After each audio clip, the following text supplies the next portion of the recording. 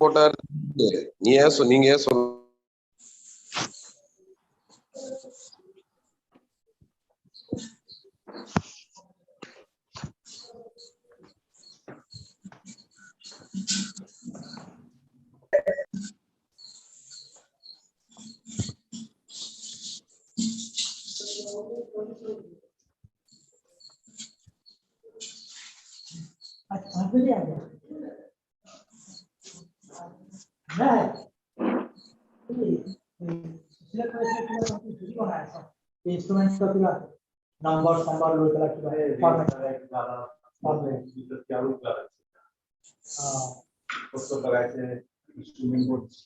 केवल बनाए समझे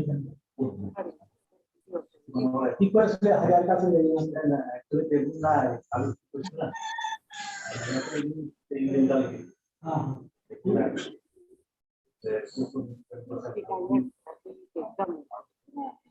हां ये वाचन वाला निशा टेबल बनाओ इंफॉर्मेशन नंबर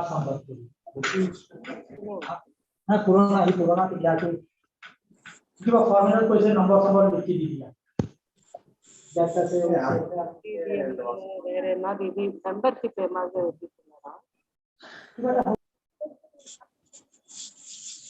అది membership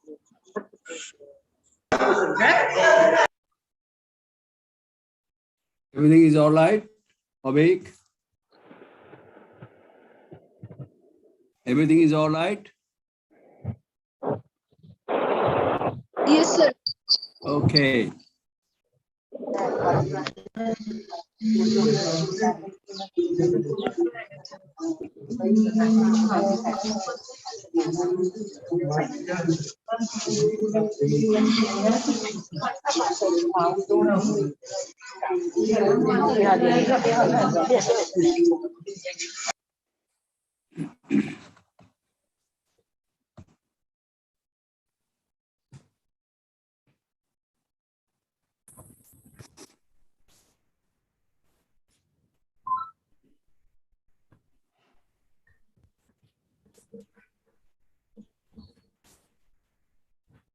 All right. Sir, good morning, sir. Good morning, ma'am. Good morning. Hope everything is going all right. Yeah. All dignitaries have joined? Not yet, sir. Not yet. Okay. Is Professor Gupta has joined or not yet? Chief guest? He has once joined. Okay. And Ruben, Professor Ruben Tatevosian, guest of honor? No, they didn't join till now. Okay. Okay.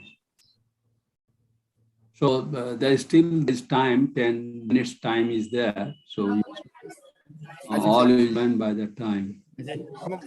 Okay.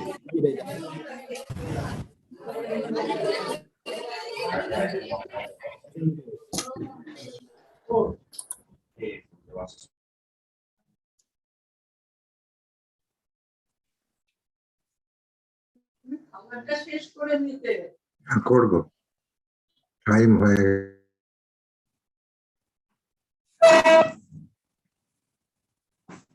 Oh, খুব kindly দিদি ভাইরা।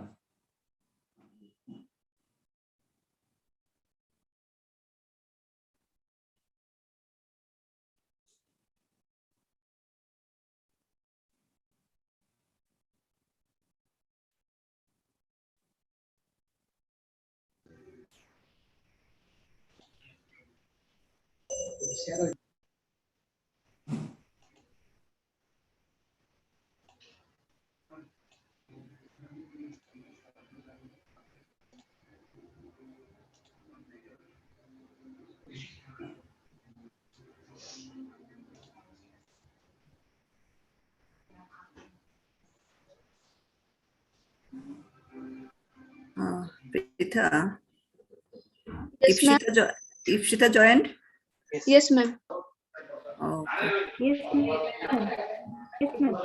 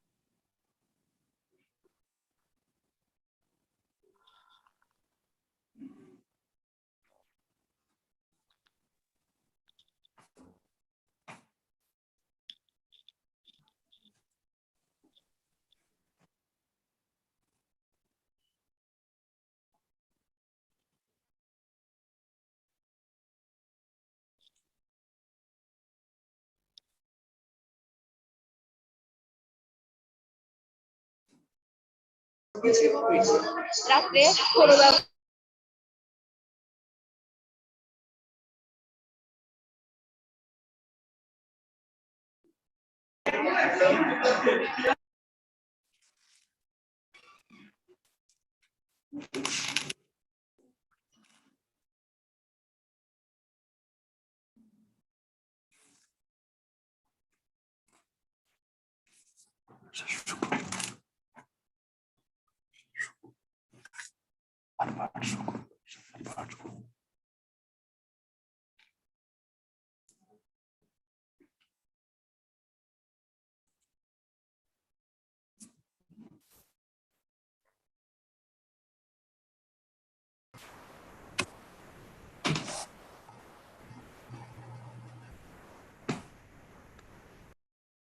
হ্যাঁ বলো Abhik. Ruben স্যারকে একটু call করবেন। রুবেনকে call করবো? না আচ্ছা, হোয়াটসঅ্যাপে কল করা যায়। ওকে, give him a warning. Okay.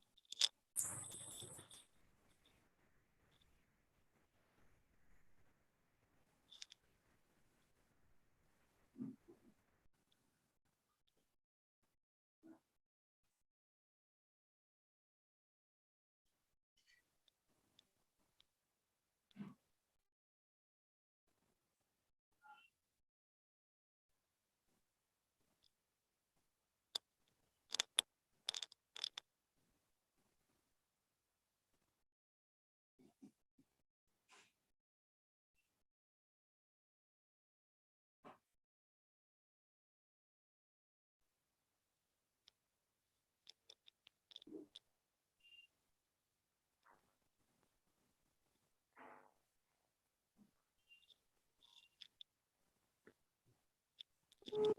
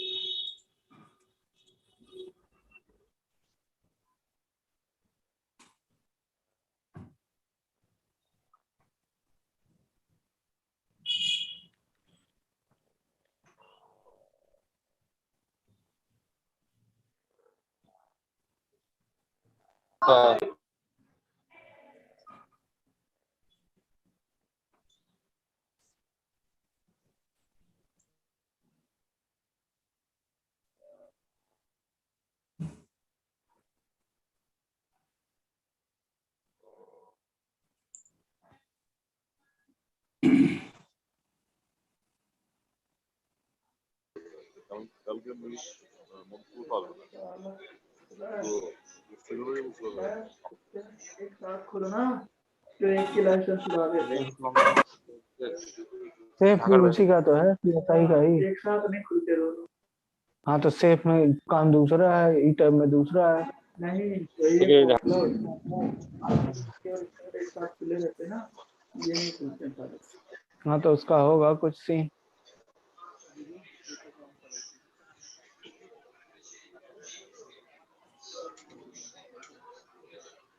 Professor Jim Mori has joined us. Thank you, sir, for joining us.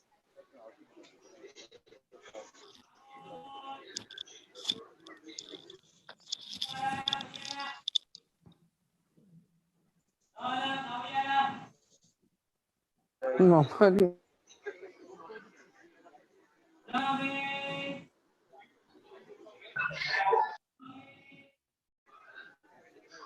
Morning, Dr. Dayal. Good morning, sir. Good morning, sir. Welcome.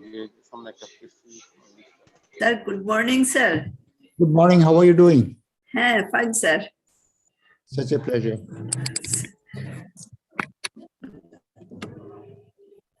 We will start our program by 5 minutes. Okay.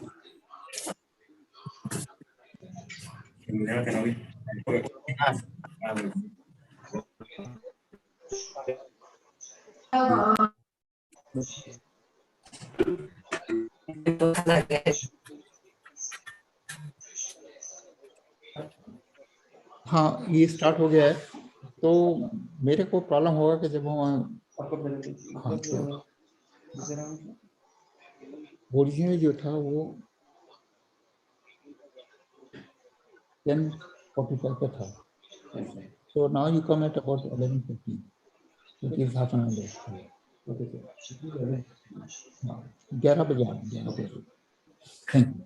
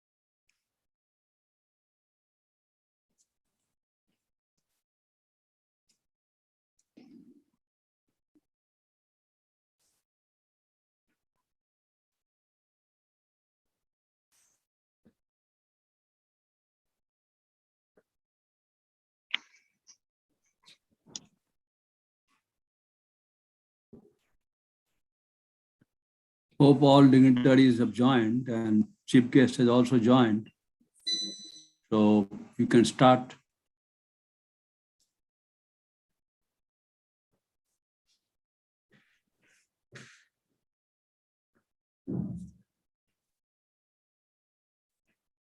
We will start our program by 2 minutes.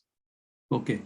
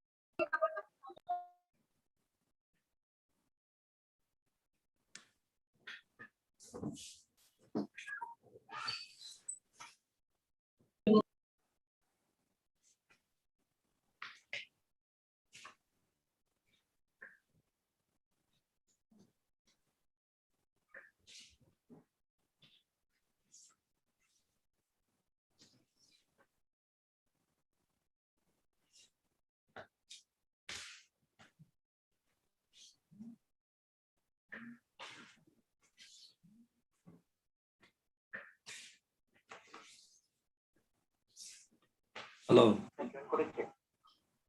Join করেছে? না আমি দেখতে পাইনি video sir বলছিলাম। No, I don't know. Maybe you start. You join. Okay.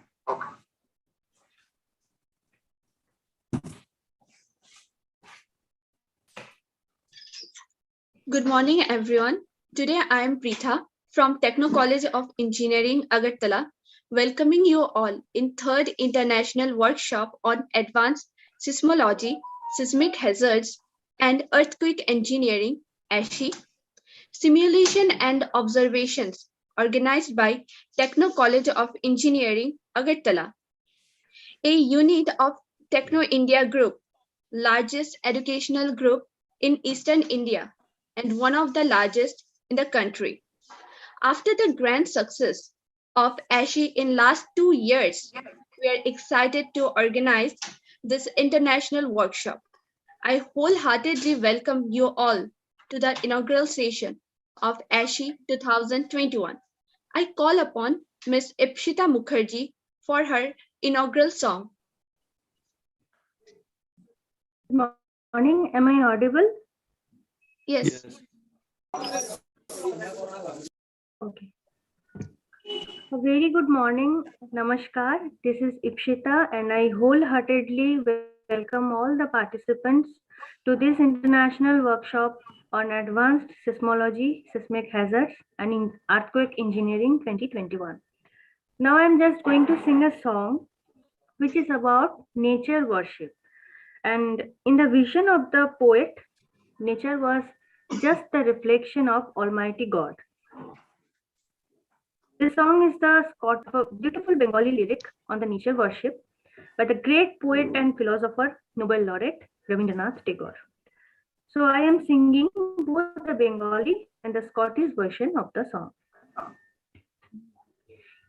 Banks and breeze, bonny tune, how can you fresh and fair, how can you little birds and I से very फूलों क्या He'll break my heart, ye fumbling hearts that wandered through the flowery thorn. Departed joys, departed never to return. फूले फूले ढोले ढोले बहे की बा मृदुवाई टूटिनी हिल्लोलो तुले कल्लोले चलिया যায় pico की बा कुंजे कुंजे কুহু কুহু জানি কিসের লাগি প্রাণ করে হায় হায় ফুলে ফুলে ঢোলে ঢোলে বহে কি বা We know Sanskrit is the mother of all languages, and my next incantation marks the beginning of every auspicious gathering. Shubham kurutvam kalyanam arogyam dhana sampadah. Shubham kurutvam kalyanam arogyam dhana sampadah. Shatru buddhi vinashaya deepajyoti namostute. Deepjyoti नमस्तुते शुभं कुरुत्वं कल्याणं आरोग्यं धनसम्पदः.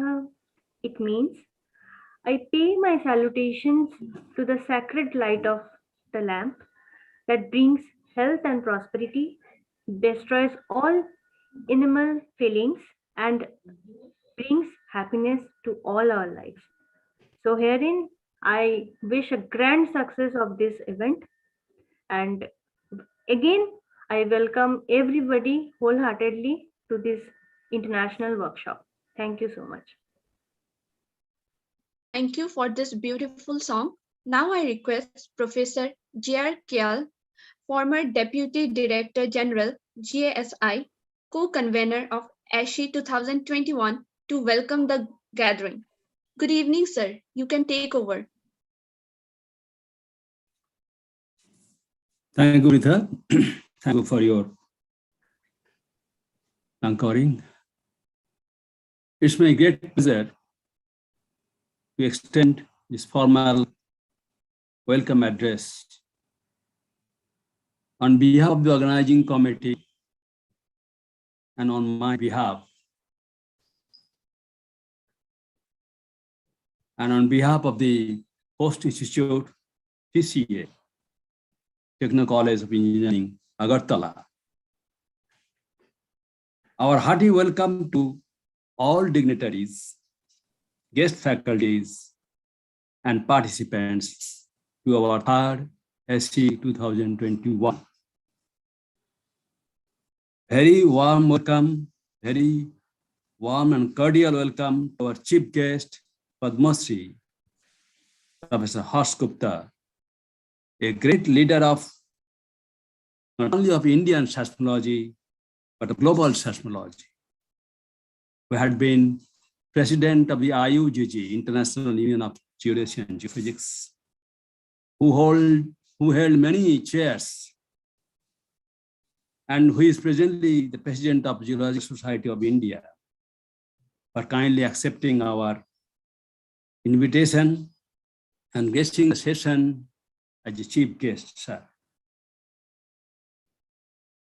He is a legendary figure for the generation to come, and we are so delighted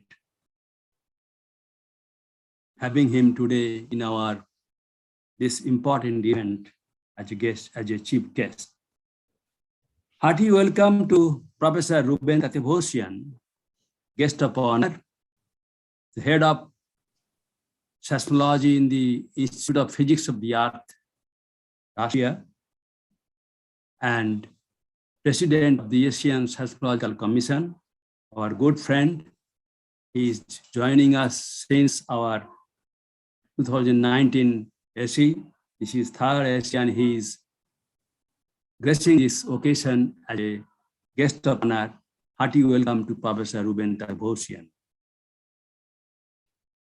Hearty welcome to Professor Herbert Suku, Phoenix, Canada, and he has gladly accepted our invitation to chief guest in our concluding session. Hearty welcome to Dr. Director General of Techno India Group, Ms. Pauline Laravar, Director, Techno India Group, Dr. Meghdud Rai, Director, Techno India Group, Dr. Kunal Ganguly, Director, Techno India Group, Professor Dibakar Dev, Principal, Techno College Engineering, Agartala, Dr. Arpan Laskar, HOD, Head of the Department Civil Engineering, Techno College India, Techno College Engineering, Agartala. They're all the host and great support to this event. Thank you so much for joining us and for your tremendous support. And we all, on behalf of the organizing committee, extend our hearty and cordial welcome to this great event, to this big event. Our hearty welcome to all faculty, distinguished faculty members, Professor Jim Mori, Kyoto University, Japan, Professor Ruben Tarbosian and Ania Kalinina, Institute of Physics of the Earth, Moscow, Professor Antonella, OGS, Italy, Professor Kendra, GEM, Italy, and National Professor from our country, Professor Ruhukant from IIT Madras, Professor Somala from IIT Hyderabad, Professor Rajiv Saha from NIT Agartala, Professor Seema Ghosh from NIT Agartala, Dr. Debojit Hajarika, a scientist from Wadia Institute of Himalayan Geology, and Dr. Santanu Bodua, a scientist from East Jorhat. We all extend our hearty welcome to all faculty members, distinguished faculty members for this workshop, international workshop. Hearty welcome to all participants across the globe. We have some 600 registered participants and more than 100 or more unregistered participants, students and friends from across the globe. The participants are mainly from SAARC countries and Asian countries like Philippines, Indonesia, Vietnam, Malaysia, and definitely the neighboring countries like Bhutan, Nepal, Sri Lanka and all, and many other countries like in Europe, in Africa, in South America, Canada. Some 30 countries are in this event. We are a family, a family since 2019.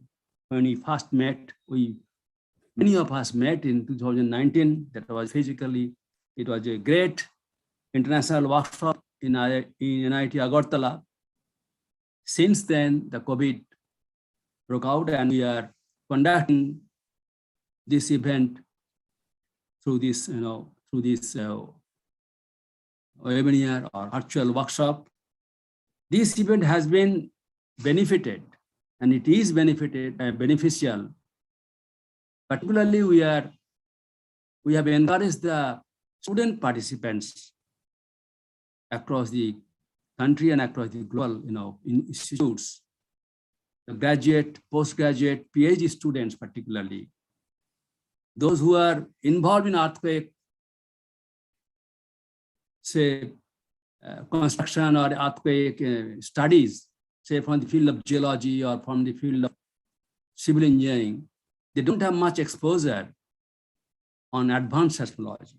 So this is the forum where we try to give some exposure, inviting distinguished speakers from global speakers, international speakers.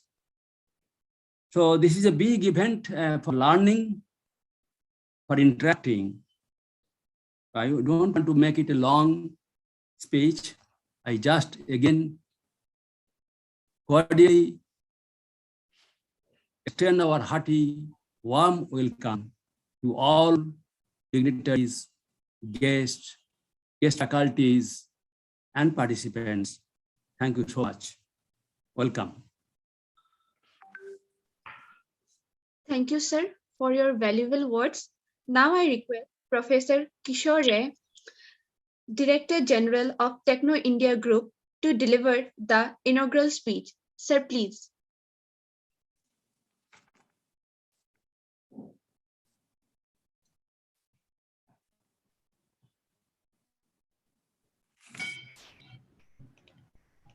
Thank you very much. Can you hear me?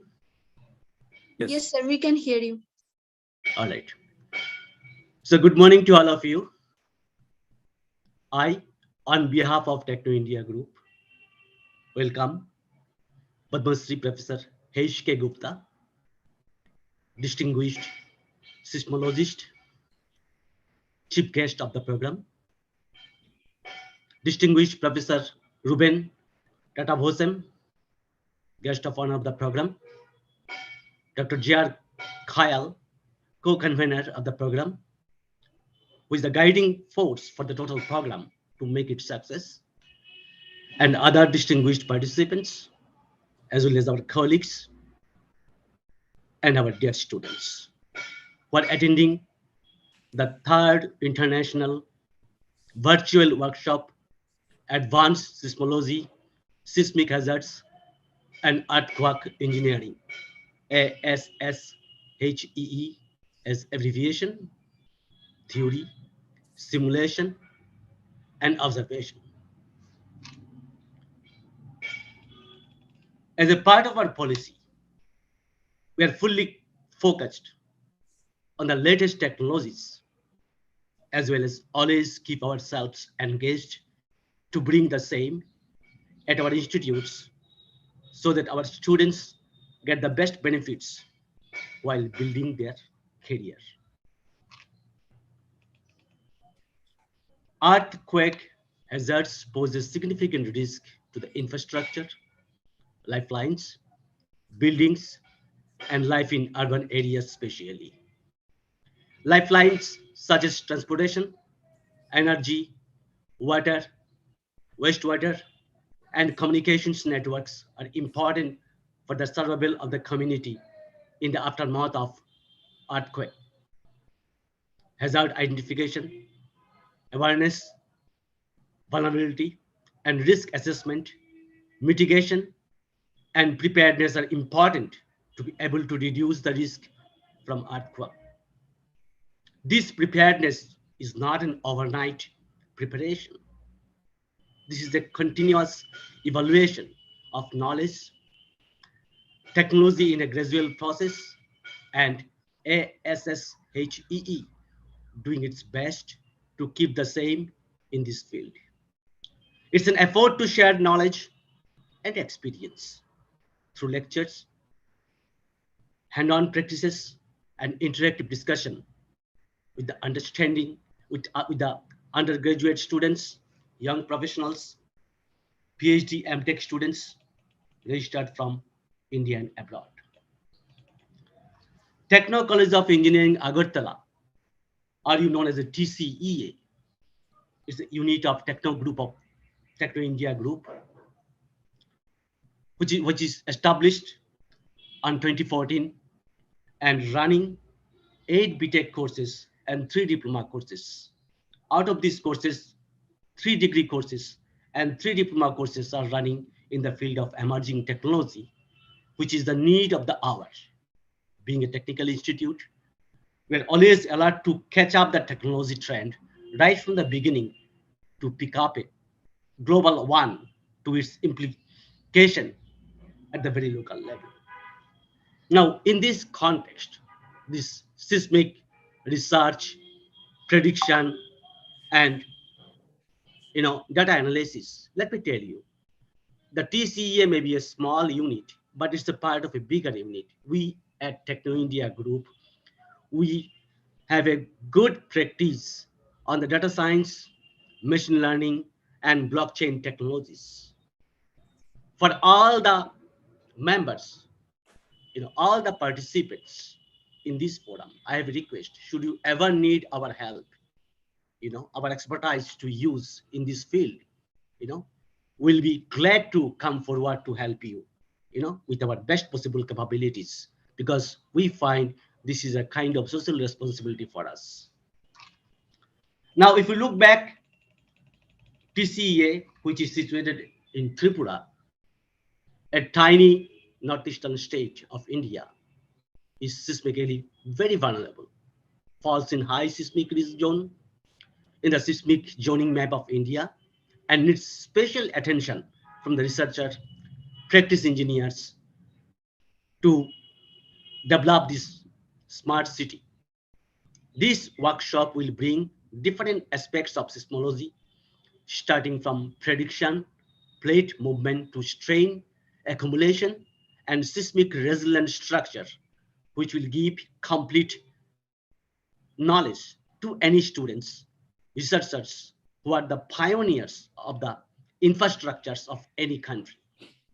All participants to gain a good understanding on the need of disaster prediction, detection, and mitigation. Conduct this workshop to get some benchmarks and lessons can be learned from experienced experts from the national and international institutes. We from Techno India Group welcome all of you in this workshop for enhancing the knowledge, sharing the knowledge, and be with us today. As an institute, we are also planning to set up seismic observatory in our institute with the help of CSIR NEST Jorhat. This will help the state immensely to know the seismic behavior in this region. And as I already told, that we do have a significant knowledge base on the data science, machine learning, on the blockchain and predictability. I think while we combine these two together, we can actually contribute pretty significantly for the cause for which we have assembled over here today. Last but not the least, we cannot stop natural phenomena. We as engineers must build infrastructure in such a way that it will be sound and safe in any natural phenomena with the help of our researchers and scientists. So the responsibility is on us to prepare the upcoming civil engineers in such a way so that they can build a seismic resilient environment. And as an institution, we are very much capable of doing it with your kind help and support. Thank you so much, We sir. have some other participants over here, Professor Manushi Rai Chaudhary and her family, our director Meghdut Rai Chaudhary, and Miss Pauline and others could not join today. They have a family emergency. So I hope you understand that. With that, I'm concluding here. I do appreciate the organization for putting your great effort to make this happen. I, on behalf of our group, declare this event as open. Thank you very much. Thank you very, very much. Thank you so much, sir, for your valuable words. Now, I request Dr. Diwakar Dev, Principal of Techno College of Engineering, Agartala, to deliver his motivational speech. Good morning, sir. You can take over.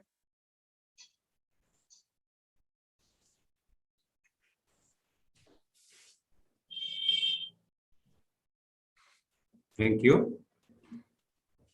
Good morning and warm and happy greetings to all. First of all, I would like to thank you, our Techno India Group or management to provide us all the facility and support to conduct this international workshop. Here, we are delighted to have with us Professor Harsh K. Gupta, Padmashri, President, Geological Society of India, Professor G.R. Coyle, our Director General, Professor Kishore Rai, our guest of honor, Ruben Tate Hussain, Head of Seismology Lab, Institute of Physics of the Earth, Moscow, our keynote speaker, Professor G. Mori, Anya Kalinina, Professor Anya Kalinina from Moscow, Professor Raghukant from IIT Madras, Professor Kendra Jensen from Italy, Professor J.R. Coyle from NIT Agartala, Professor Rajiv Shah from NIT Agartala, Professor Surendranath Somala from IIT Hyderabad, Professor Antonella Garrison from Italy, Professor Debujit Hazarika from Dehradun, Professor Dr. Shantanu Borua, Scientist, Assam. I would like to welcome all the academicians, scientists, experts from industry, researchers, my dear students, and all the participants, all the ladies and gentlemen. Hope all is well. Due to the uncertainty caused by the global pandemic of COVID-19, the third international workshop on advanced seismology, seismic hazards and earthquake engineering, theory, simulation and observation is conducting through online mode. I would like to appreciate the Civil Engineering Department, NIT Agartala and Techno College of Engineering for conducting third international workshop in the field of earthquake seismology on 13th to 17th December 2021 and going to present a large collection of various technical lectures. This is very well known and natural that we can't stop earthquake as it is a natural phenomenon. We can't go against nature, but we can try to mitigate the problem in advance. We can manage disaster to save living beings. Our northeast region of India is highly vulnerable to earthquakes as geomorphologically this region falls under zone 5, that is red zone in the seismic map of India. This zone is vulnerable to very high seismic risk. This region has witnessed several major earthquakes causing basically large-scale devastation. The extent to which an earthquake can cause devastation depends on its magnitude, its location, and time. The death during an earthquake mostly occurs due to the collapse of the building, rise of water level, etc. So preparedness is very important. The primary goal of the workshop is to gather knowledge regarding earthquake seismology, earthquake disaster, and mitigation. The workshop will bring together all the leading academicians, scientists, experts from industry, researchers, and students in the domain of interest from India and abroad, especially the students who are working on earthquake seismology. This workshop will be very helpful for them. The workshop is an ideal platform for people to gather knowledge and share their views and experience and probable solution for any future disaster.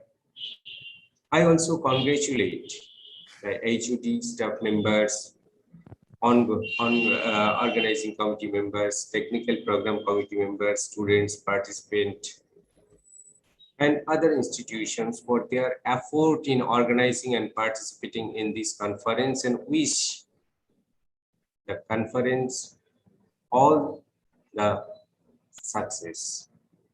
Thank you. Thank you all. Thank you so much, sir, for this informative speech. Now I request Dr. Arpan Lashkar, sir, HOD of Civil Engineering Department, to deliver his valuable speech. Sir, please.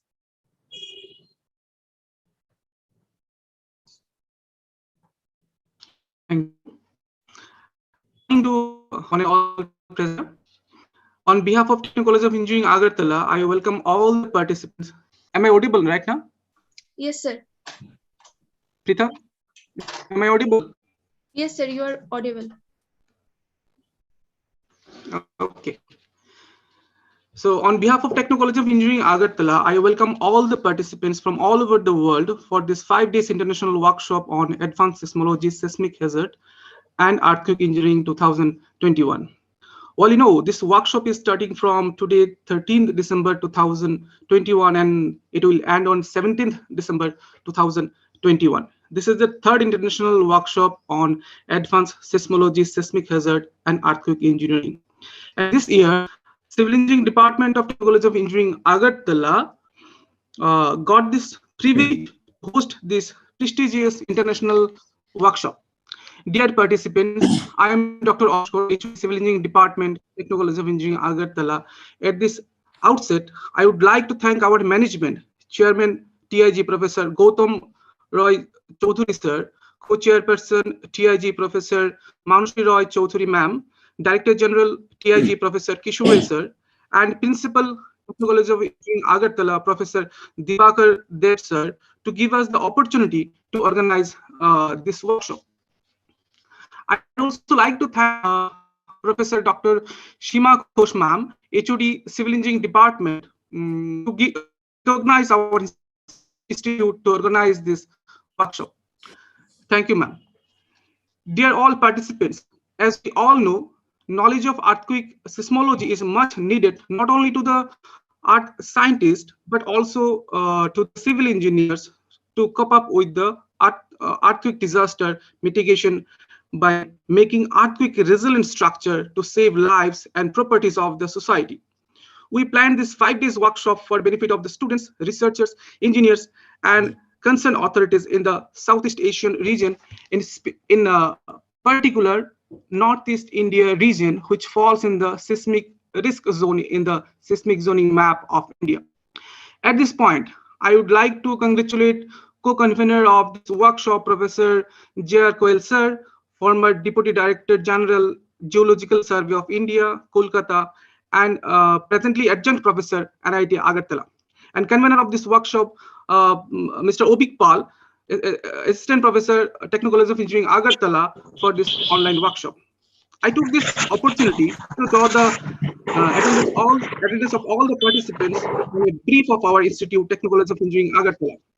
Techno College of Engineering, Agartala, formerly known as Techno India Agartala, established on August 2014 by Techno India Group, which is known for its world-class educational institutes, numerous engineering colleges, technical universities, business schools, medical colleges, etc., all over the nation and also overseas.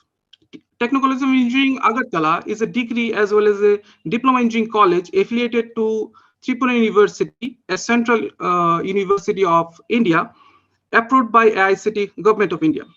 With these few words, I once again extended my warm welcome to all the participants, resource persons from all over the world, and I hope all the participants will be benefited by attending this workshop. Thank you.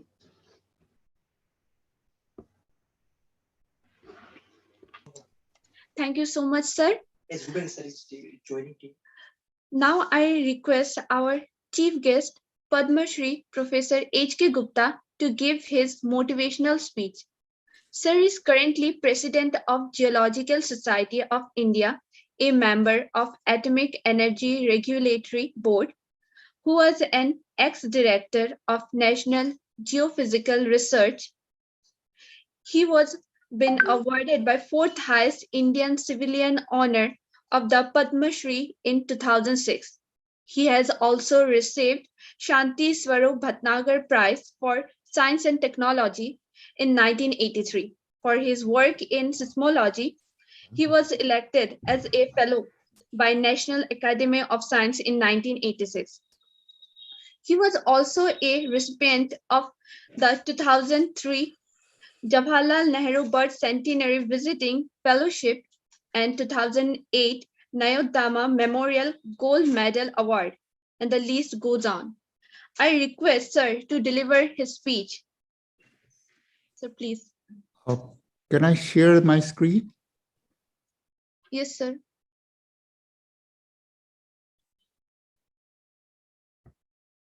A very good morning to all of you, and I want to compliment the organization of the Asshee 3, which is doing a wonderful job in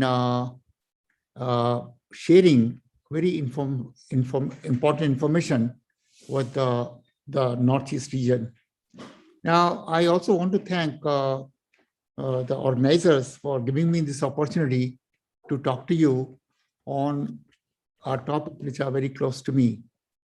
Now, when Dr. J.R. asked me to give a motivational speech, I thought of talking about things which really are very, very interesting and rare for me.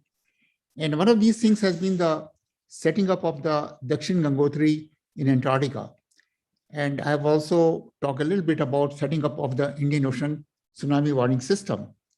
Now, you all know that Antarctica is a continent which is about 3 times the size of India, and it is separated from India by the large Indian Ocean. So there was an interest, and also we were keen to have international presence. So somewhere 80s, the first expedition went in 1981, led by Dr. Zuhur Qasim. The second expedition went in 1982, led by Dr. Rana.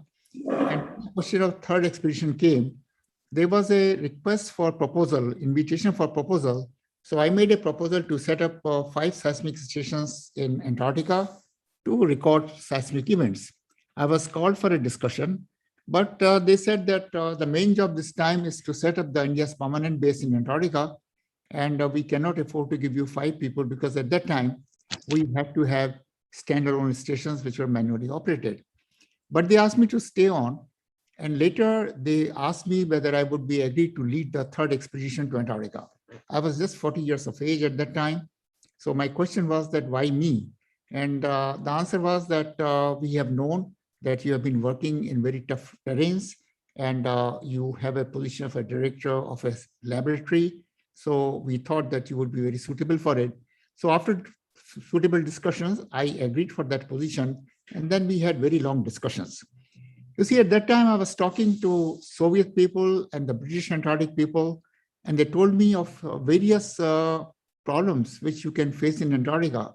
One of the most common problem is this, that as you know, in Antarctica, you have got the fast ice, which stays there for almost 10 months a year. It melts only for 2 months' time. And there's a time that you've got to go and set up your station. And if you do not do it in time, your ship can get ice locked. That's when you have to wait for 1 full year for the ice to melt again. So all these things was going on. The other thing they said, that you have to be very careful that when you step into fast ice, that it should not really create any problem. So I'm now showing the ship, Finn Polaris ship, which we had taken. It arrived in Goa on 23rd of November, and it was scheduled to depart on 1st of December. One of the things was that I found that the hold of the ship, which was 80 feet deep, was not properly loaded. So I discussed it with the Major Pawan Nair, and it was decided that we'll unload the whole ship and load it in an order that the thing that we need first are the last are on the top of the thing. So that delayed the departure by 3 days, and Dr. Qasim was a little unhappy, but he realized that it was important. I'm just showing you the huge Mi-8 helicopter being loaded last into the ship because it was the first thing that would have come out. You can also see the ship, which is full of these oil barrels, because in case we succeed in setting up the permanent base, we would need oil to keep us going the whole year and to run the generators. So with a lot of fanfare, we left for Antarctica on 3rd of December, 1983. And the passage to Mauritius, we had to stop. And from Mauritius, we started for Antarctica. And during this time, we realized that there are only 60 days available to us before the melting of the ice and its formation again. And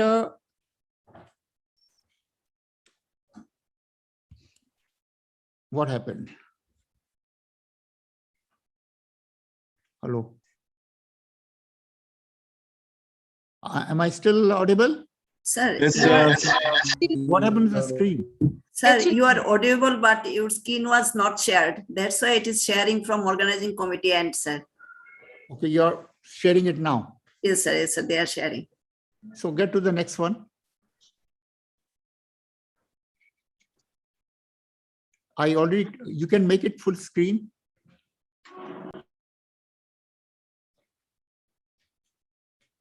नहीं हुआ था share. हाँ sir, इसको full screen कर दीजिए.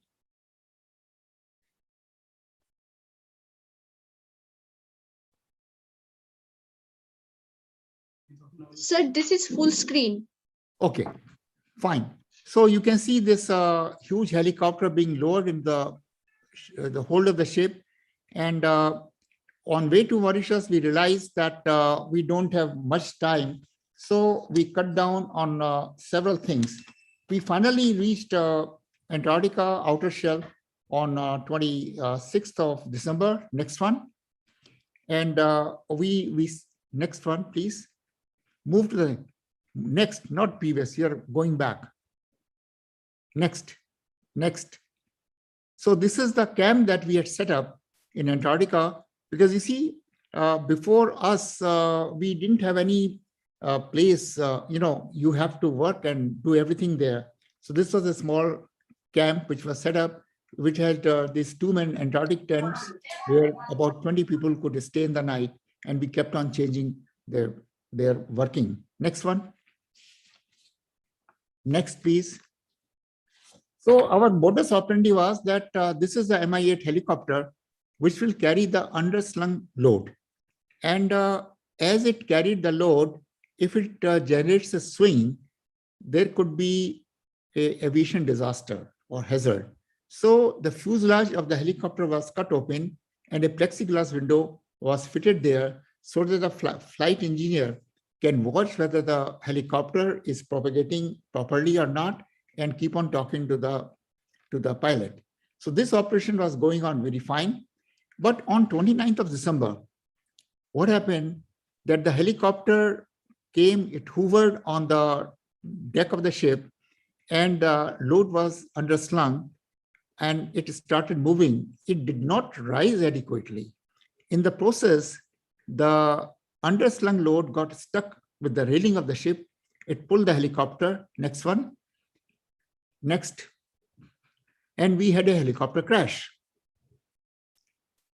Now it so happened that helicopter turned turtle because the underslung load gave a pull and it started sinking. Fortunately, it did not crash on the ship, because had it crashed on the ship, all the oil was there, it would have been disaster. Also, it did not crash on the ice, because if it had crashed on the ice, we couldn't have saved those people. At the same time, as it turned turtle, no one could open the door of the helicopter. But imagine that plexiglass window made it possible for these 5 occupants to break open that window and come over. Next one. So at that time, I launched a smaller helicopter, the Aluard, to pick them up from there. By this time, it has lifted almost 200 meters away from the ship. And the Aluard went there, lowered the ladder, and the first person caught hold of the ladder, and the helicopter started rising. And when it was rising, the second person also caught hold of his leg. So the helicopter started moving with both of them. But they had no strength left in their arms. So they fell one by one. And fortunately, again, they did not fall on the ship. They did not fall on the ice. They fell in the water. So this helicopter rescue was aborted, and we had already launched a rescue boat. That rescue boat brought them back to the ship.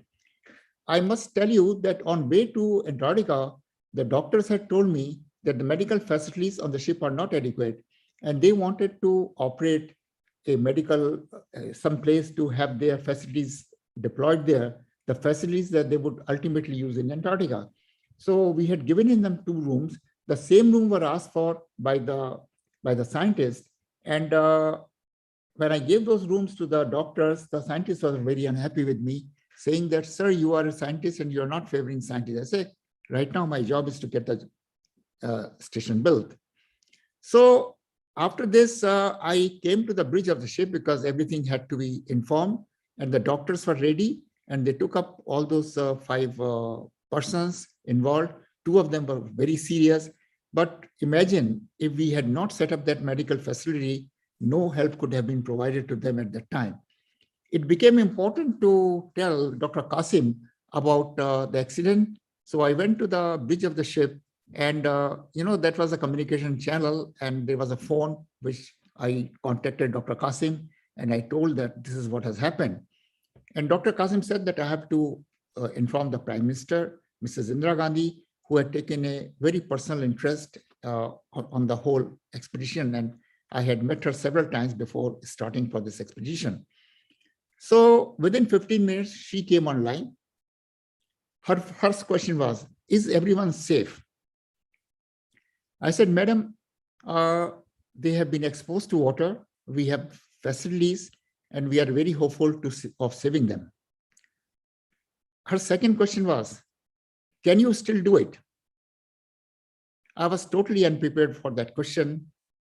But at the spur of the moment, I said, if I do not do it, I do not come back. She said, go ahead and do it. This was heard by all the people on the bridge of the ship. The captain of the ship ushered me to his room, and he said, Dr. Gupta, when do we leave? Because everyone thought that the expedition is written off. I said, you have said this thing for the first time and the last time to me. We will all stay here. If we don't complete the station, we all will freeze here. We will not go back. At that time, I came back again, and all my colleagues were in tears, and it was a very serious situation. But another pilot told me, sir, you must take the second helicopter and go to the base camp, because if we do not tell them what has happened, all wrong kind of information will reach them. So I agreed with that, and I flew in the second helicopter, went to the base camp, as I showed you earlier. We all got collected, and the whole story was narrated to them. Most of these people came from Corps of Engineer, and they were all people from Army. And they got so excited, and there was a war cry. We shall do it. And after that, the construction started. Next slide. Next slide, please. Can you get the next slide? Now you imagine that we are building a building on a 620 square meter of plinth area. This is the raft foundation which is being laid. The raft foundation goes about 1.5 meters below the surface. And this raft foundation is necessary because you are putting a station on the ice, and there could be a differential settling. To avoid that differential settling, you have to put this raft foundation. Next one. Next, please. Now, this is the aerial view of this station, almost 3/4 complete. Imagine, built on 620 square meter, complete with generators, medical room, laboratories, gymnasium, ice melt tank, living place for 12 people, gymnasium, etc., etc., etc. And this had to be done, was done in about 30 to 35 working days, because out of 60 days that we were there, a lot of days were lost in whiteouts. What are whiteouts? When ice particles get airborne, you are unable to see anything because it is so dazzling. So that's what is called whiteout, and also blizzards. Next one. The next question was that the station is built, the people are there. Then the question is this, that can you leave them there? And I again asked Dr. Qasim that station is ready now. I'm talking of 23rd of February, 1984. Dr. Qasim said, you are the person on the spot, so you take a proper decision. And at that time, we were about 30 of us in this station, and we had a terrible blizzard.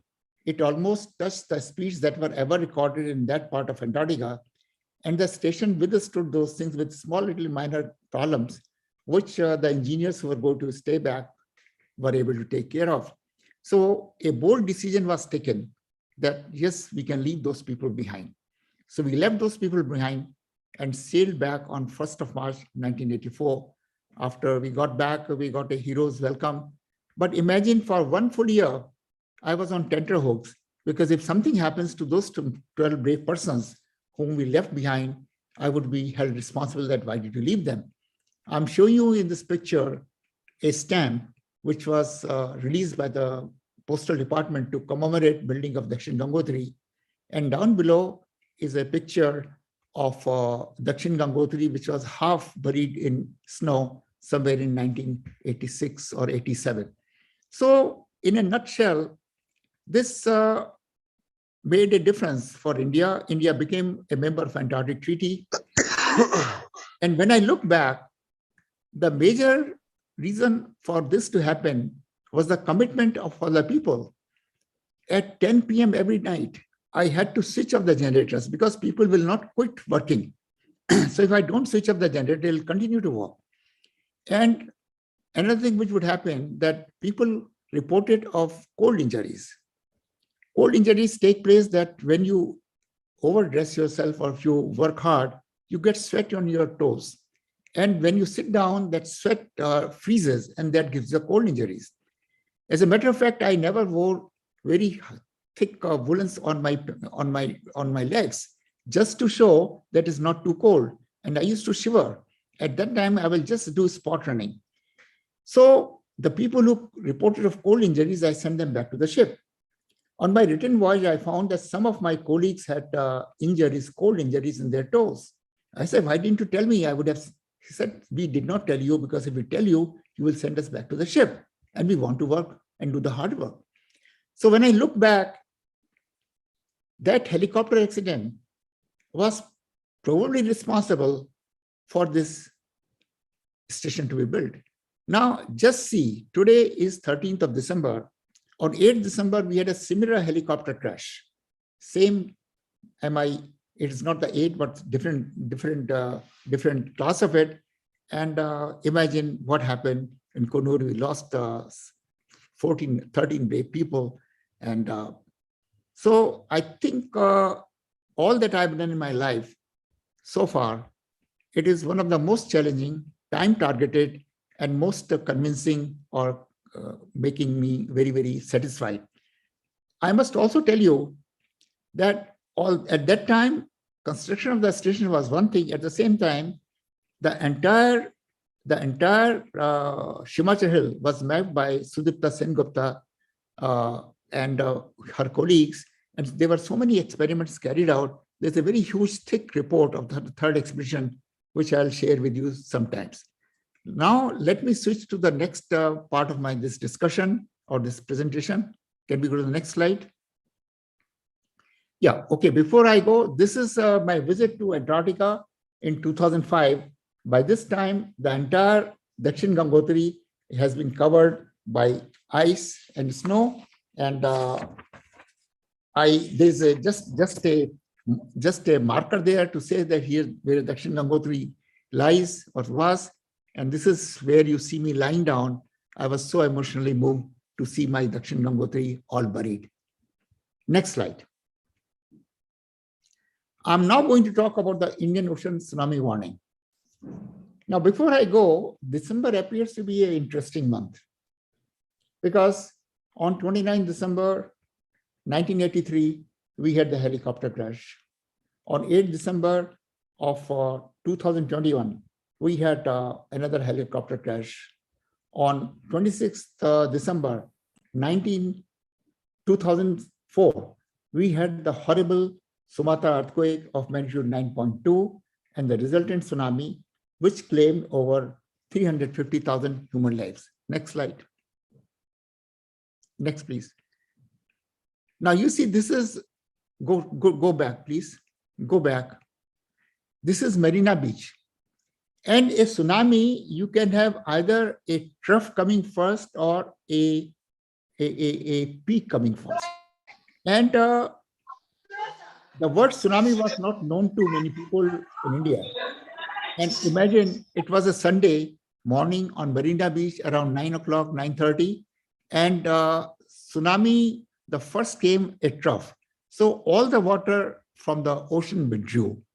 And people just walked in to pick up shells and fish and all that without realizing that a big wave is going to come. And that's exactly what happened. The big wave came and a lot of people got killed because of this ignorance. Next slide, please. Next. This is okay, let me stay with this. Now, this is the picture of earthquakes all over the world. And here, Circum-Pacific Belt takes care of almost 70% of earthquake energy release.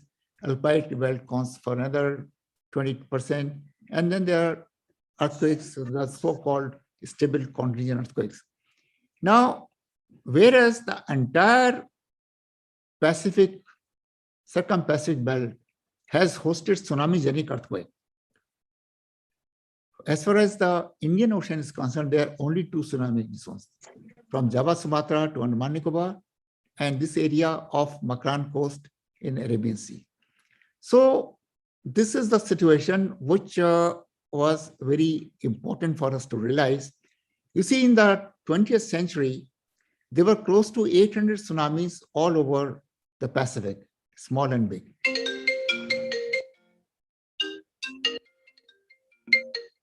I'll take your call later. I'm on a meeting. It's 11 o'clock. Now, here you see that as against that, there were only 3 tsunamis in the Indian Ocean. So what happens that when there is a rupture due to an earthquake below sea bottom, and it has to be either a thrust or a normal faulting, in which one side goes up, other side comes down. So the entire water column gets pushed. And then this starts moving, creating tsunami. So tsunami in open ocean, you have got waves all the time. 10, 15 meter waves is not a rarity. But as you go deep, the waves energy is lost and the sea is very quiet. But whereas when a tsunami takes place, the entire column of water gets affected and starts oscillating. So you have to put ocean bottom pressure recorders in immediate vicinity of the 2 seismic zones. This was our contention because people, they were offers to India to set up tsunami warning system costing 10,000 crores and all that in that time. And next one. Next, please. So this was a discussion in the Intergovernmental Commission on Oceanography, 3rd to 8th March, where I said that we would like to put a tsunami warning system where we put ocean bottom pressure recorders in the immediate vicinity of these 2 seismic belts, which can generate or support tsunami earthquakes. So this was not agreed to because no one immediately accepted what I was saying.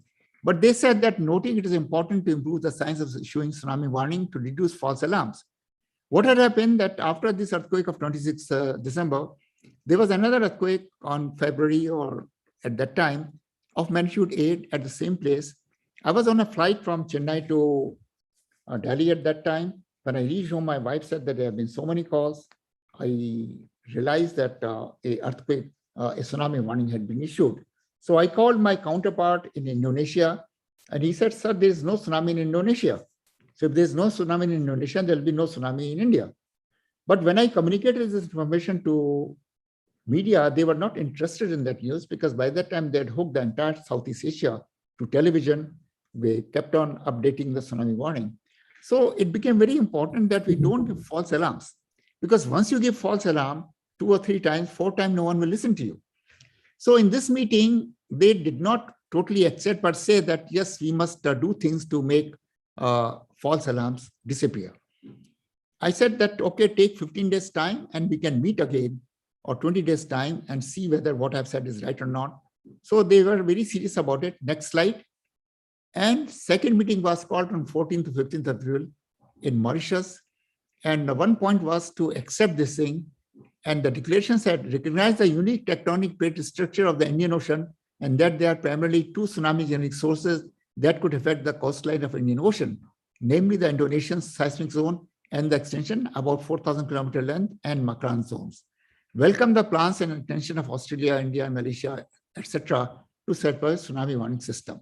So after this was accepted, the government had total faith in Department of Ocean Development, Harsh Gupta, and they gave the responsibility to set up the ocean tsunami warning system. And we did it up in a total length of 30 months. Next slide. So the major event, major thing was to plant these ocean bottom pressure recorders in the immediate vicinity of these 2 tsunami zones. So that was a very tedious process, but we accomplished it. Next one. And it was all completed by 2008.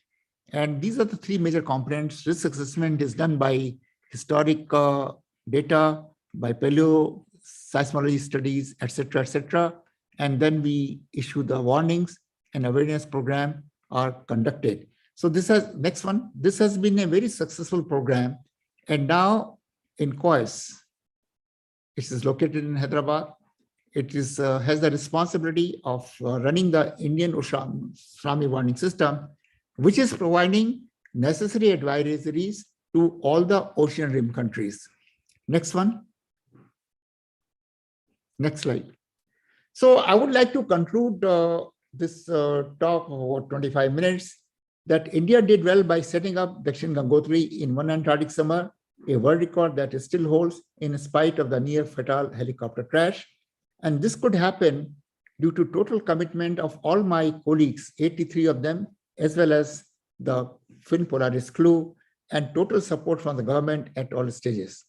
Similarly, India undertook a very ambitious project to set up a state-of-art tsunami and tsunami warning system in a short time of 30 minutes. This was achieved by the end of August 2007 and tested by 15 September 2007 earthquake. Over the past 14 years, the system has worked very efficiently. It is now assessed among the best of the world.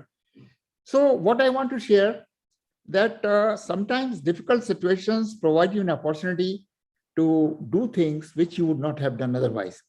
But the center, the main theme is this, that these are all totally cooperative work, total cooperation, whether it was setting up the station, Dakshin Gangotri, or whether it's setting up the tsunami warning system.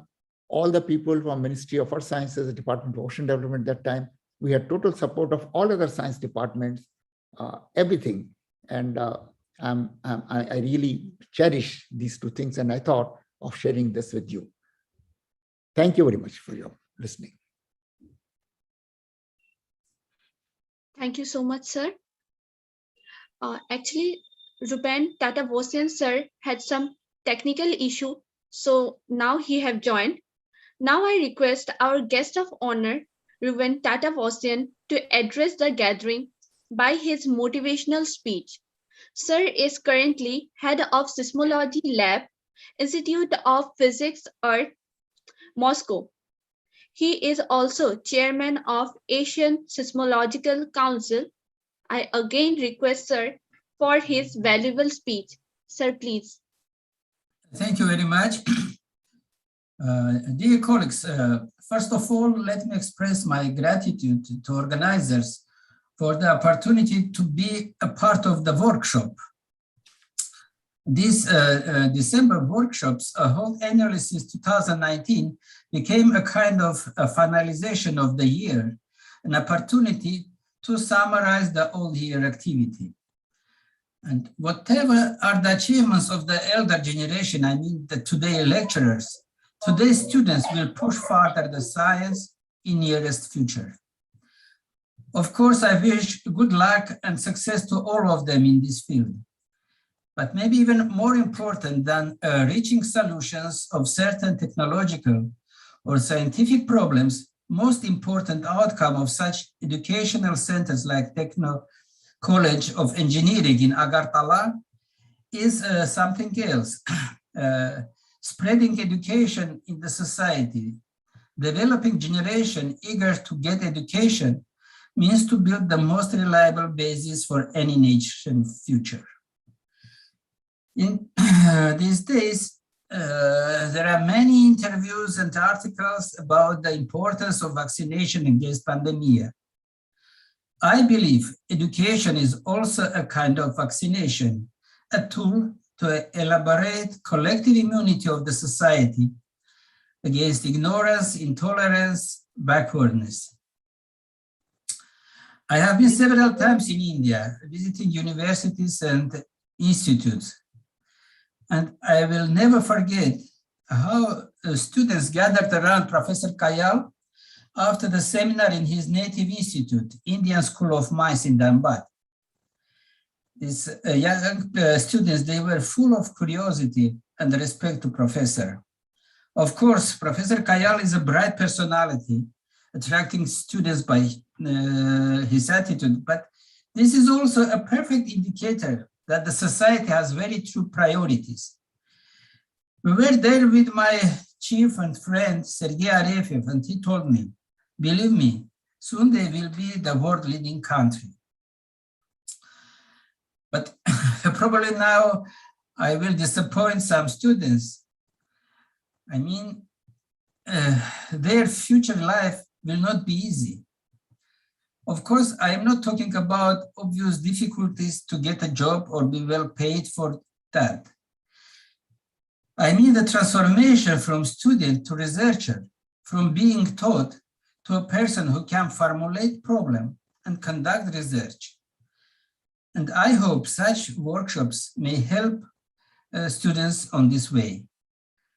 I advise you to use fully this opportunity.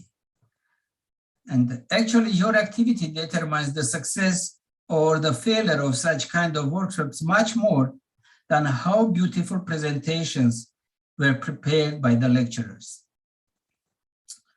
So dear students, be active, help to make the workshop successful.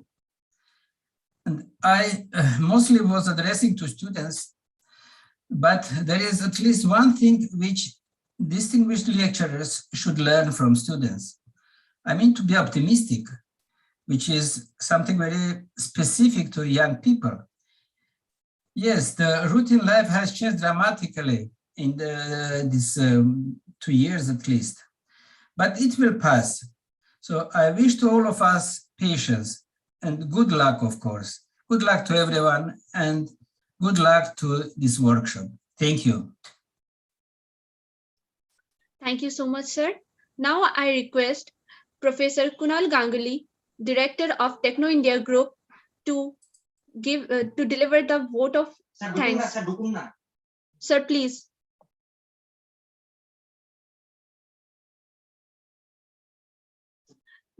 Everyone, just wait for 1 minute. Sir is joining. There is a technical issue.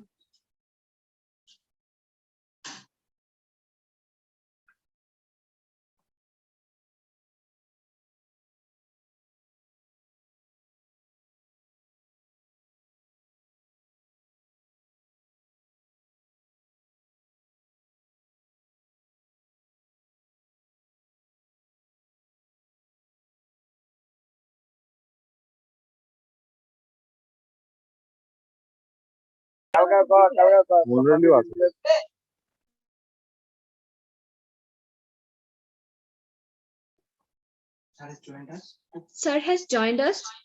Now I request Kunal Ganguly, Director of Techno India Group, to deliver the vote of thanks. Sir, please.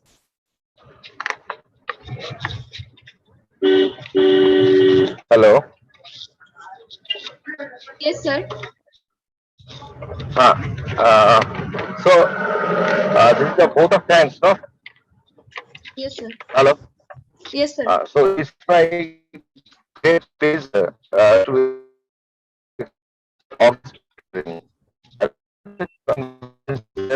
artist Professor Bochu, Chairman Techno India Group, and Professor Marshall for us India Group for the and to organize the work. Also, we convey sincere thanks to Dr. Kishore India Group for its continuous support and encouragement to conduct this international workshop. Without his support, we couldn't be able to conduct this workshop.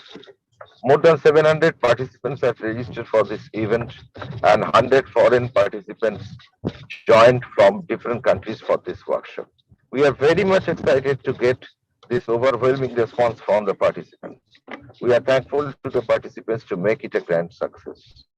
Now our great event is being inaugurated and graced by Professor H.K. Gupta, who is Padma Shri awardee, respected senior most leader in geology and geoscience department of India, president of geological energy report. Thank you for accepting our request to grace this event. We, on behalf of Techno College of Engineering, Agartala, are privileged to have you in this event. Then we extend our sincere thanks to Professor Ruben Tedbosian, Head of Seismology Lab, IPE Moscow, guest of honor of this event for his continuous support to ASSHEE 2021. We extend our sincere thanks for your continuous involvement. I must thank to our principal, sir, Dr. Dibakar Dev, for his endless guidance to conduct the workshop. I express my sincere thanks to all the speakers, which include but not limited to Professor Jim Mori, Kyoto University, Professor Ruben Tedrosian, IP Moscow, Professor Antolina Piresan, OGS Italy, Professor Ania Kalenia, IP Moscow, Professor Kendra Johnson, GM Foundation Italy, Professor Raghukant SG IIT Madras, Professor Shubhendranath Somala IIT Hyderabad, Dr. Devjit Hajarika, scientist, WEAG Dehradun, Dr. Shantanu Borua, scientist, CSIR, NIST Jorat, Professor Rajiv Shah, NIT Agartala, from different parts of the world will share their views. Now coming to the most important person of this ASSHEE workshop, our Professor J.K. Kayal, former Deputy Director General of GSI, co-convener of this workshop, who is managing the whole workshop in his own shoulder. We, on behalf of Techno College of Engineering, Agartala, sincerely thank him. If you say, Kayal sir is the backbone of this workshop. Then Professor Shima Ghosh, Head of the Department Civil Engineering Department of Civil Engineering Department in IT Agartala. She is the heart of the workshop. Without any support of her, we are not able to conduct this workshop. First, lab to our institute to conduct this workshop. I sincerely thank all the faculty members, students, organizing committee members for their support to make it a grand success. Thank you all.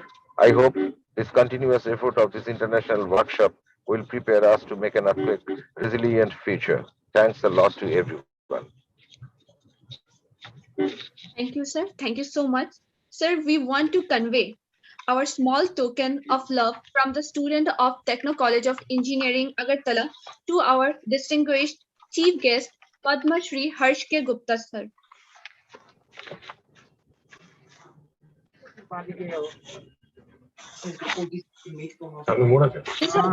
This has been made by the student of Techno College of Engineering, Agartala.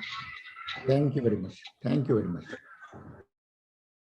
Now we would like to convey our small token of love from the student of TCEA to our guest of honor, Ruben Tata Vosin. This is also made by the student of TCEA.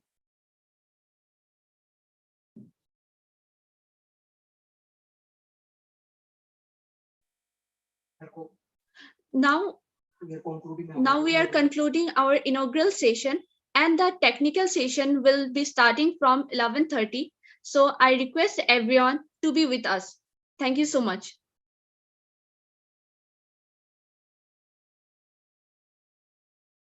Professor Jim Mary will deliver our first technical session. And in the technical session, Professor Jim Mary will be the first speaker.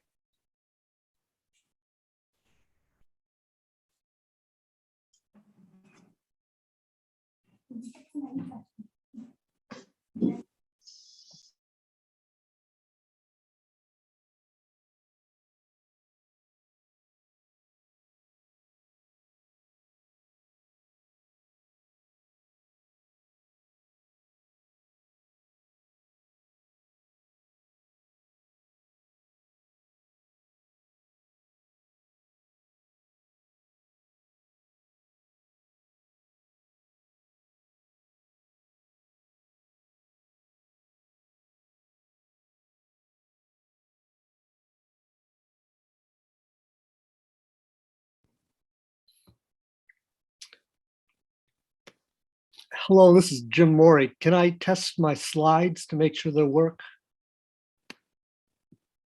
Yes, sir. Sure, sir. Let's see if I share screen.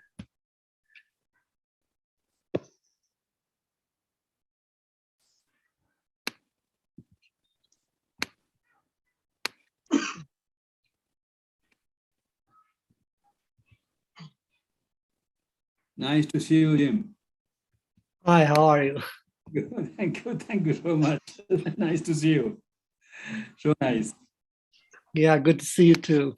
Yeah, good to see you too. Jim sir, good morning from India. Good morning. Actually, it's afternoon here. Yes, sir. Jim, such a pleasure to see you after a long time. Oh, how are you, Harsh? How are you doing? Okay. Great. Let's see. Can you see my screen? Not yet. No, sir.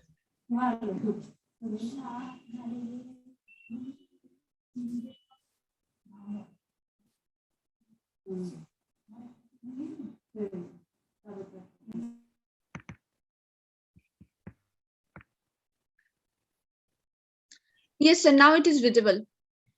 Okay. Yeah. Okay, good. So there should be no problem with a simple PowerPoint slide. So, okay, good. I think that should work. Thank you.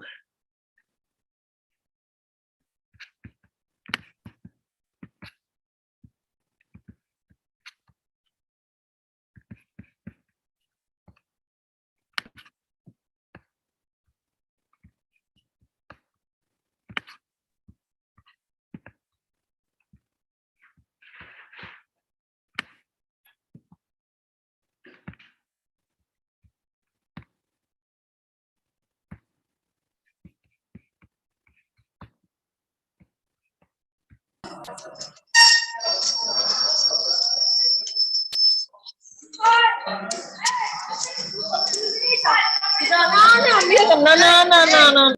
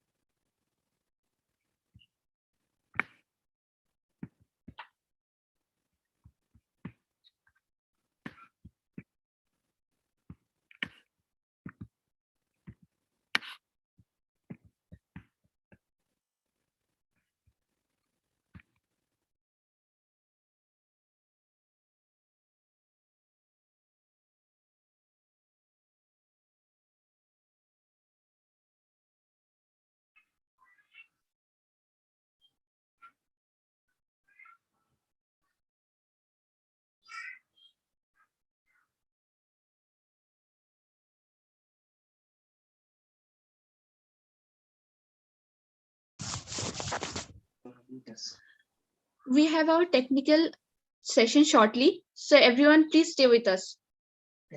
Thank you so much.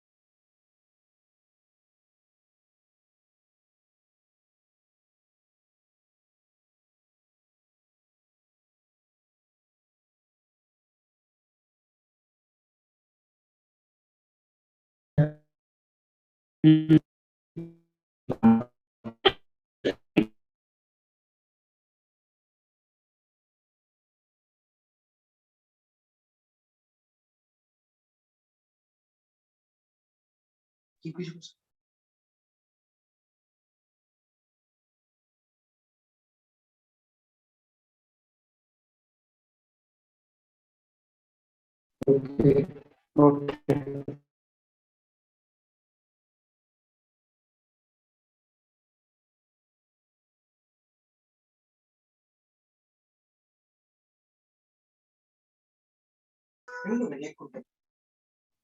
If anyone have any kind of queries regarding the technical session, they can write it in the chat box. We'll come back to that and the questions will be answered by our keynote speakers.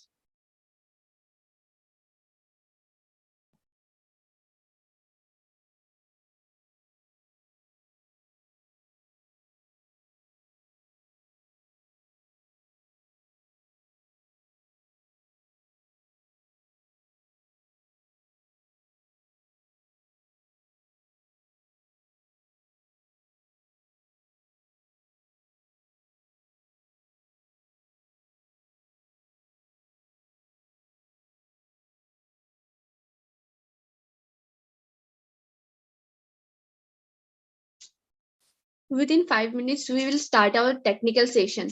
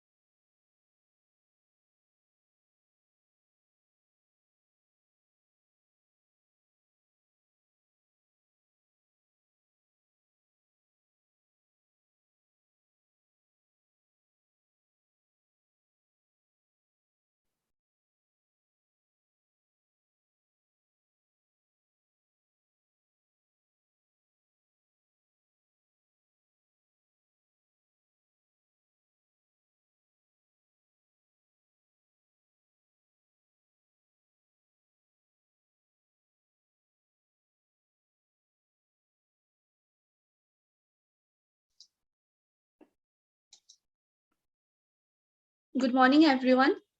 Today's first technical session will be from eminent speaker, Professor Jim Morey, renowned scientist and seismologist who is currently working as Professor, Disaster Prevention Research Institute, Kyoto University. Sir was responsible for the NEHRP program for Southern California and coordinating internal and external USGS earthquake research programs. He was member of the board of directors and steering committee for the Southern California Earthquake Center and coordinated seismic monitoring and research activities with SCEC and Caltech. He has more than 250 publications and more than 7,000 citations in the research arena. Sir will deliver lecture on perspectives, earthquake predictions. Also, I request Professor J.R. Kale, sir, for chairing the session. Sir, please. Thank you, Preeta. Thank you so much. I think you have done the job introducing Professor Jim Morey to this first technical session. He is not only a great, renowned professor and seismologist of the whole world, he is a great friend of mine and a great friend of India.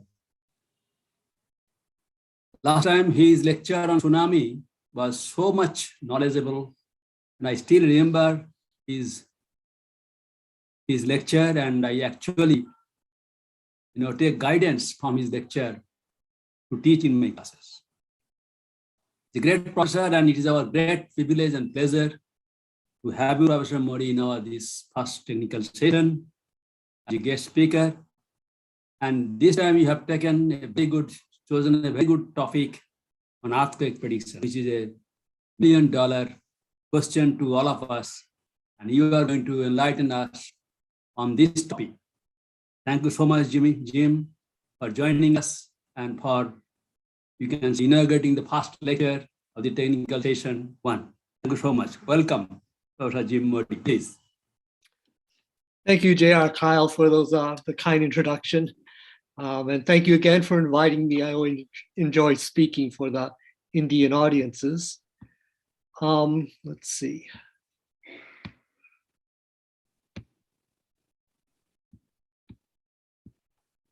Can you see my PowerPoint slide? Yes, Jim. Okay, so today I'm going to talk a little bit about earthquake prediction.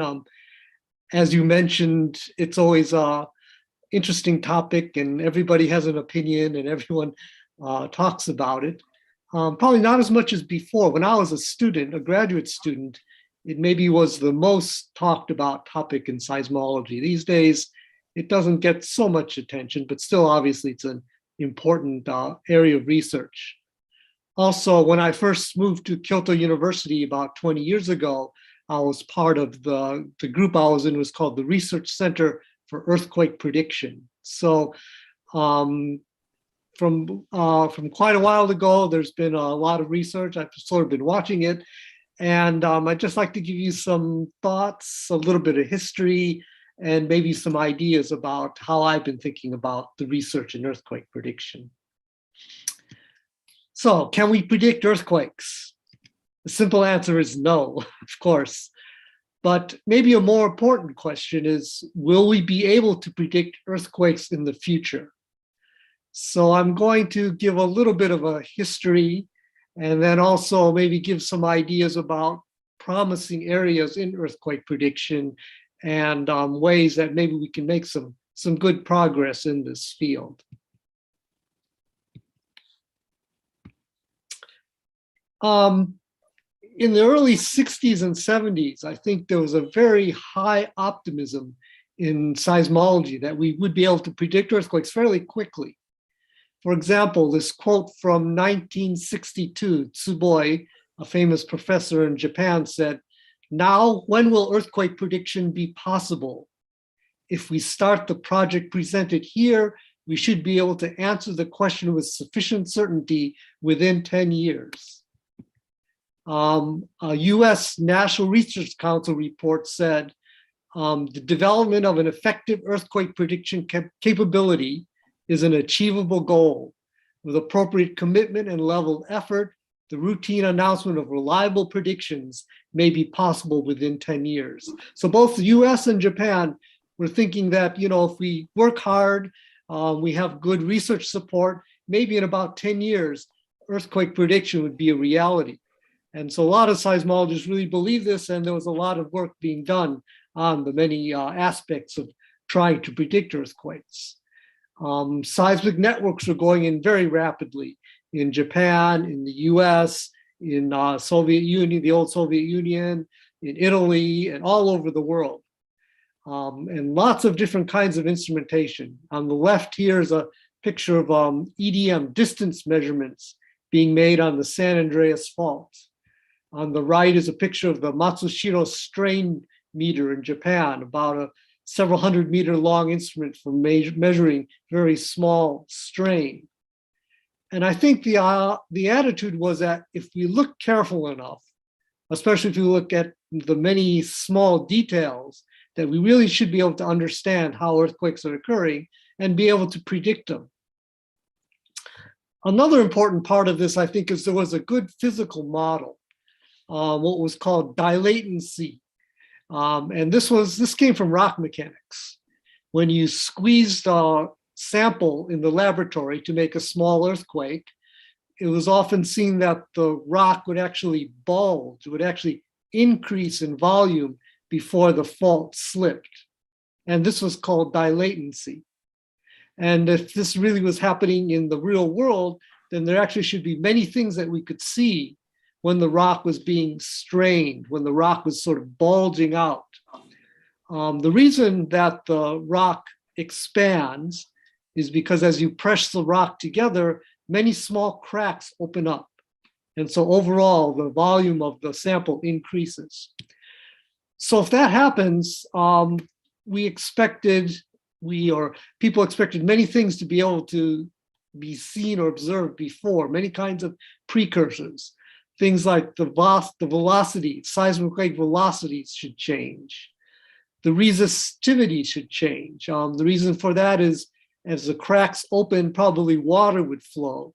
And with the changes of water, electrical resistivity would also change.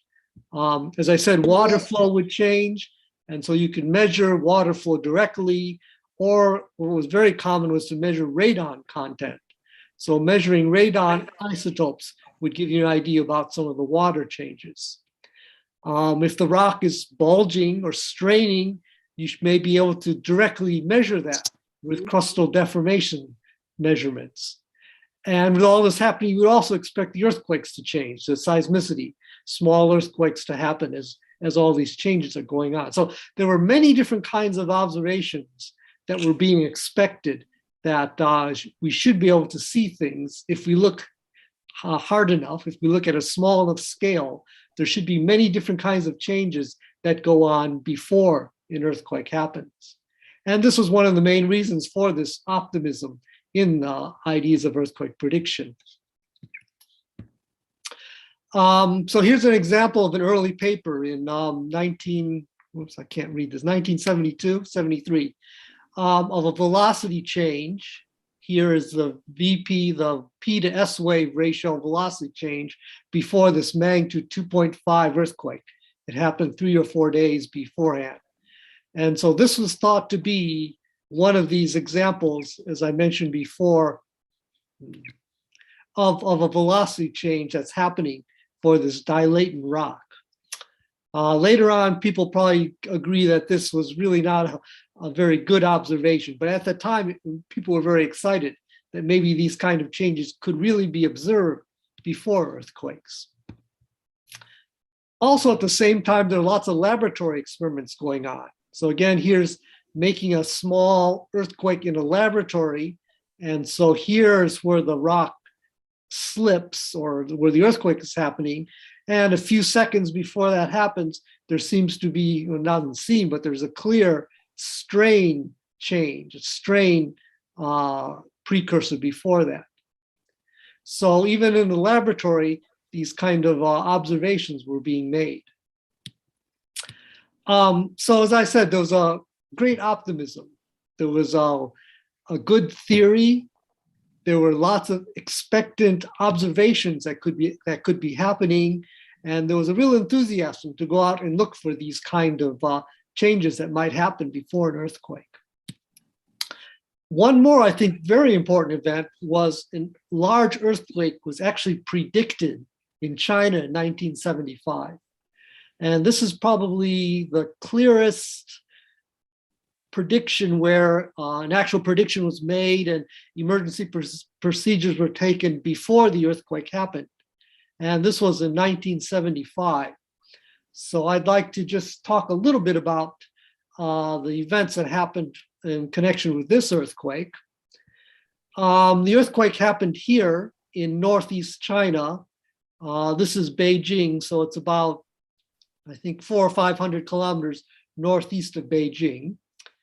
It's an area where over the last 300 years had relatively low seismic activity, even though historically there had been some large earthquakes. So it was an area that the Chinese were watching as potentially having large earthquakes. Here are some of the results that were reported by the Chinese at the time of the earthquake or before. The earthquake happened on February 4th here. And at that time, China had a very large effort to measure or watch or observe many things, especially groundwater in wells, and also lots of animal reports. And so this was a figure that was reported after the earthquake, but of all these different kind of animal activity and groundwater changes that occurred before the earthquake here on February 4th. Now, as you might know, in 1975, this was during the time of the Cultural Revolution. And so actually schools and research was sort of frowned upon, and it's unclear exactly what kind of credentials or what kind of research was going on. So actually a group from the US went to China in, I forgot when, the 1990s, I think, to actually look at the actual data for this, because they really weren't sure if this was right or not. So they went to the observatories and got the actual log books and the actual recorded data. And this is how they plotted that same data is on top. So it's much, much smaller. And so it seems like the Chinese did exaggerate somewhat. On the other hand, there still seemed to be some activity. There still were some groundwater changes. There seemed to be some animal changes that did occur. So people think that probably there was something to those reports, but they might not be completely accurate. The thing that really was important, though, was there were many foreshocks. So the earthquake happened here on February 4th, and from about 2 days before, there were many foreshocks, magnitude 1 up to magnitude 4, and obviously people were feeling the magnitude 3, 4s, and so everyone was very not confident, but cognizant of the foreshocks that were happening. So this is the magnitude time, and this is the frequency, and so the foreshocks really peaked about 12, 18 hours before the earthquake, died off a little bit, but it's very clear that there were foreshocks. And so this is unmistakable that these foreshocks were happening. Okay, so if we look at the foreshocks, this is just kind of a timeline. The earthquake happened at 1936 on February 4th. The first foreshock was on February 1st. On the 2nd and 3rd, the foreshocks began to intensify. During the around midnight on February 3rd, or the morning of February 4th, things were very active, and so there were official announcement being made by the observatory that something was happening, maybe an earthquake was coming. The largest foreshock, magnitude 5, was at 7:51 in the morning. And then throughout the morning and early afternoon, there were many meetings, many phone calls, and lots of information being passed between the government offices and the local people saying that something was happening. There were many foreshocks people were feeling, and people should be on alert that something might happen. At 2 in the afternoon, 1400, the earthquake people made an official prediction. And they said that within a few hours, maybe 3 or 4 hours, there was a good chance of an earthquake happening. At 6:30, 1830, the observatory was really worried because the foreshocks were happening more and more frequently. And so they actually began to call everyone by phone saying that things were very dangerous and that it probably would be sensible to prepare for an earthquake. And then the earthquake happened at 1936 on the evening of February 4th. It was magnitude 7.5. This is an intensity map, so very strong shaking, intensity 9 over about 20 or 30 kilometers area. And obviously lots of damage from this earthquake. And here's just some clear examples to show that the earthquake really was predicted, that announcements went out before the earthquake. There's a famous story that the movie operator at this production brigade heard there was an earthquake company coming, and so he decided to show the movies outdoors that night, and the earthquake happened during the movies outdoors. In China at that time, there were these very large communes where people lived in very large buildings. So this very large commune had 28,000 rooms, or more than had about 30,000 rooms, and 35,000 people were living in this one commune, and 95% of the rooms collapsed. But of the 35,000 people, only 44 died. Unfortunately, some did die, but that's a very small percentage of the total number of people that would have been in that big building with all these rooms collapsed. So most of the people had left their living places. Another example, there was a ceremony at a local army headquarters, and the ceremony ended prematurely at 1920. 1,000 people left the assembly hall, and that hall collapsed about 15 minutes later when the earthquake happened. So there's many stories of things that were very successful. Oh, here's a photo of that movie theater that I said the operator decided to show the movie outdoors, and this is the sign that he posted.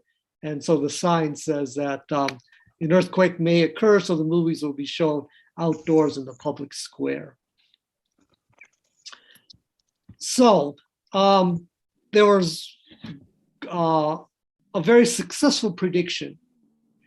And as I said, this just really contributed to the optimism in the seismological community that earthquake prediction didn't seem so difficult, that there were some very obvious signs before the Haicheng earthquake, and that if enough and proper observations could be made, that earthquake prediction should really be in the realm of possibilities for almost any country. And so I think this was, as I said, just a very optimistic time. And many scientists were thinking, you know, we work hard, we should be able to get to a point where we can routinely make earthquake predictions. This is an interesting figure. It's actually not very scientific, but I think it really makes a good point that these studies, this was some results from China, and it sort of gauges the Chinese confidence in earthquake prediction. And so in the 60s and 70s, the earthquake prediction program started around here in China and was very optimistic. At the time of the Haicheng earthquake, it was very successful. And so the confidence really rose rapidly there. Unfortunately, 1 year later, in 1976, there was a Tangshan earthquake. which was another really devastating earthquake. Hundreds of thousands of people were killed. And that earthquake was not predicted, or at least not officially predicted. And many people died because of that. And because of that, there was a strong decrease in the sort of confidence of China's earthquake prediction program. And after that, I guess there was some rebound. And then over the next sort of 30 or 40 years, there were no major earthquakes. And so there really wasn't any big changes either up or down, but probably sort of a gradual decrease in confidence just because, you know, nothing was happening. And so there weren't any very, very good examples. One positive aspect of that, though, is that the design codes, the engineering practices were increased substantially in China, especially in the 90s and in the 2000, the schools were built better, building codes were put in place. And so just the hazard issues were addressed much more seriously. Then in 2008, the Wenchuan earthquake happened in China. Again, another devastating earthquake that killed over 80,000 people, again, was not predicted. And so again, there was a significant drop in public confidence. And it's probably sort of at this level now, sort of the lowest level. This is China, but I think it reflects the US and Japan. Again, in the 60s and 70s, people were very optimistic, but then in the sort of subsequent decades, there were not any really large, significant earthquakes that were successfully predicted. And so in Japan and the US, I think there also is sort of this general decline in how scientists and the public have lower expectations about earthquake prediction these days. Okay, here's just a quote after the 2008 Wenchuan earthquake in China. Zhang, which is one of the head seismologists in China, said, "No seismological authority in any country could accurately predict earthquakes." He said the limited knowledge of earthquake activity, the seismological complexities, the inaccessibility of tectonic plates, and the rarity of earthquakes made predictions difficult. I think that's a good statement that sort of summarizes why earthquake prediction seems to be much harder than we originally thought. And I think it also accurately reflects that no seismic authority in any country, it's not just China, but I think all over the world, there was sort of this really decline in the ability to predict earthquakes, which was a very different attitude than, say, 40 years ago, where people were really sort of optimistic and thinking that, yeah, we'll be able to predict earthquakes in a few years if we work at it well.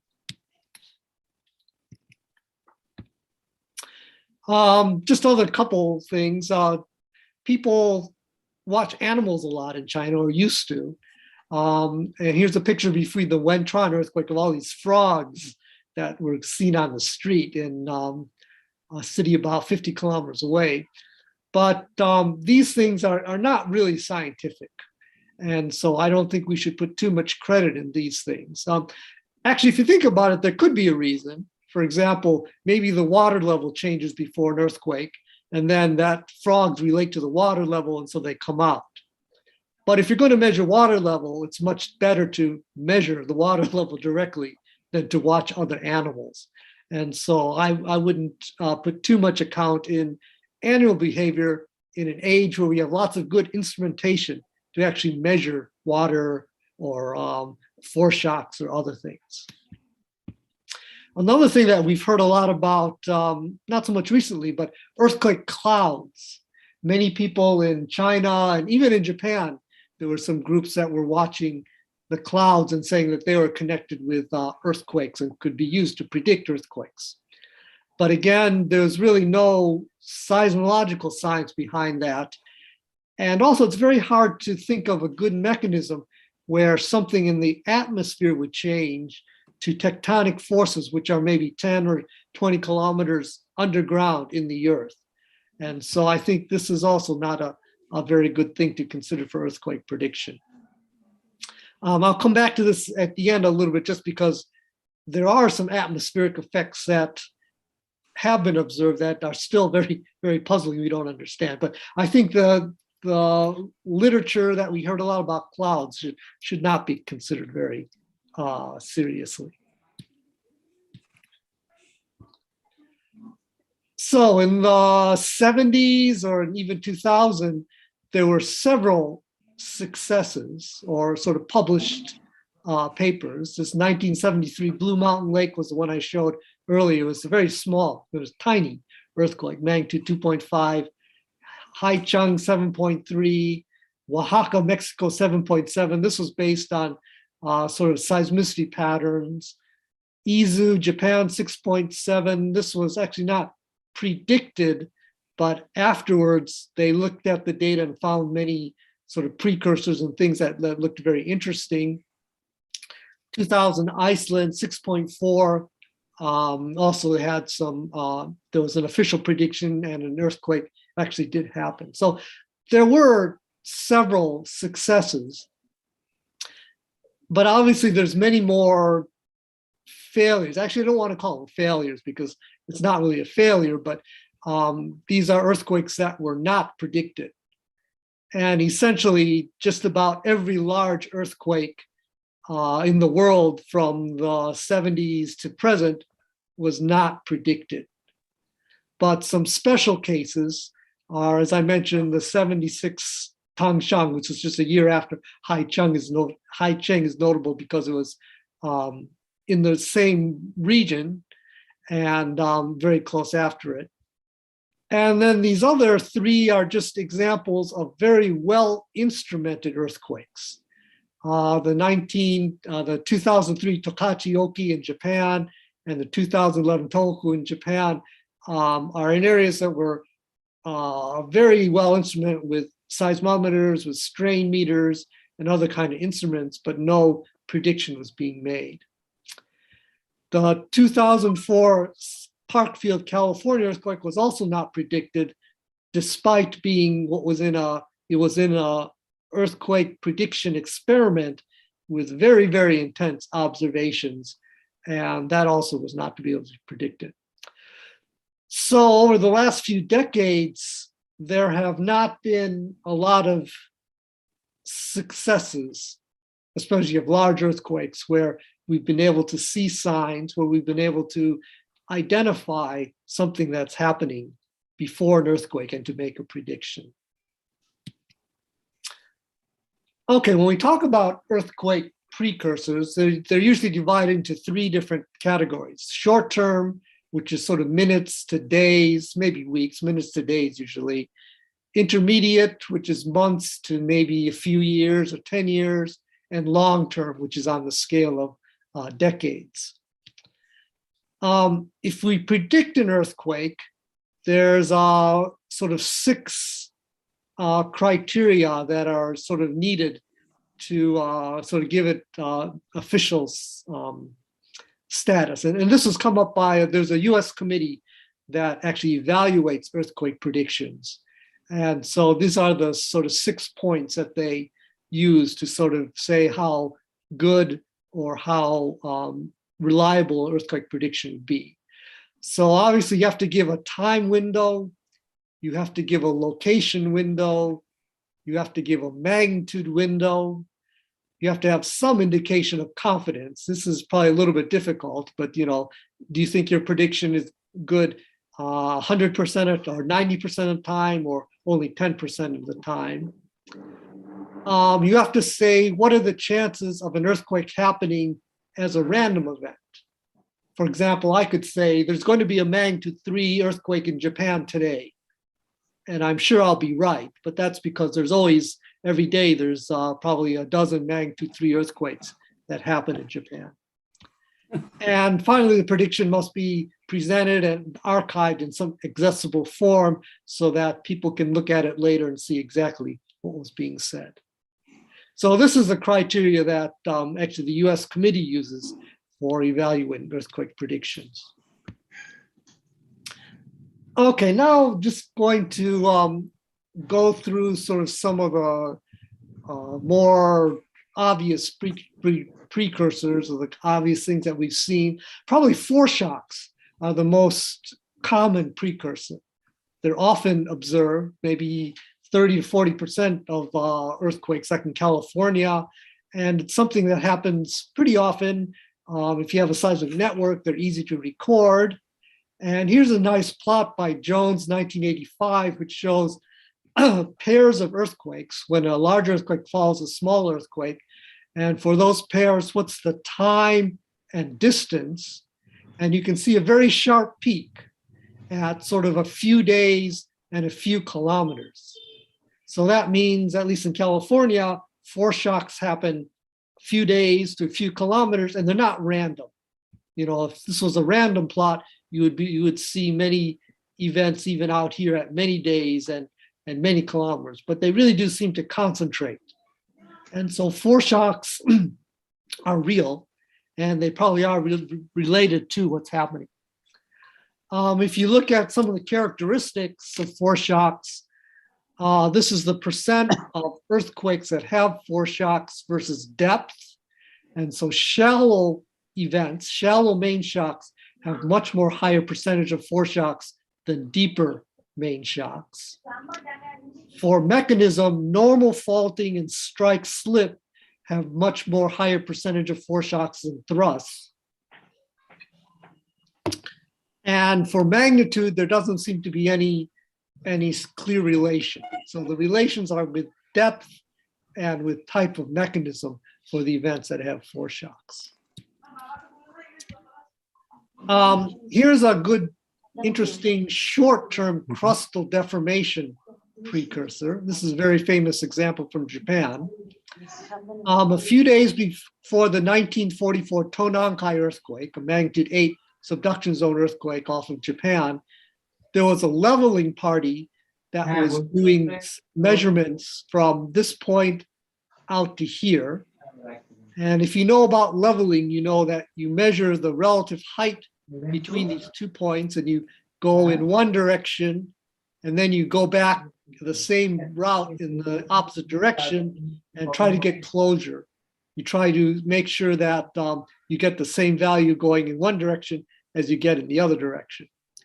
Well, this leveling party was measuring just a few days before the earthquake, and they could not get closure. They measured it in one direction and got an answer, measured it back the other direction and got a different answer. And so this is a famous paper by Mogi. And so his explanation was that this ground actually began to tilt. And it's sort of a few micro radians of tilt a few days before the earthquake. And so he said that the reason the level line didn't close is because some of the vertical changes were happening, which tilted. So this is a very famous example. And this example actually prompted a lot of the earthquake prediction program in Japan. This is the reason that there were lots of tilt meters, lots of measurements of crustal deformation, and that people were really expecting that before magnitude 8 subduction zone earthquakes, there would be this kind of deformation, kind of tilt or strain that you should be able to see before an earthquake. Another interesting precursor is an electromagnetic measurements. And this is before the 1989 Loma Prieta earthquake in California. And this is a measure of magnetic field. And these instruments were put out not to study earthquakes, but to study solar sunspots and things like that. But the earthquake, which happened here, they picked up lots of magnetic field changes about 2.5 days or 1.5 days before the earthquake. And so people speculate a lot, what's causing these things. For example, if you imagine that water is moving, if it's moving rather rapidly, then it might change the electrical properties, and that might be one reason to get this kind of signal on a magnetometer. So this is another reason people were measuring magnetic field before an earthquake. So those are some very interesting results, but unfortunately over the last 30 or 40 years, there's probably more negative results than positive results. For example, here's some very, very sensitive strain measurements before earthquakes in California. And so these strain meters are measuring strain in nanostrain. That's 10 to the -9th strain.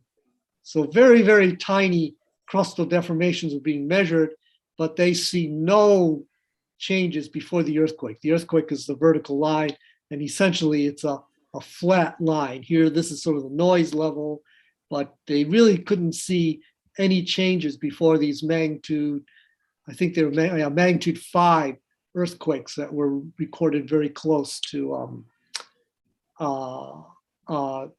the San Andreas earthquakes. The earthquake in the Japan Sea, magnitude 7.7, also was a very large earthquake, and crustal deformation on land didn't show any clear changes. As I said, because of Mogi's original paper from 1944, people were really hoping to see something before these large subductions or earthquakes, but unfortunately that was really couldn't see very much. So there were more, as I said, examples where we did not see a change compared to the examples where we did see a change. Intermediate term, so if we talk about maybe months to years, here's another good example from Mogi in 1985, and these are sea level measurements. Well, not sea level, but they use the sea level to measure the crustal vertical heights before the Niigata earthquake in 1964. And these stations to the north showed increases of a few centimeters over about 50 years before the earthquake. The stations in the south showed the opposite, that the land was going down, again, about the same amount, a few centimeters in the same time period. So this was also one of these examples over a much longer time scale where changes seem to be taking place before large earthquakes. Seismicity patterns. I mentioned the Oaxaca earthquake before, and so it was predicted on the basis that there was fairly active seismicity. Then suddenly there was a dearth of earthquakes. The earthquakes really stopped. Some people call these seismic gaps. And then it began to pick up a little bit before the earthquake, and the magnitude 8 earthquake happened in 1978. And so this kind of pattern is sometimes used to try to identify where earthquakes occur. Mogi, again, looked at similar patterns, and they're sometimes called Mogi donuts because around the center where the earthquake happens, there seems to be a really less earthquakes are happening.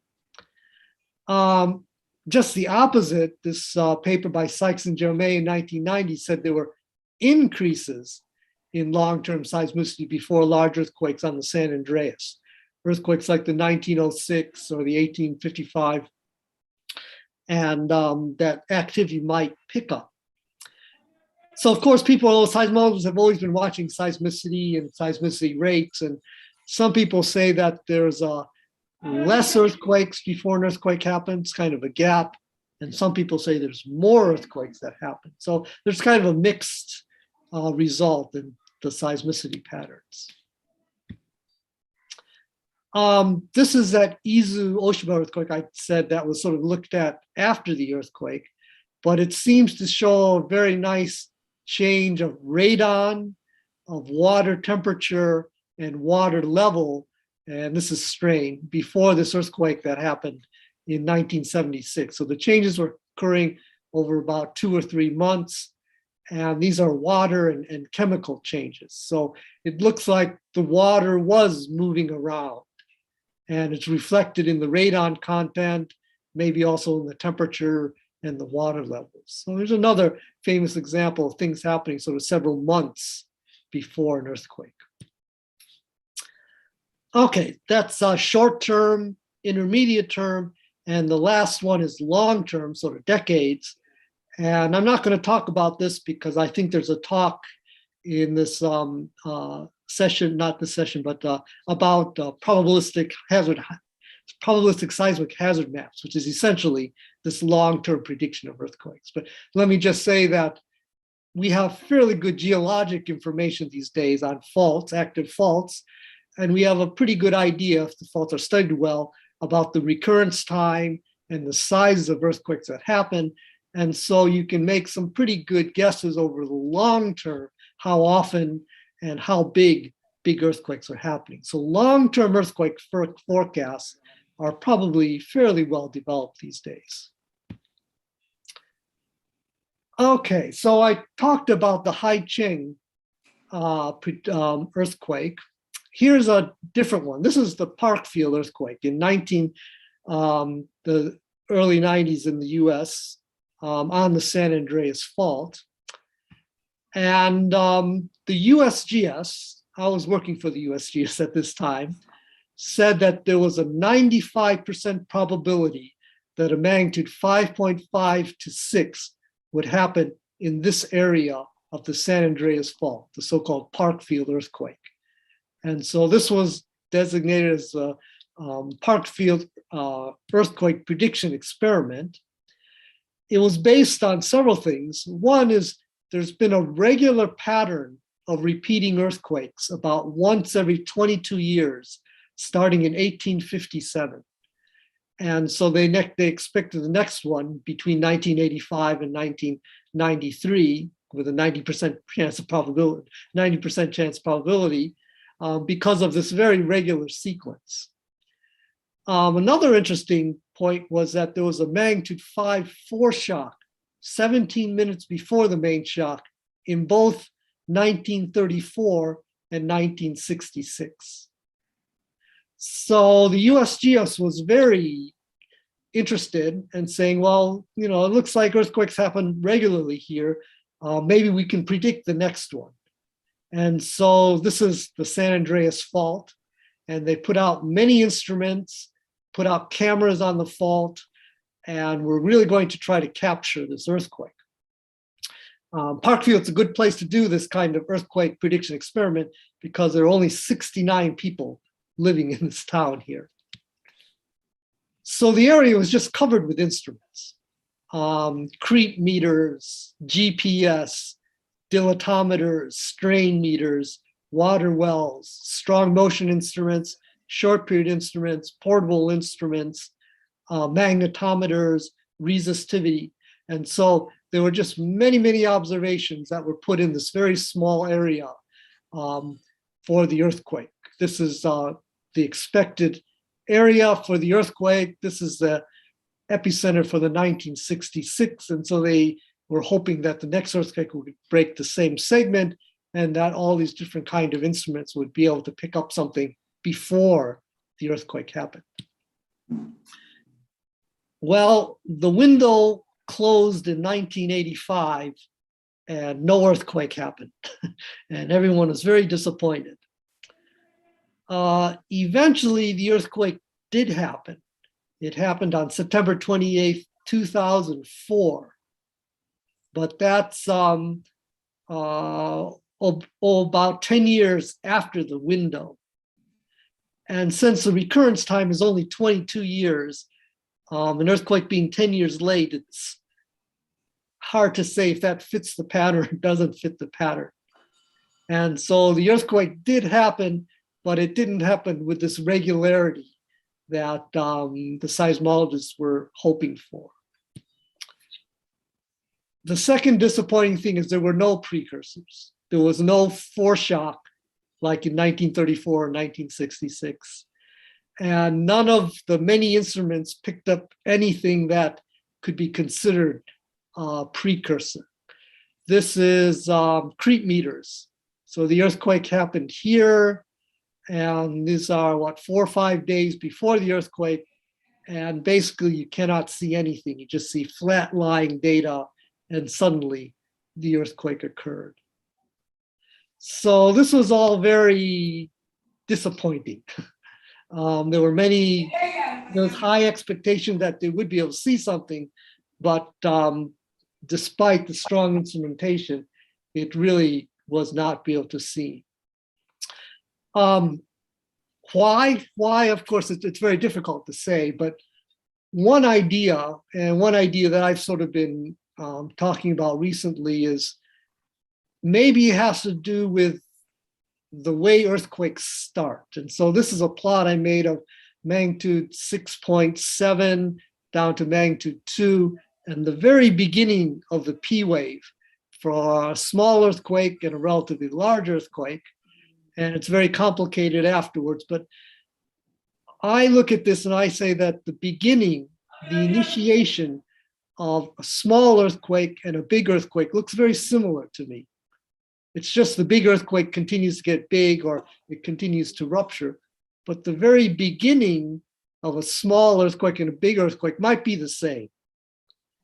And if that's the case, it's going to be hard to predict a large earthquake because you don't know if it's going to stop as a small earthquake or if it's going to continue on and then keep growing into a bigger earthquake. And so I think this is one reason that earthquake prediction has become is very difficult. So here's sort of schematic what I was thinking about. Small earthquake, magnitude 2, 2.5 just continues longer and gets bigger. A magnitude 3 just continues even farther and gets bigger. So people were very optimistic about earthquake prediction in the 60s and 70s. And we put in lots of instrumentation. We have much, much better observations now than we had 40 years ago. Much more detailed observations, GPS very fine, strain meters down to nanostrain. But with the much better observations and much more dense instrumentation, we have not been able to find the precursors that we've been looking for. We were sort of better off 40 years ago when we didn't have such good instrumentation. We seem to be better at predicting earthquakes than we are now with the very good instrumentation. So what does that mean? Well, it means that earthquake prediction is very hard, and it's probably because it's very complicated. There's probably a lot of complexities in the structure of faults. Faults are not smooth ruptures like we have in laboratory, but are very complicated geologic structures with many different properties and fluids and complicated rock materials, which mean that there's probably not any simple processes that can be traced from very small to very large, especially for a large earthquake. So we really found earthquake prediction to be much more difficult, much more complex, and it just is not turning out the way people sort of wanted things to turn out. But we shouldn't give up. And so I think I'll just sort of finish talking about some future directions. What are some interesting ideas right now for looking at? Induced earthquakes or earthquakes associated with fluids seem to be potentially have precursors, maybe more than other earthquakes. Lots of people are looking at slow slip, places where the faults move very slowly, maybe days, hours, or months before an earthquake. And also there's some atmospheric effects, I think, that are puzzling. So induced earthquake, actually this is nothing new. In 69 to 70, 1969 to 73, there were the Rangeley, Colorado experiments. And this is where water was pumped into faults or areas of earthquakes, and they could actually turn on and turn off earthquakes. And so this is a very famous example of how pore pressure is related to earthquake occurrence. And actually these famous results was one of the main reasons that people were very optimistic about earthquake prediction in the 60s and 70s, because seismologists thought they understood how to trigger earthquakes, how to turn on and turn off earthquakes. And so this idea of using fluids to reduce pore pressure to cause earthquakes is something that's been known for a very long time. and I think still provides some very interesting ideas where we might be able to see things about predicting earthquake. Iceland, another area with magma and a lot of fluids, they predicted a 6.4 earthquakes. Probably the best example of using sort of foreshocks in induced area is the Koina earthquakes. And so in Koina, there's actually quite a few examples of using foreshock sequences to predict magnitude 4 or 5 earthquakes. Here's a sequence in 1993 that happened in this small concentrated area. There was a depth increase. This is depth, or this is time, and this is depth. So depth increased with time over a few weeks before the main shock. And so I think this example in India is probably one of the best places to actually look for precursors, to look for foreshocks, and to understand things that might be happening before an earthquake. So I think this is one place. This is where I would go to start looking at more earthquake prediction type of experiments. Slow slip. Before the Tohoku earthquake in 2011 in Japan, there was a very active foreshock sequence. This is the main shock, and there was a foreshock about 3 days before, shown by this yellow star, and then there were aftershocks of the foreshocks or foreshock sequence, and that's interpreted as slow slip. That maybe this migration of seismicity over a few days at sort of rates of a few kilometers a day is reflecting some slow slip that's happening on the fault.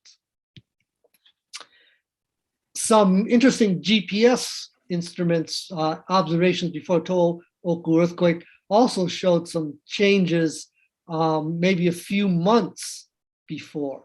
So here's the GPS signals for a lot of stations, and here's sort of an average. And so when you average and when you take out the tides and take out earthquakes and things like that, you see a fairly flat response until sort of a few months before the 2011 earthquakes, and there seemed to be some changes. They call it a wobble, but there seemed to be some slow slip or some slow deformation that's going on before the earthquake. So this one might also indicate that something is happening before the earthquake. Maybe not on the fault. I think this is attributed to an area that's sort of deeper, down dip before the earthquake is happening. But still there seems to be some change going on. Here's something that people don't understand very well. Before the 2011 earthquake, people saw changes in the GPS signal. So if you know about GPS, you're measuring the time delay between a satellite and a ground station. And so you're worried about the atmosphere that the light wave is traveling at.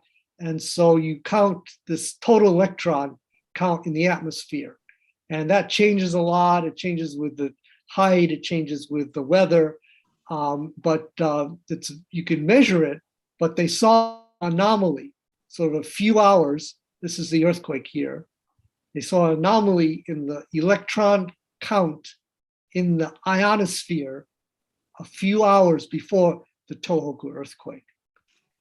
And as I was saying before, no one can really explain why something in the atmosphere might change to an earthquake that's deep underground. And maybe this is just kind of a one-off situation, but this person, Heki, has said that he also has seen the same type of ionosphere signal before several magnitude 7 and 8 earthquakes. Papua New Guinea, Ecuador, where's that? Indonesia earthquakes, and they seem to show the same type of signal where there's some small ionosphere changes before the earthquake happens. So this is, like I said, hard to explain. No one really understands it, but if it's true, it's kind of a interesting aspect to look at. Okay, so I think I'll stop there and answer questions. So I asked the question, will we be able to predict earthquakes in the future? Well, long term, I think yes. And essentially, we're already doing that with the probabilistic seismic hazard maps. We already are getting at least probabilistic estimates of when and where large earthquakes would happen in order to predict strong ground motion. Intermediate, maybe. There seem to be some intriguing ideas, sort of weeks to months, especially in the GPS signals. The GPS instruments are so dense these days, of sort of small, long-term crustal deformations that are happening that might be able to be used for that. Oops, what happened here? And whoops, what happened? Anyways, I just lost my PowerPoint slide, but short term, I think is difficult. Short term, unlike 40 years ago, we don't have a good model that people explain that can explain what we should happen. We have lots of observations, but we don't have something to base it on. And so without that model and without kind of a guiding principle, I think it's much harder to come up. So we need a new good model and to really base our observations to do the short-term prediction, which right now I don't see a good path forward on that. Okay, thank you very much.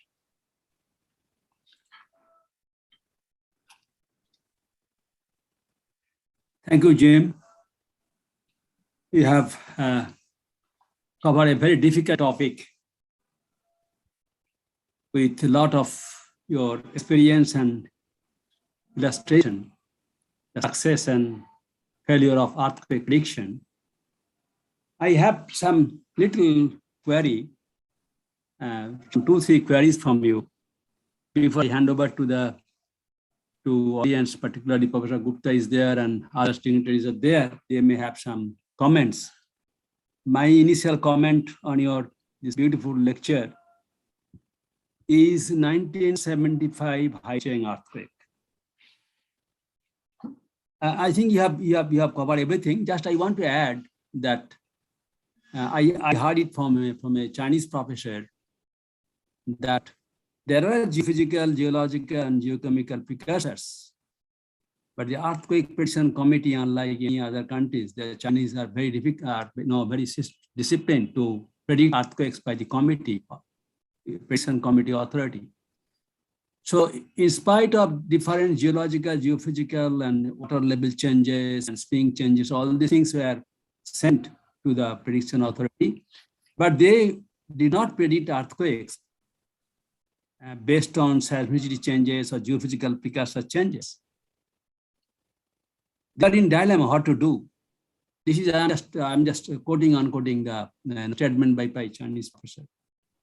And then one fine morning, they found that the whole city, Haicheng city, was covered by the underground snakes and rats and all underground insects.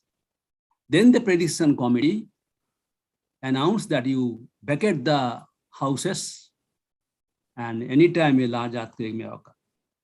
And they vacated, and the earthquake occurred within 24 hours. And so that was, I think, the only, as you mentioned, only successful, useful earthquake prediction in the history of mankind, you can say. I just added that information for benefit of the audience. Now about your force shock. Force shock, actually, we identify after the large earthquake occurs. So it is very difficult to understand that this is force shock, and based on that, we can really predict any earthquakes. The limitation is there, of course, you have mentioned that. About your force shock in China, in the earthquake zone, or Rijabhatta earthquake zone, I think there are quite a good number of success, including Professor Gupta. He has made, I think, 3-4 earthquakes, made a forecast based on nucleation. I think that's a field laboratory and a lot of success are there. I think Professor Gupta is there, he will elaborate more. So these are the few comments I wanted to share. And now I think Professor Gupta is there, he wants to make some comments. So Professor Gupta, please. First of all, my compliments to Jim for a very good coverage of a very difficult topic.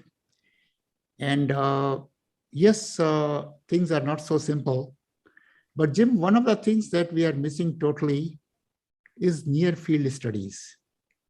We don't exactly know what happens in the fault, how the nucleation progresses.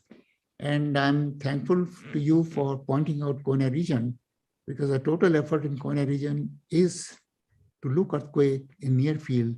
And that's why we have put the 3 kilometer deep pilot borehole, and the 7 kilometer is to follow. And in Koina also, we were able to make forecasts of magnitude 4 earthquakes, about 7 or 8 of them. And these were the forecasts which is within next 2 weeks they will occur. The magnitude was given, and the depth was given, and the area within 10 kilometer radius. And 8 or 9 of them occurred, but we were not able to forecast all the earthquakes.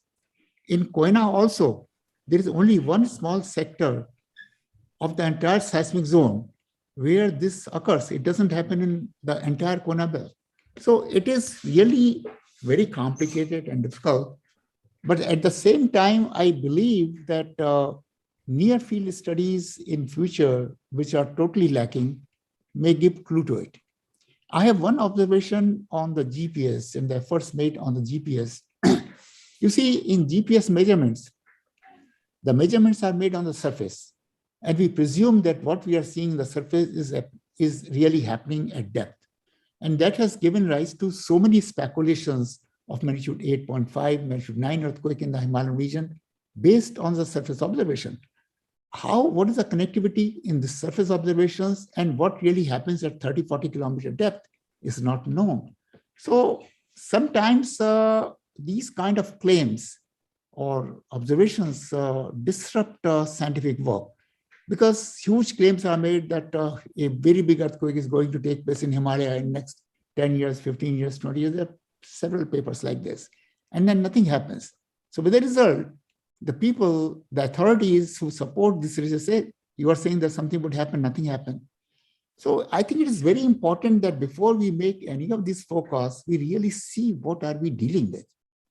Giving a false forecast at times creates much more problem. And then there are any number of people who keep on forecasting earthquakes on totally, something they see and they say, this has happened before it will happen. So it is a very complicated thing.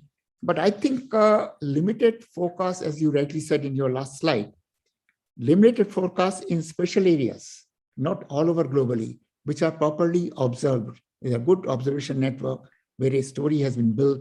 But then you go back to the Parkfield example where there was a very good story built, but the Parkfield earthquake did not occur. So anyway, it is a very exciting field. And I think work should continue, and ultimately someday we might have some success. Thank you for your comments. I completely agree that we want to get close to the fault. So a borehole observatory like at Koina could be very important. And I like your comment that some events at Koina were predicted and some weren't, but yet that seems to be one of the best places. So if you can look at the examples that were predicted and understand why they were predicted, I think that would be very important. Yeah. And to really get at some of the physical mechanisms of the foreshock sequences that lead up to these magnitude 4s and 5 would be a very, very interesting thing. So yeah, thank you for your comments. Thanks, Jim. Ask a question? Sure, go ahead. May I? Yes, Okay. please. My question is that you have shown examples when there is some precursors and then earthquake occurred, also that earthquake occurred without precursors.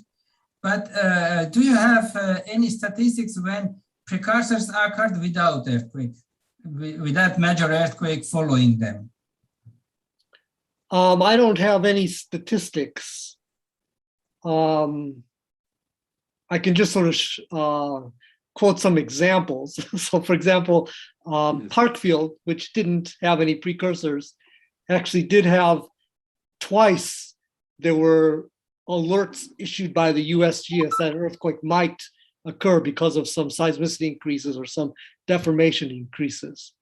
So that's kind of the worst case, that there were two instances where USG has actually raised their prediction level and the earthquake didn't happen. And then the earthquake did happen without a raised alert level.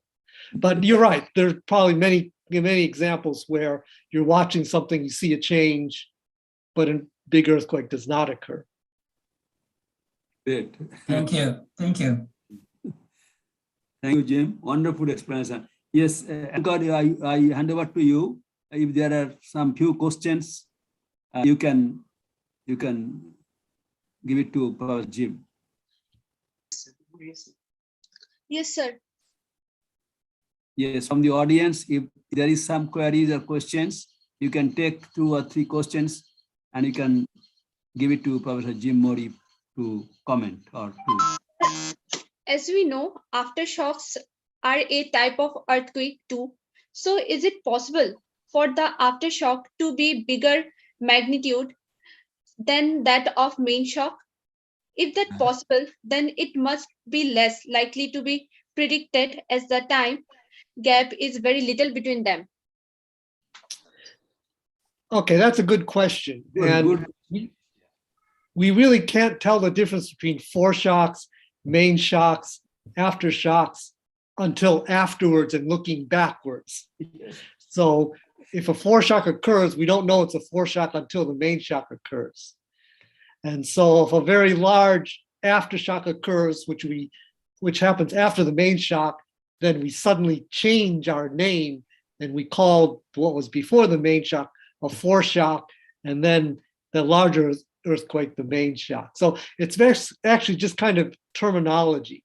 And the reason it's difficult is because many people have looked very carefully at the waveforms or the physical characteristics of foreshocks, main shocks, aftershocks, and cannot really tell the difference from just looking at the earthquake itself. It's only afterwards when you have the sequence that you can go back and put these names on it.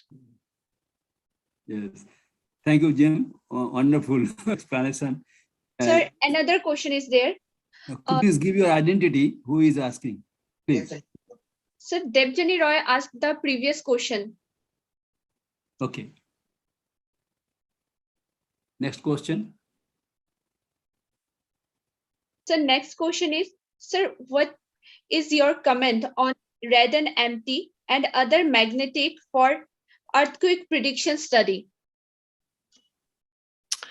So I mentioned one good example before, Loma Prieta, of an MT change, but that's the only one we have.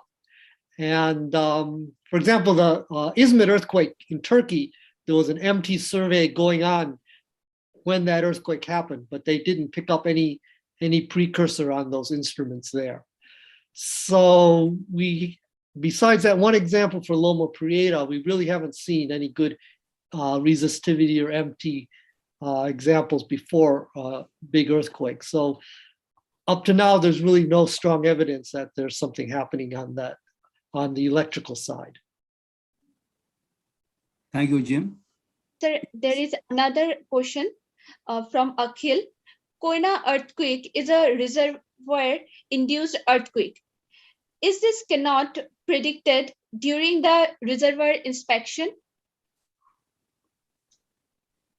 So the question is, did people expect coin earthquakes when the reservoir was being built? Or I don't quite understand. And actually, Professor Gupta would be the expert to answer that question. Yes. Well, thank you very much for this question. You see, Jim, we have found a very interesting thing for the Deccan Volcanic Province. The Deccan Volcanic Province, which is a 500,000 square kilometer volcanic lava flow. Normal earthquakes here belong to type 1 of Mogi's model. The Koina earthquake belonged to type 2. And recently we had a Palghar swarm, which is type 3. So in the same region, because of some intervention, so we say that Koina earthquakes are occurring because the heterogeneity in the media is increased by filling the reservoir, and that's why these earthquakes have occurred. Now for the Palghar swarm, the scientists working there have said that these swarms have occurred because there were intense rain, too much of flooding and all that, and these are very shallow earthquakes. So typically, the maximum credible earthquake for the region is 6.9. And no 6.9 earthquake had occurred in a very long time. And how often these earthquakes occur is anybody's guess. We had a 6.2 earthquake in Latur, which we did paleoseismological work in that area and found another earthquake some 1500 years ago. So there is no way, getting back to the question asked by the gentleman, that at the time of construction of the reservoir, it was known that it is a stable continental region. Earthquakes are unlikely to occur. The return period for earthquakes is into thousands of years. In such an area, when you introduce heterogeneity, what would happen was not known. And this is exactly what happened, not at Koina only. Now we have seen globally, all the reservoir-induced earthquakes are mostly occurring in the volcanic provinces. And everywhere, the local earthquakes or the regional earthquakes are type 1 of Mogi's model, and the triggered earthquakes belong to type 2.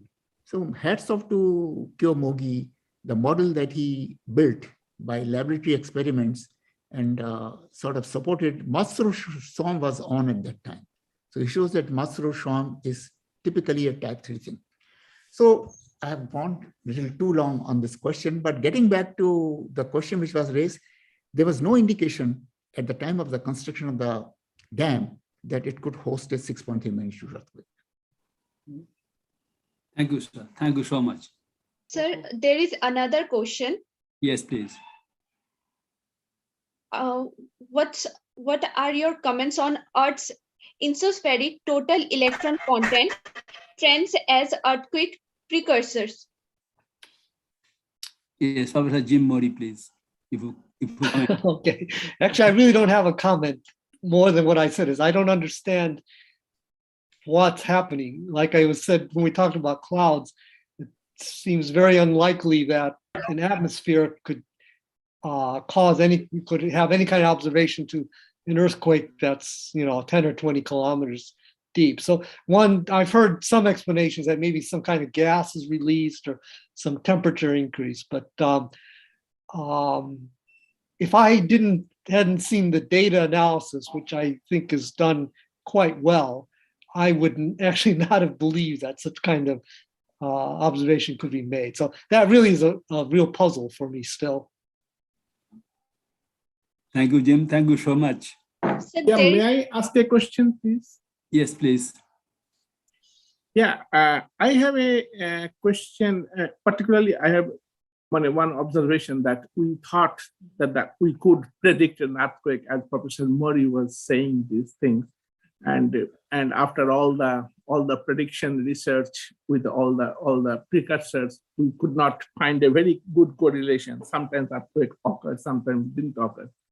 But I am totally agreeing with the Professor Harsgupta's view that might be we should concentrate on a near field type of data, and might be, I do not know whether by incorporating some of the this artificial intelligence things, by using all sorts of data, whatever we have with the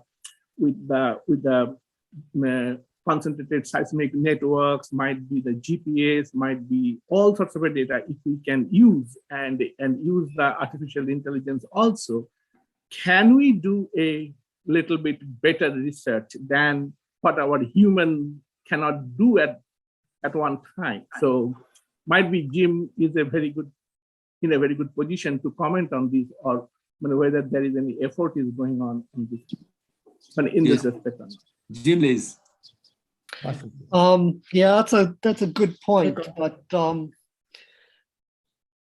mean, I like the ideas of artificial intelligence and data analysis, but I also kind of have whenever I talk to my students, I tell them that if you can't see the trend or can't see the answer in the data, then you do all these statistical analysis, and maybe there's maybe you're not really seeing something real. So I'm a little bit hesitant to try to do a lot of data manipulation and statistical analysis just to pull a result out.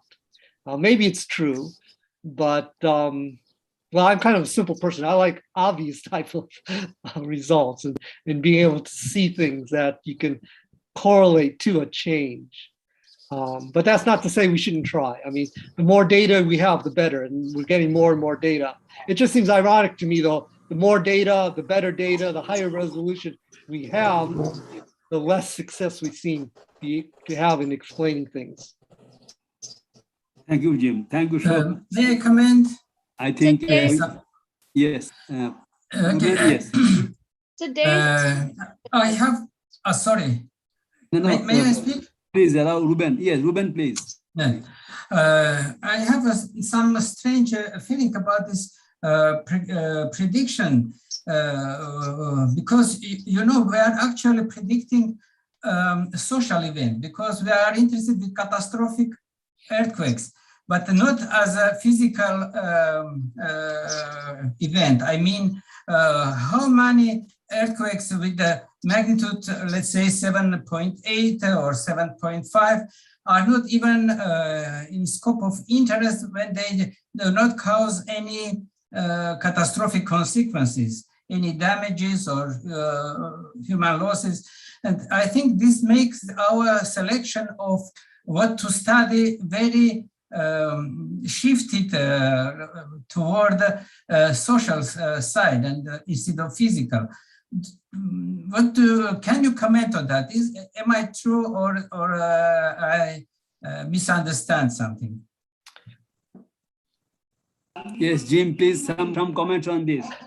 Okay, that's actually an interesting point. And there's sort of two sides. When I was with the USGS, there were sort of two sides to that question. Some people said that Parkfield was one of the best places to do the experiment about earthquake prediction because there were almost no people living there. And so it had very low social effect. And so it really was a science experiment. And so that was, you know, that was a observational kind of experiment. On the other side was the people that argued that since the USGS is a government institution that uses tax money for its research, you should go to places that have social significance to do your research.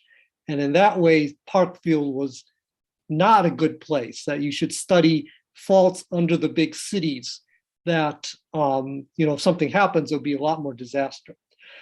So there's no good answer in my mind to your questions. There's sort of two sides to that. There's the money side, which is related to the social side, which is related to if you're using government tax money, you should do things for people. And the other side is sort of the more academic scientific side where we really want to learn the physical processes and we really want to learn the science aspects. And I think the balance is someplace in between. Thank you. Thank you. Thank you so much, Jim, for your good explanation. And any other questions, Pritha? Yes, sir. We have a few more questions. I think we'll take another 2-3 questions because it's getting late. I think Jim is getting very much late, as we all expected that it will be a lot of discussion will be there. So let us have another 1 or 2 questions. Please go ahead. Yes, sir. Given the difficulty in predicting short-term earthquakes, do you think it is more wise to focus on long-term prediction and give effort to disaster management and mitigation regarding near future earthquakes, or should more effort to be made toward short and medium term? Yes, Jim, please. Yeah, another difficult question. I think my answer to that would be similar to my answer to the previous question. As a scientist, I would like to study short term and understand what's happening. Even if we don't understand it, even though we're not successful. But if you're talking about national interests and strategies for large research programs, you probably want to put more investment in things that will have more definite outcomes, hazard reduction, building codes, and things like that. And certainly long-term, you'll hear later about long-term problems, seismic hazard maps is one way to go. And again, I don't have a good answer to that, but again, I think we need a balance. We need a balance between the scientists, the scientific kind of research where we do things out of curiosity, where we do things unexpectedly, where we do things to find new ideas, versus the kind of longer term goals where we really want to use our money wisely to reduce seismic hazards. And so, as I said before, I think the balance is someplace in the middle. Thank you, Jim. Thank you so much. I can see Professor. There is one last question. She has some comments. Professor Antonella, please. Please unmute yourself. Yes, Antonella. Minute. Can you hear me now? Can you hear me? Yes. Do you have comments? So just one short comment. I think we should emphasize a little bit more the aspect of testing and verification of forecasting. This also gives an answer to the comment by Ruben. So we need to test a method for all earthquakes, those that are occurring under the cities and those that are occurring in remote places, because this is the only way, the systematic testing is the only way to provide the confidence to the forecast to assess their significance, which was one of the requirements mentioned by Jim at the beginning of, or in the middle of his presentation, the statement by Allen and others in 1976. So it is important to understand that testing, forecasting, predictions in any place, it's not a waste of money, but it's important to understand whether a method is working and to apply it in cities or let's say in relevant places. So this should be communicated to investors that it's not a waste of money, but it's to provide some reliable tool. So that's my comment. Thank you so much. Thank you so much, Antonella. Peter, we can take up one more question, and that will be last question because G is getting late. Yes. Yes, sir. The last question is it possible for any man-made process to cause earthquake like extraction of natural gas? Again, Professor Gupta is probably the best person to answer that, the reservoir filling, but there was at least one example of natural gas storage which caused an earthquake in Spain, that there were very high pressures that that caused, I think, about magnitude 5 earthquake. But there's quite a few man-made processes that have caused earthquakes. Obviously, the biggest ones are the fluid, pumping water in. Mining causes lots of earthquakes. So places like Poland and South Africa, the gold mines there, just drilling holes into faults and taking out large chunks of rock can cause earthquakes up to maybe magnitude 5 or so. So there's quite a few different processes that humans can do that can cause some earthquakes. And as I said before, I think obviously that's not good, but those are good places to study because the cause and the effect are often very clear. And so that's one way to really begin to understand how natural earthquakes may be caused or may be triggered. Thank you so much, Jim. Thank you so much. I think I know there will be more questions because it's such a topic that, there will be no end of questions and queries. So thank you so much, Professor Jim Mori, for your wonderful, brilliant lectures on this very difficult topic. And we all enjoyed your lecture and your lucid explanation of all the queries and comments. Thank you so much. So I now hand over to Preetha. Thank you. Thank you so much. Thank you so much, Jim. Thank you. Thank you so much, Professor Jim Mori, for an informative and interesting session And I also thank our Professor J.R. Kyal sir for chairing the session. Now I would like to convey the vote of love from the student of Techno College of Engineering to our guest, Professor Jim Maury. Yes, wonderful, wonderful. Oh, that looks like me. A lot younger though. It's our mark of love. Now, thank you very much. Thank you for your kind appreciation. Thank you so much. It will be sent to you. Thank you. Thank you all. We will start our second technical session today at 7 p.m. So we will join with the same link by 6:45 p.m. for second technical session by Professor Ruben Tetevosian and Anya Kalinia from IPE Moscow. Stay tuned and stay safe. Thank you all for joining us. Antonina ma'am. Antonina ma'am. Antonina ma'am, good afternoon from India. How are you, ma'am? I'm fine, thank you. I cannot see you on the screen. I just hear your voice. Thank you. I'm fine. See Thank you you. in the afternoon. Hey, Ruben sir. Sorry? Ruben sir, how are you? Fine, thank you. Thank you. We will meet this afternoon, okay?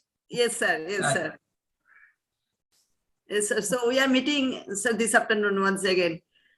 Harshgupta sir, I think left. So thank you, sir. Next time, let us see if it is possible physically. I hope. Never give up. Yes, sir. Our sisterly, motherly affection to all of us. So sometimes she wants to invite us at her home at Agartala. Thank you, sir. Thank you so much. Thank you, Avik. You did a wonderful job. Thank you so much, Avik. It went so well. So we look forward for the second session by Ruben. Yes, sir. Thank you all. Thank you. Thank you. Ruben. Thank you. Antanola. Thank you, Avik. See you soon. Bye. Yes, sir. Obviously by 6:45 p.m. Already I will call you, sir, Ruben sir, at 6:30. Okay. Okay, sir. Sir, so? Okay. Sir. So at 7 p.m., 6:45 p.m. Okay. Okay, sir. Have a good day.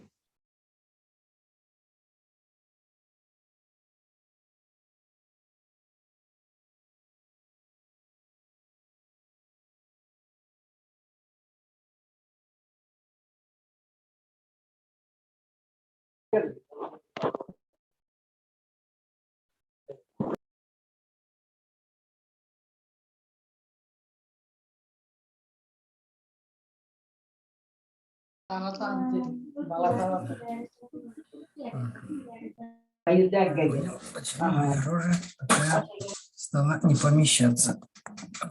Помещается. Так. Значит, звук. Отлично. Что еще у нас? Давайте вы эту самую демонстрация экрана.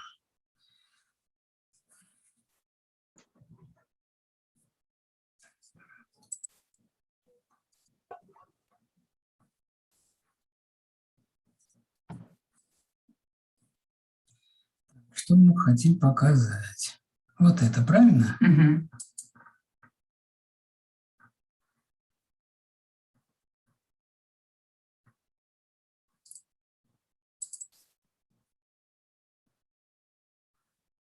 Так, не понял. Я потерял их из виду, но зато действует текст и это. Так.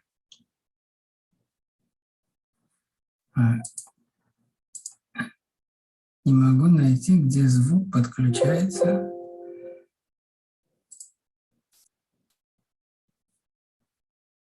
Очень странно.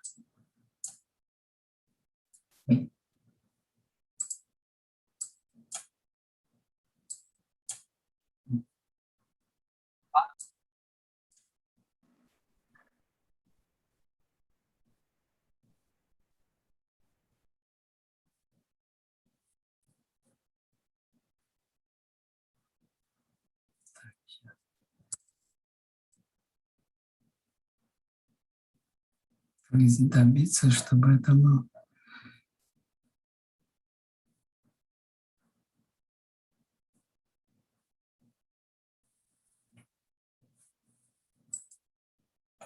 Мгм.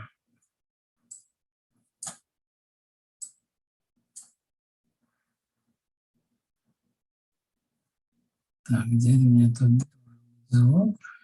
Звук не включен. И это включено.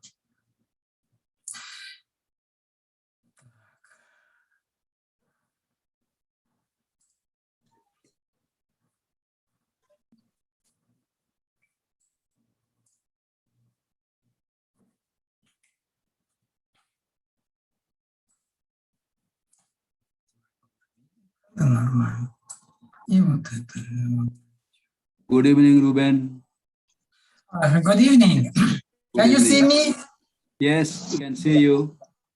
So, We can see your slide also, effect of the upper part okay, but of the slide profile. Okay. So she will be speaking first, and then you will speak. Okay? Yes, Anna will speak the first. Okay. Okay. So I am trying to do something with my screen because I see, let me see.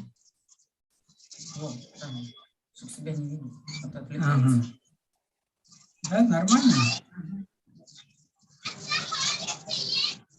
Okay, now Anna will take the seat.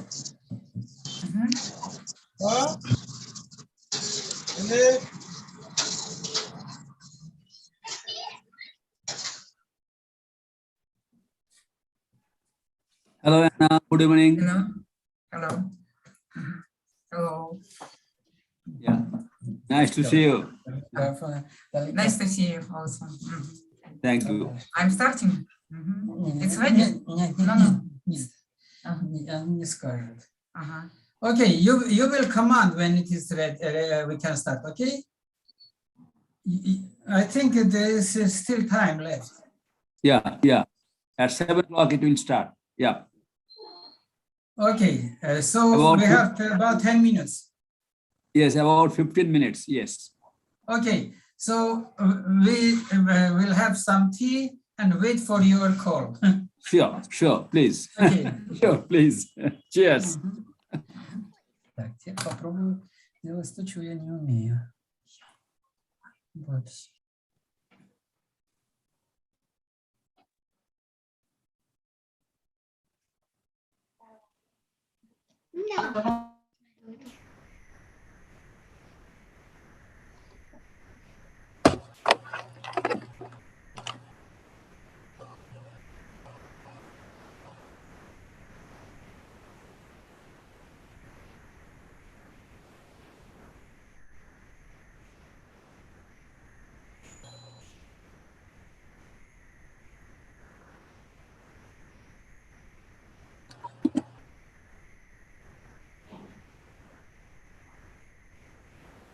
Not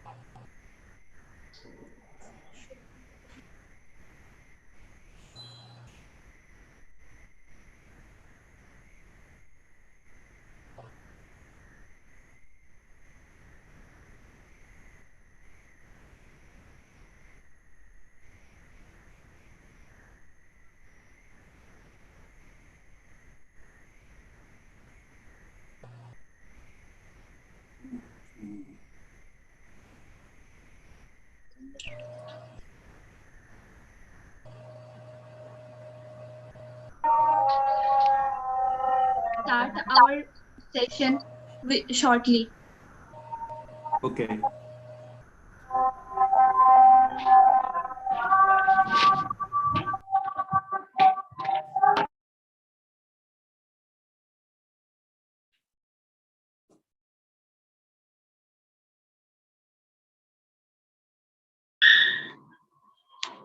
কলেজে class হইব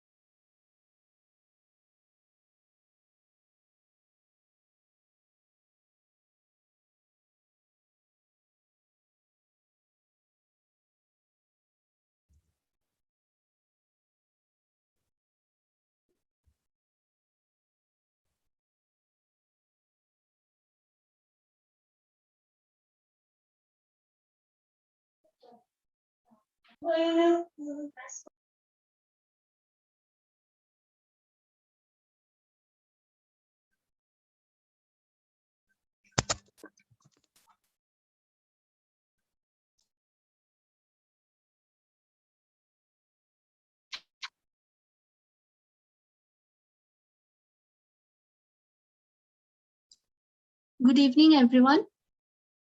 Our session will be starting within 5 to 6 minutes.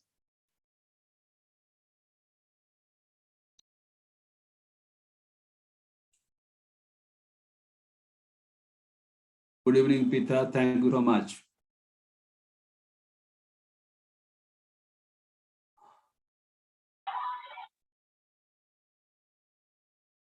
Pritha, can you hear me? Yes, sir, we can hear you.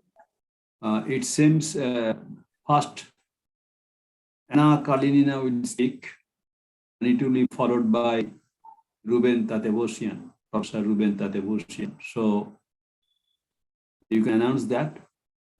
Okay, sir. When you start, you can announce that the first part of the lecture will be spoken by, delivered by Dr. Anna Kalinina,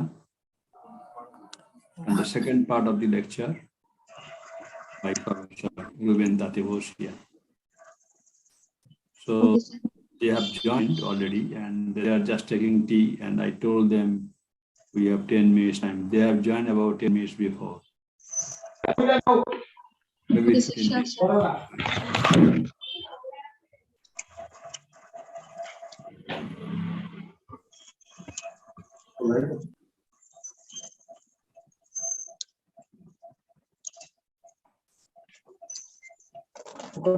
বুঝে দিচ্ছি আমি নিজেও দিচ্ছি কিছু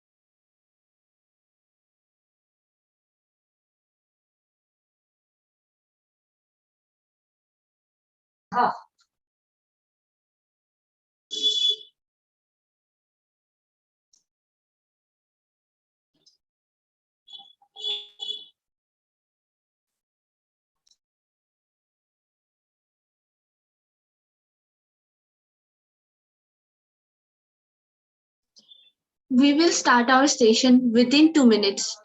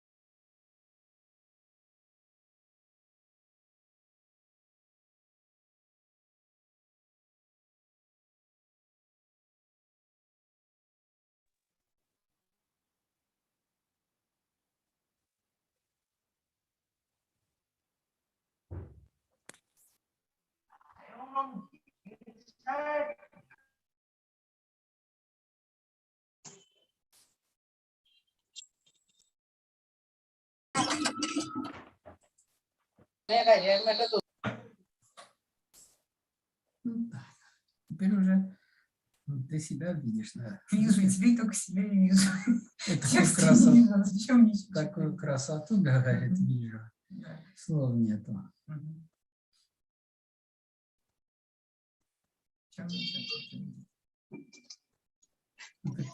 Машина куда-то заезжает. Good evening, everyone.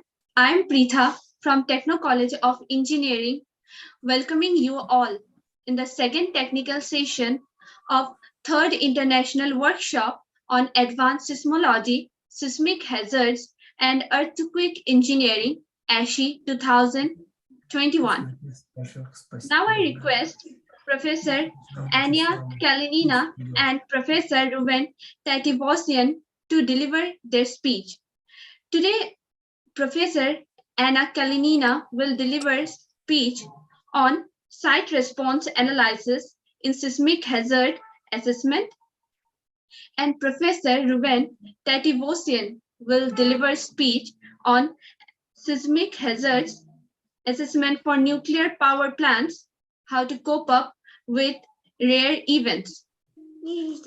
Our chair, Professor Rajiv Shah, Associate Professor from Department of Civil Engineering from NIT Agartala, cannot join right now due to some technical issue. He will join shortly. Now I request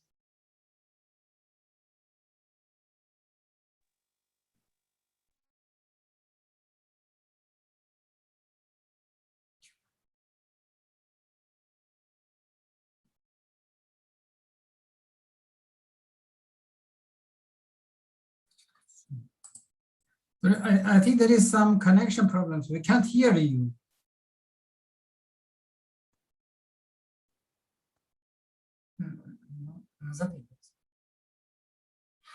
Окей.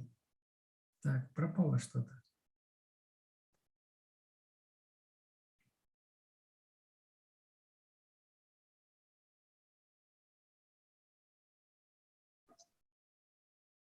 sorry, due to some technical issue, I got muted. Ruben sir.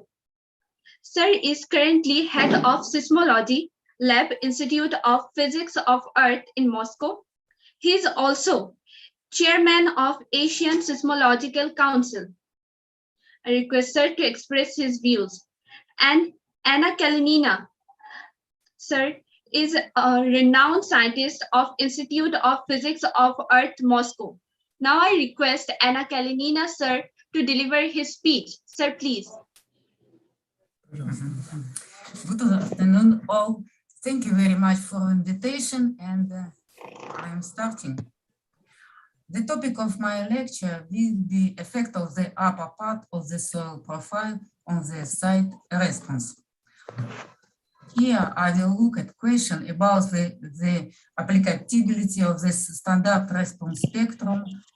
Also, we will analyze how the characteristics of the upper part of the layered profile affect on calculation of seismic hazard parameters. And finally, we will examine equation how to set the seismic motion of the bedrock to calculation the impact on free field. We will analyze two alternative ways of setting the initial seismic impact on bedrock, artificial and synthetic accelerograms. But first, I will briefly recall the algorithm for seismic hazard assessment. This in the investigated site, it's commonly required to determine three expected changes in seismic oscillation parameters in comparison with characteristic in the initial seismic effect given on the Earth underlying hive space. The initial seismic effects are described by the response spectrum. They are calculated for a given position of seismic source and expected ground motion equations. The ground motion equations describe the attenuation of seismic effects on the way from the source to facilities, for example.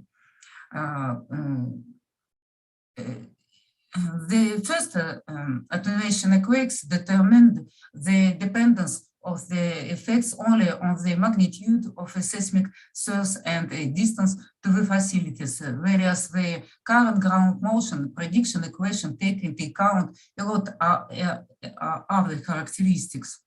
The basic parameters include the earthquake focal mechanisms and the average velocity of shear waves in the upper 30 meters section of the local area of investigation.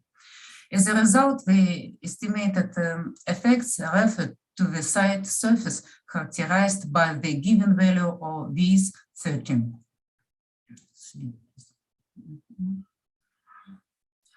This in the studied site, rocks can be overlapped by a sedimentary stratum without outcropping. In this case, we apply the calculation scheme shown in this figure. So the effect calculated for the rock outcrops lead to the depth of the rock bed. The response spectrum of the rock outcrop will be called target spectrum. Then a motion from the rock bed is transferred to the free surface. In other words, is space from a soil profile overlapping the rock bed. This very part of the seismic assessment is an object of our research. Thus, the scheme of analysis is next. First, at calculation of the target spectrum. Second, it's synthesis of the accelerograms whose response spectra satisfy the target spectrum. Third, construction of seismological model. And at last, seismic ground response analysis.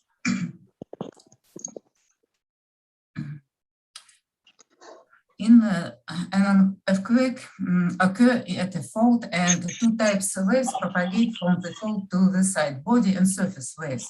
Concerning the earthquake-resistant design, body shear wave is the most important one. Earthquake wave propagates vertically when it close to the ground surface. It's fault from the snail's law. A boundary between two layers with different S-waves velocity V1 and V2 is schematically shown in the figure. Snell's law indicate the relationship between the incident angle 1 can be refracted angle 2. For example, setting U1 equal to 3000 meter per second, seismic bedrock, EV2 equal to 150 meter per second, soft ground, input angle equal to 45 degrees, so refracted angle is computed as 2 degrees, which indicate what the wave propagates nearly in the vertical direction. Surface waves is generated by the interference of body waves. It usually generated at the edge of the basin. It propagates in the horizontal direction. Wave amplitude of a surface wave is largest at the ground surface and attenuate quickly with depth. Surface waves have another characteristic called dispersion. In other words, wave velocity depends on frequency. Amplitude of wave is large, but at the same time wavelength is long. Therefore, acceleration due to surface waves is not significantly considered in the design of ordinary structures. However, in the design of underground linear structures, it should be considered because of its large displacement. In addition, because of the long wavelength, surfaces travel long distance and may affect ultra-tall structures that have long natural periods. But in this site response analysis deals with the S velocity.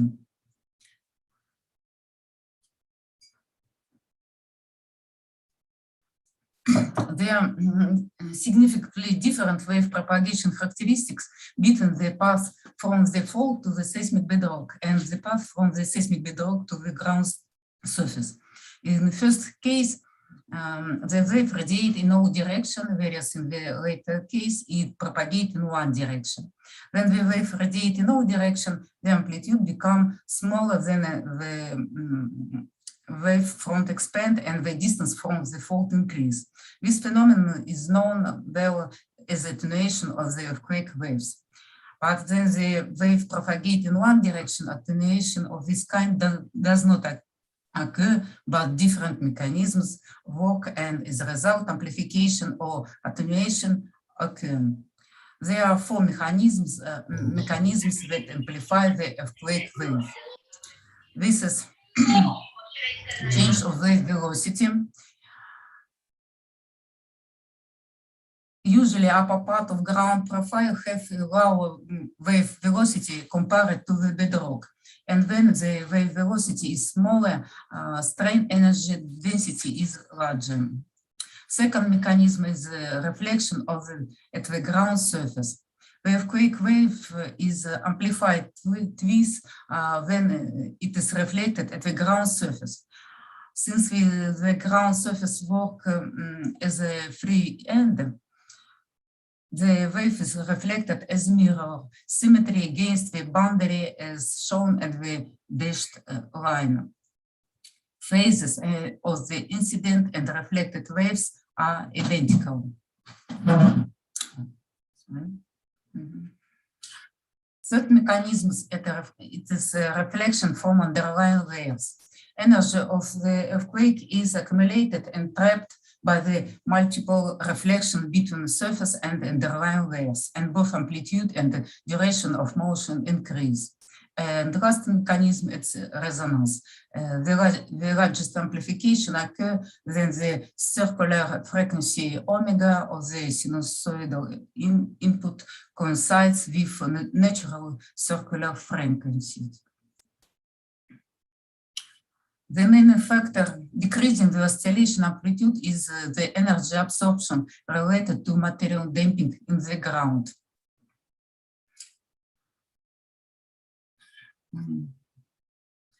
Experimental observation of acceleration on the soft soil site and the acceleration on the outcropping rock site after strong earthquakes show a difference in amplitude. Figures show relationship between accelerations on soft soil and rock base. This data show the attenuation of the soft ground during intense shaking. Under very strong input impacts, the ground layer behave non-linearly.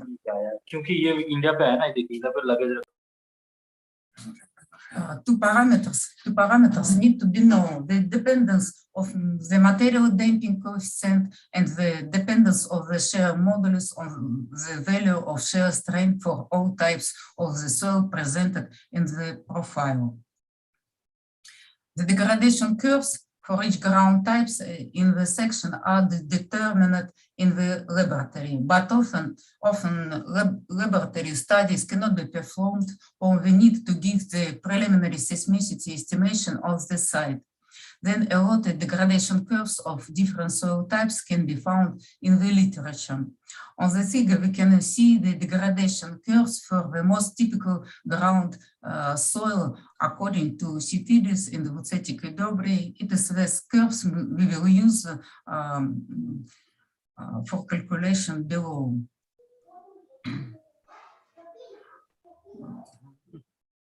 The ground layer is characterized by nonlinear properties in the under small deformations. Meanwhile, depending on the ground properties and the input effect, and also depending on investigation task, the calculation can be met in the linear approximation. In this case, the material damping coefficient is considered to be constant. The consideration of nonlinear properties when the ground layer is regarded as a linear viscoelastic medium is carried out by introduction of degradation curves.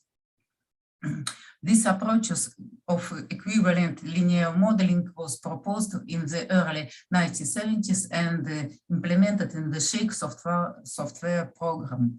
The approximate nature of this approach is what the effective ground characteristics, elastic model, and the damping coefficient are also assumed to be constant in time and depend on some effective deformation, which also does not depend on time. The problem is solved iteratively until the ground characteristic calculated for all layers become coincident with the previous specified parameters. All calculations are performed on the frequency domain.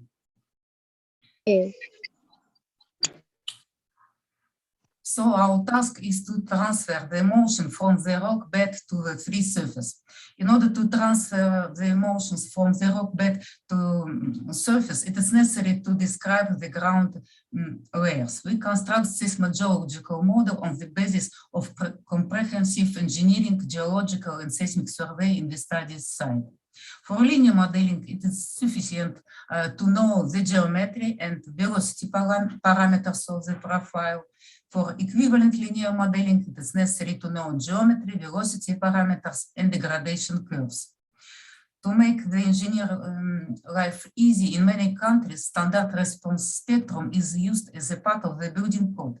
Standard spectrum should be applied to determine the intensity of seismic loads on different ground types throughout the frequency range. This removes the stage on constructing seismic geological models, as well as no need to simulate the propagation of the accelerograms to the surface.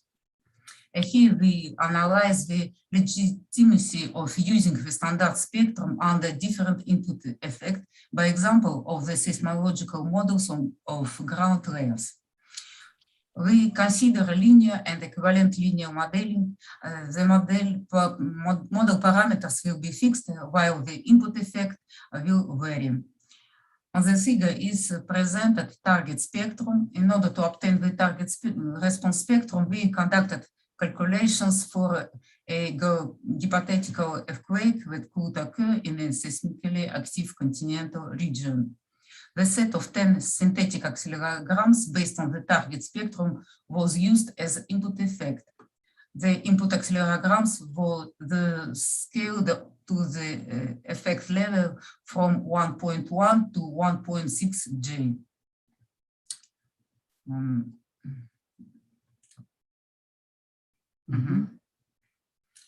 For typical soil profiles are taken into account. Model 1 refers to the seismically active area of a Piedmont Trough. The geological section is mainly composed of marine deposits as clay loams. This ground layers is overlapped by high velocity limestone deposits. We could see what this is high velocity model, where weighted average velocity in the 120 meter stratum is 550 meter per second. Model 2 characterizes the sedimentary over the ancient platform areas.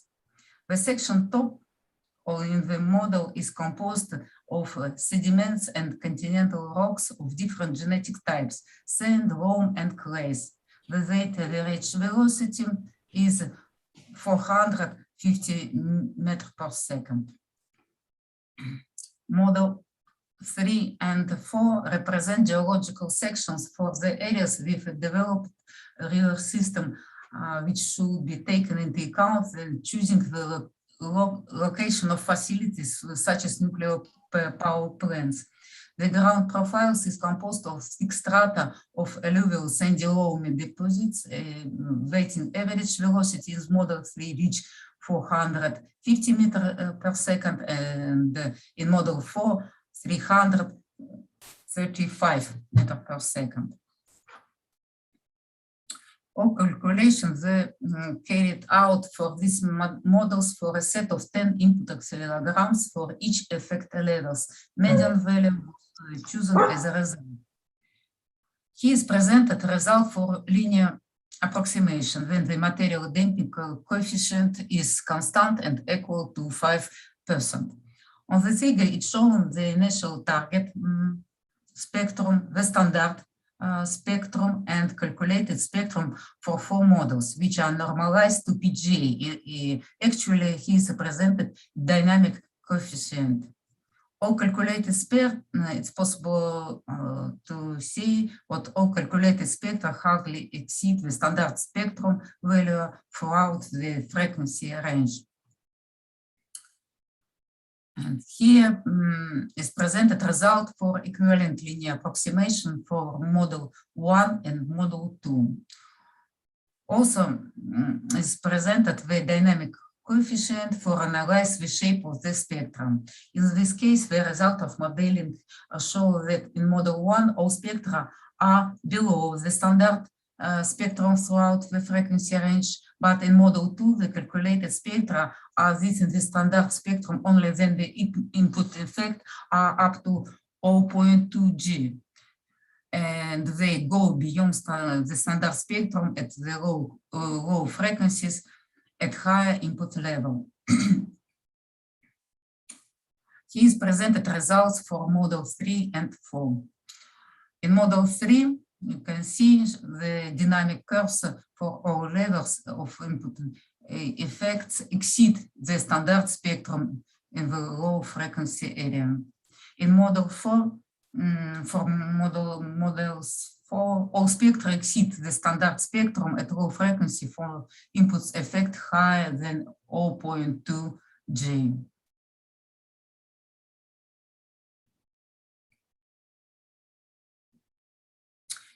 Here we can read the conclusion of our first part of investigation. The main conclusion I shortly read that the standard spectrum is abundantly conservative for high frequency. Meanwhile, is essentially underestimate the level of hazard at low frequencies. For high levels of initial seismic effect, the ground layers behave like a low frequency filter, and the level of input effect decrease largely in the high frequency region, whereas the standard spectrum has a large reserve. Therefore, the shape of standard spectra, the wall does not describe adequately seismic hazard, especially when the input signals is higher than 0.2 G. Next, we will analyze the effect of the details of upper part of a layered profile on calculated seismic hazard parameters. In other words, what is the required accuracy in setting the soil parameters of a seismological model when calculating seismic impact. We will examine the variations of layer thickness, S-wave velocity, and degradation curves. Model 3, which we described earlier, was assumed as a reference. I remember that this model represents seismological condition typical of near bed part of large river valleys, a soil profile composed of alluvial sandy loam deposits. Other models we construct by varying the upper part of this model, thickness, seismic impedance, and type of degradation curves, shaded in a table. In model 2, 3, we vary the type of degradation curves of first layer. So model 2 assumes that the upper layer is composed of coarse and gravelly sand like the second layer. We use the curve for sand upper limit, and model 3 depicts the situation when the upper part of the profile is represented by dusty sand curve for sand low limit. In model 4, we vary value of VS of first layer, and models 5 and 6, we vary the thickness of the upper layers. So we have 3 models with different thickness of the first layer. In reference model 1, H1 is equal 15 meters. In model 6, H1 is equal to 10 meters. And model 5, H1 is equal to 5 meters. For calculation, we use only an equivalent linear approach. Here on the key figure is presented the response spectra for the set of input signals at level of 0.1 and 0.6 G for our reference model 1. And we can see the result of nonlinear behavior of the soil, attenuation of oscillations, and shift of amplitude maximum to low frequency part. Here presented the result of modeling when we change the degradation properties of the upper layers for effect level 0.1 till 0.4, and here for level 0.5, 0.6 G. And looking at these results, we can conclude that different degradation curves of the upper sandy layer lead to insignificant variation in the shape of the response spectrum. Here, when we analyze the PGA values on the 3 surfaces, we can see but there is enough significant variation of in amplitude in the surface. Now they look at the result of modeling of variation of the thickness and velocity in them. It's model 1, 4, 5, and 6.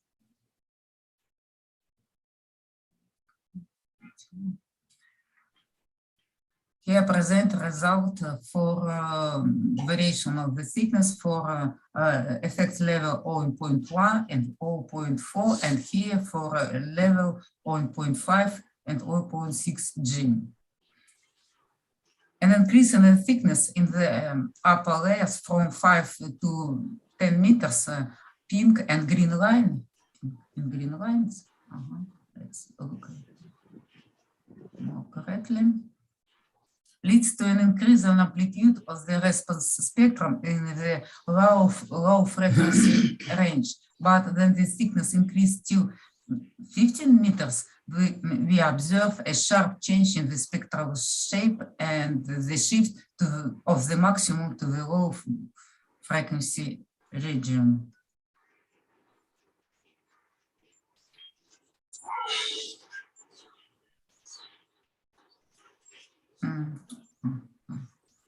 As the velocity increase model for blue line, the maximum value of the response spectrum is at the same frequency as in model 5 and 6 for all input levels. We didn't look any significant variations. Analyzing the PGA value, we can also see that an increase in thickness in the upper layer lead to significant variation in the amplitude of the response spectrum. The response spectra and PGA value on the free surface often insufficiently characterize the seismicity of the site. Sometimes at the depth, it is transfer zone, various transfer zone to dynamically unstable soil, and here the peak acceleration value may strongly increase. Under strong impact, nonlinear effect sharply intensify. On the other hand, at a high input signal level, convergence of a computational algorithm in the shake program lead to the greater strain value up to 1% and material damping coefficient value up to 25%, which may not always conform to the actual behavior of the soil. A figure shows an example of the dependence of the material damping coefficient on the depth for model 1 for all input signal level. For American regulatory documents contain a requirement for a 15% upper limit of the damping degradation curves. We study the difference of the calculation with this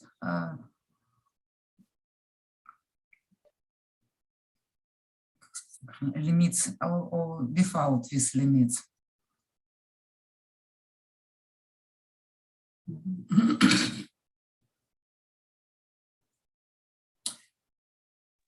Here you can see the PGA dependence with depth for model 1, for which curves of material damping coefficient were taken as unchanged and limited to 15%. This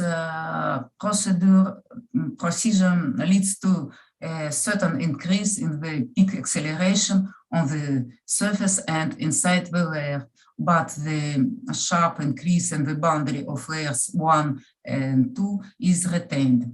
The spectral shape remains almost unchanged on the free surface, and the peak acceleration value changed insignificantly. So our conclusion are next. An increase in material damping in the upper low frequency layer lead to a gradual decrease in amplitude of the reaction response on the free surface, and then for all frequencies range, and a shift of the spectral maximum towards low frequencies.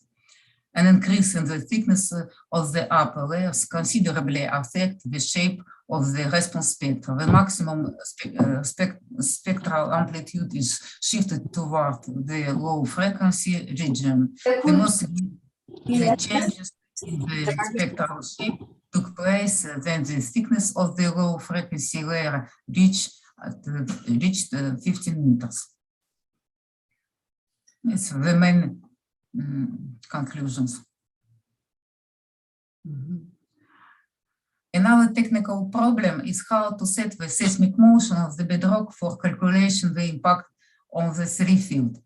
Three types of accelerometers are mostly commonly used: strong ground motion recorded in the region, and constructed artificial and synthetic accelerometers. Artificial refer to accelerometers obtained by modifying real records, and synthetic are the accelerometers obtained by staking the harmonic oscillations of different frequencies in the initial phase. Earthquake records in the study area most completely reflect the local conditions, the propagation path of seismic waves and the regional seismotectonic conditions. However, due to the relatively short duration of the instrumental measurement period, as well as we need to access seismic hazard in regions with different, often very low seismic activity, it is quite problematic to obtain a set of initial seismic impacts from records of the real earthquakes in a region. And here we analyze two alternative ways of setting the initial seismic impact on bedrock, artificial and synthetic accelerograms. The procedure for constructing artificial accelerograms includes two stages: selection of records and their subsequent modification. Records are selected according to the specified characteristics of the source and local conditions at the place of recording: magnitude, focal mechanisms, epicentral distance, and ground conditions with separation. The next step is modification of the real records in order to achieve the best fit of the spectra to target spectrum on bedrock. Methods can be divided into linear and spectral. Linear methods involve multiplying the time axis and or amplitude axis by some coefficient, and spectral methods can be done both in the frequency domain using Fourier transform and the temporal domain using Wavelet transformer. There are other algorithms, for example, genetic, however, we do not consider them. Here we use RSP-match EDT program, which modify real records by wavelet transforms.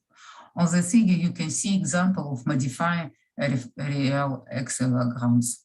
A set of 10 accelerograms were obtained. Also 10 synthetic accelerograms we constructed.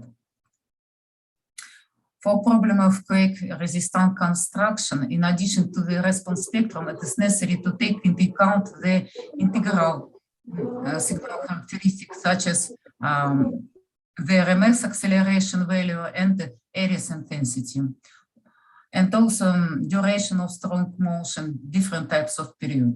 We calculated these parameters for all input acceleration, set of real, modified, and synthetic accelerograms. Here I presented an example for calculation for real accelerograms, here for modified records, and here for synthetic accelerogram. After analyzing this data, we can conclude that the area's intensity and duration for real strong motion, for which earthquake sources have similar characteristics, show great variability. The standard deviation reached 40%. But after modifying all parameters of artificial accelerograms are stable. Also, and for synthetic accelerograms, all parameters are stable.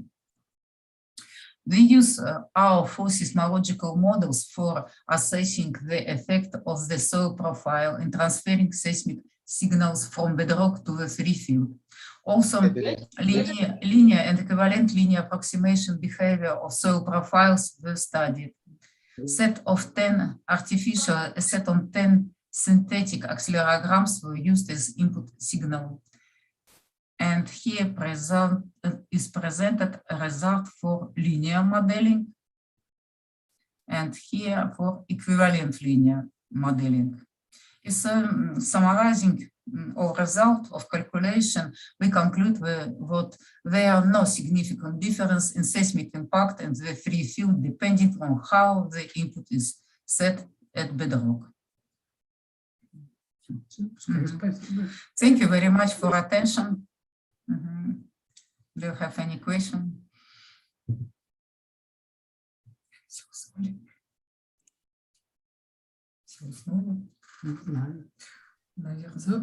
Yes. Thank you so much, ma'am. Now I request Ruben Tata-Bosnian sir to deliver his speech. I think we can go for the discussion at the end of the lecture of Ruben. Okay, but just a minute, I have to upload mine. It will take Okay. not much time. So maybe the questions can be asked after this lecture. So can take up the questions after completion of this lecture. So both the lectures can be discussed at the end of this.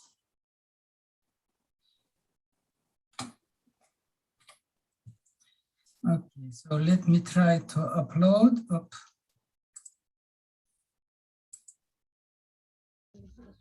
Where is this? We are very much thankful to Professor Rajiv Shah, Associate Professor of Civil Engineering Department from NIT Agartala, for chairing the session. Okay, so may I start? Yes, sir. Sure, sir. Okay, so the presentation by Anna Kalinina was mostly about, let's say, technical or technological aspects of seismic hazard assessment. But I have a feeling that we have not only technological troubles, of course, the technology has to be refined, developed, etc. But also we still have some problems related to basic concepts. And I will try to demonstrate this.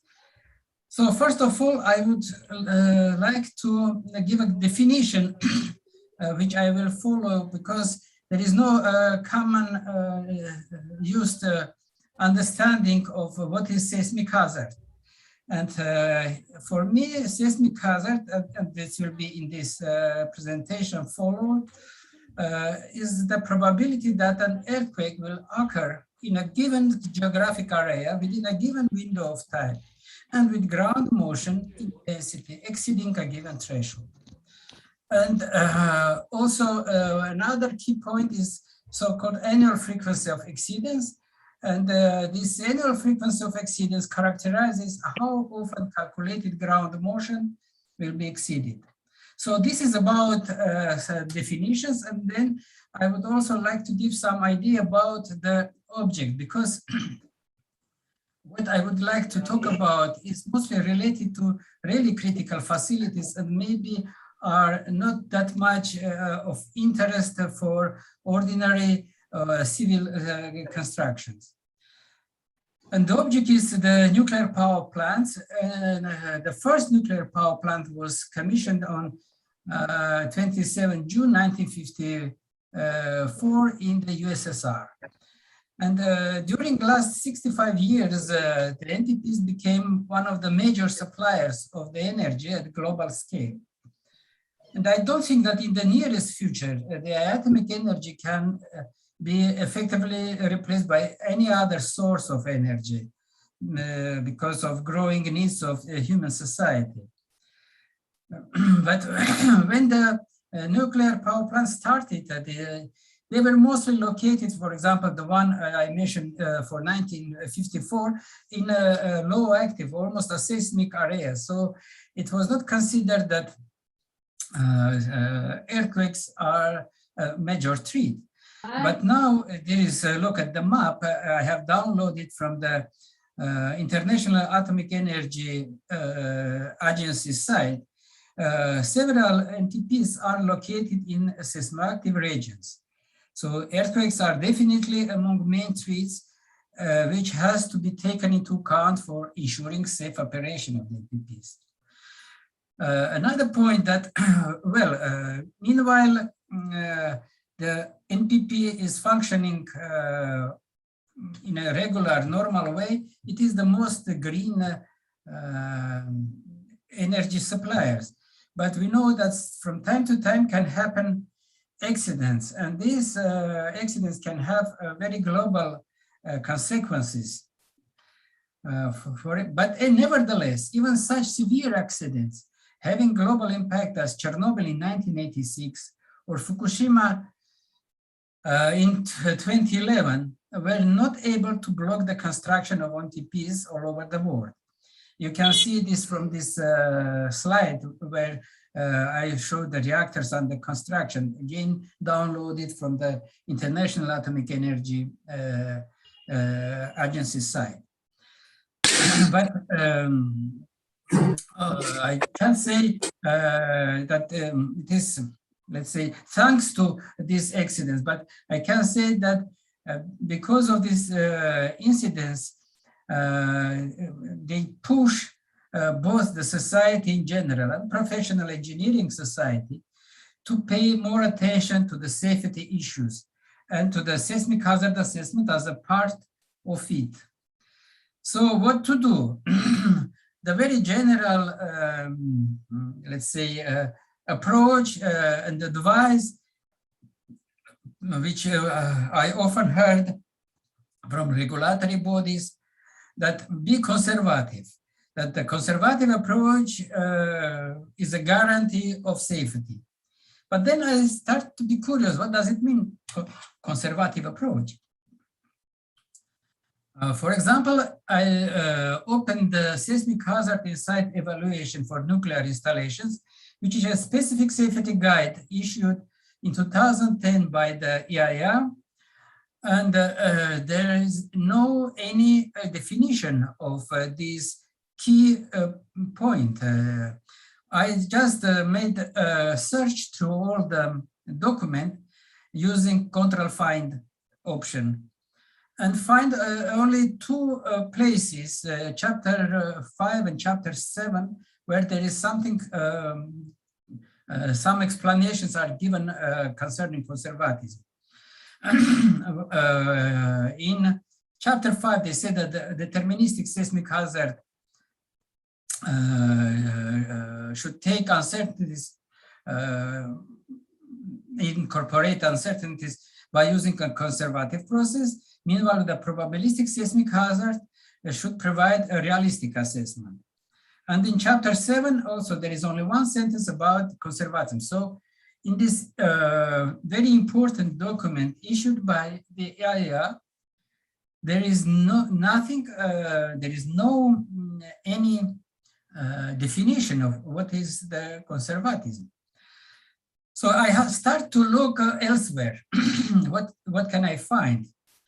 And I find it. I was able to find it in somewhere completely different. I think this is about banking also, that it is common to use conservatism in risk assessments, replacing uncertain quantities with values that lead to a higher level of risk. I think this is the best of available definitions, but it is still not a definition. Because what does it mean, higher level of risk? Any risk which we will assume, I can easily show that there is another risk which is higher than that one. This is clear. So this is endless. One can repeat this logic infinitely. Okay, then let's come back to, so in this definition, we can see that there is a link between conservatism, uncertainty, and risk. So let's come back to the safety guide. And there we will find that all our efforts should be directed towards reducing the uncertainties. Taking into account what's been this above this but conservatism, risk, and uncertainties, it means that we have to reduce uncertainties, which means that we have to reduce conservatism. So it seems that the goal of seismic hazard assessment is to reduce conservatism. But this statement will never be accepted by any regulatory body. If you start to explain them that your work is directed to reduce conservatism, they will tell you goodbye. So next, what else can accept this conservatism? What else can attribute to conservative approach? Except uncertainties, I think that considering very rare occurrences also realize conservative approach.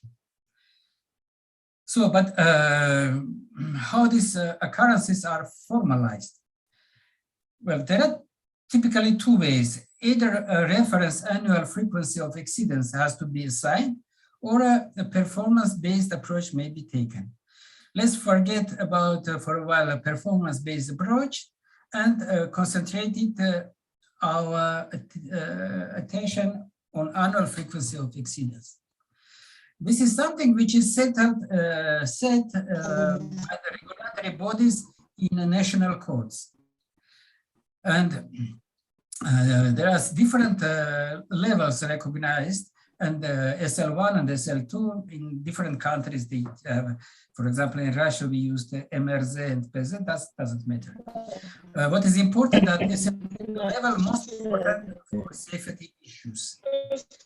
So it is interesting to trace the evolution of reference annual frequencies since 1970s. Okay, so in 1970s, the regulatory body in the USSR set the SL2 to 10-3. Later on 90s, maybe even starting from 80s, most national codes accepted 10-4 as a reference annual frequency. Now, in some countries, I mean Finland, Hungary, so the countries where they do not have earthquakes, so they can be very conservative. They have a good luck to be conservative without earthquakes. So now in some countries, codes require assessing seismic motion for 10-5 annual frequency. And if we move further, today the routine is also to evaluate hazard curves, which are the input data for probabilistic safety analysis.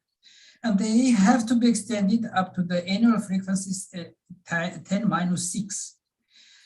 Well, in other words, we have to judge on the event with return period 1 million years. So, okay, but what we can do? How we can do that? Our judgment in principle and theoretically can be derived from a physical model or from extrapolation of known history to the future. Well, concerning a physical model, situation is very poor. We do not have any physical model which will teach us that, okay, that and this earthquake will occur, and this earthquake will produce that seismic ground motion. So take it and make your design of the NTP. So what is left is extrapolation. Now let's see what is the perspectives of this extrapolation. Because, well, let's start from on what knowledge on the past can be framed on local data. Well, it can be earthquake history and active tectonics, of course, plus some globally or locally justified statistical relationships. For example, well-known relationships of Wells and Coppersmith, by the way, they are many now, linking the fault rupture length to earthquake magnitude or any other parameters of fault to magnitude. Now let's see what does it mean local data on earthquake history. This data is of course of various types, instrumental, historical, paleoseismic, and each of these types is of very different accuracy and completeness, and each covering different time span. Okay, let's examine what we have with the time span of instrumental catalogs. Okay, this is just 100 years, more or less. Then historical catalogs. Well, in the countries with, let's say, good historical seismicity knowledge, this is several hundred years. But sometimes it is like 200, more or less. So what can we get from paleo-earthquakes? And the paleo-earthquake catalog may occasionally report events occurred up to 15,000–20,000 years ago, but you have to keep in mind that this will be very, let's say, a random selection. I mean, they are not supplying regular information. And in my opinion, here we have the source of major uncertainty. I mean, the uncertainty is not in just ground motion, as mostly people believe, the ground motion equations, but in the input, on our knowledge of the past. So we have to, because look, we have to draw conclusions on an event, extrapolating to the future knowledge on maximum 10% of history. Imagine any other field of science or technology or whatsoever, when your knowledge is limited by 10%, and then you have to draw conclusions about the 100%. So what to do? Seems that the obvious solution is try to have known history as long as possible. But the story is not that simple, and I will try to demonstrate that. Because we have such thing like a basic concept of seismic hazard assessment. I haven't read it any place clearly formulated, but the meaning is that a seismic hazard assessment is based on the implicit assumption of stability of seismic regime. So what does it mean, stability of seismic regime? More or less, it means that what was observed in the past will likely occur in future. Well, but we all know from first course in the university, from the general geology lectures, that geological environment can be completely different from the actual one 15 or 20,000 years ago, when the paleo-earthquake occurred in steady area. So it means that one has to cope with the fact that geological processes follow the time arrow. The basic predictive assumption, future repeats the past occurrences, might be wrong. Well, I put it very carefully, might be, though my opinion is that it is wrong. Especially when we have to do too far extrapolations.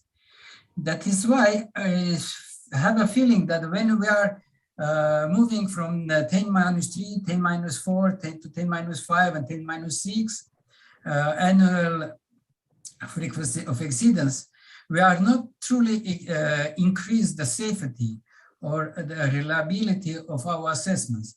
We simply move toward from data to statistics. And if what I suspect is true, then deeper digging into the past will not help much. Let me illustrate this statement. Okay, for example, let's enjoy together some problems. One is glacier tectonics. And I don't know if many of you are aware, but for me, glacier tectonics was quite a new something. So I would like to give a definition, at least what I have found. Glacier tectonics can be defined as the deformation caused as a glacier or ice sheet pushes into and overrides a pre-existing sequence of sediments or bedrock. This deformation typically involves folding and thrusting, and therefore results in a similar range of structures to those found in orogenic mountain belts formed due to the crustal shortening at converging tectonic plate boundaries, only at a much smaller scale and at significantly lower pressures and temperatures. But if we have this similarity, it means that how we can make our judgment that it is a tectonic event we are searching or interpreting, or it is something else, which has nothing to do with tectonics. And this is also, you can find this concern in publication. You can see the title here, that the range of processes and agents that can induce soft sediment deformation structures is wide. And for this reason, the reconstruction of their origin is often problematic.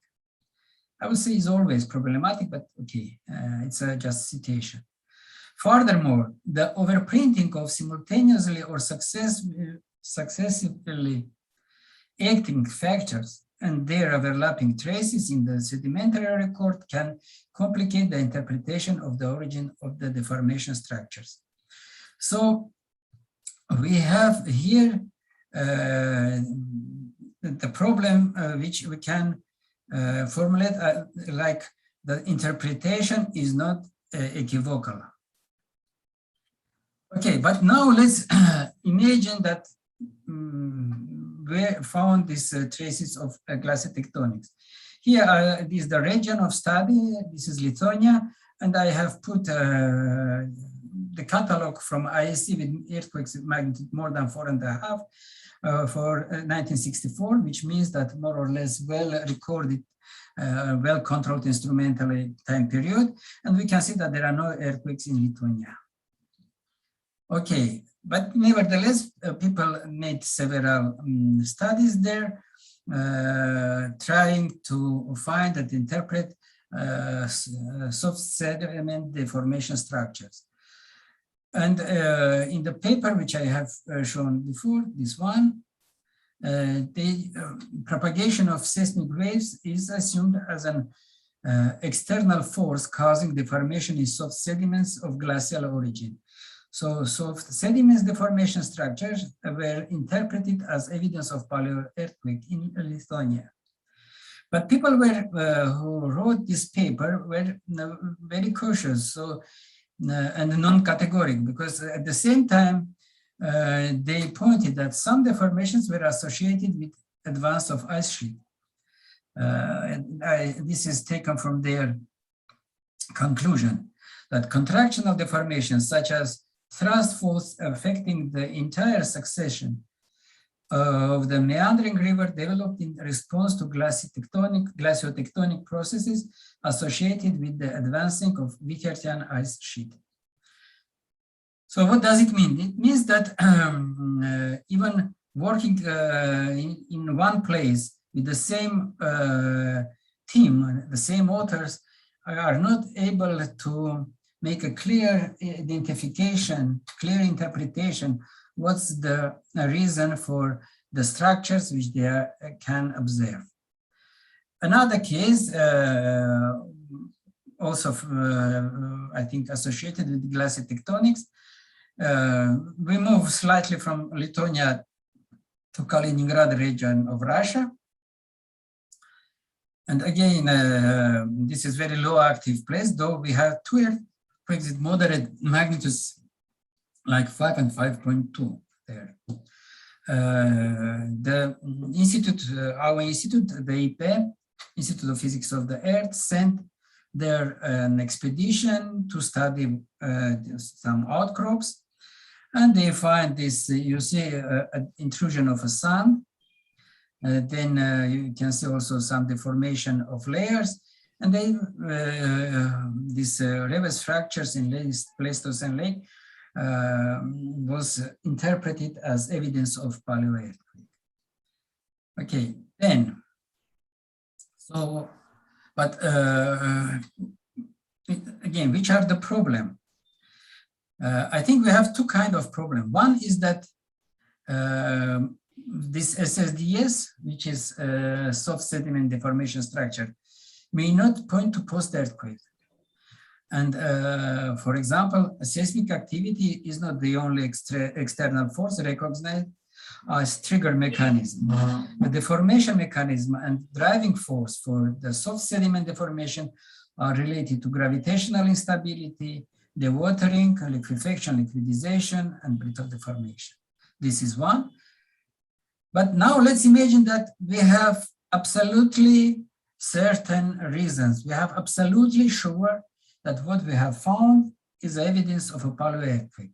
Then is it, let's say, panacea? Does it mean that we can now make the best of all a hazard assessment? I'm afraid not, because environment, when the past earthquake occurred, can be different from what we have today.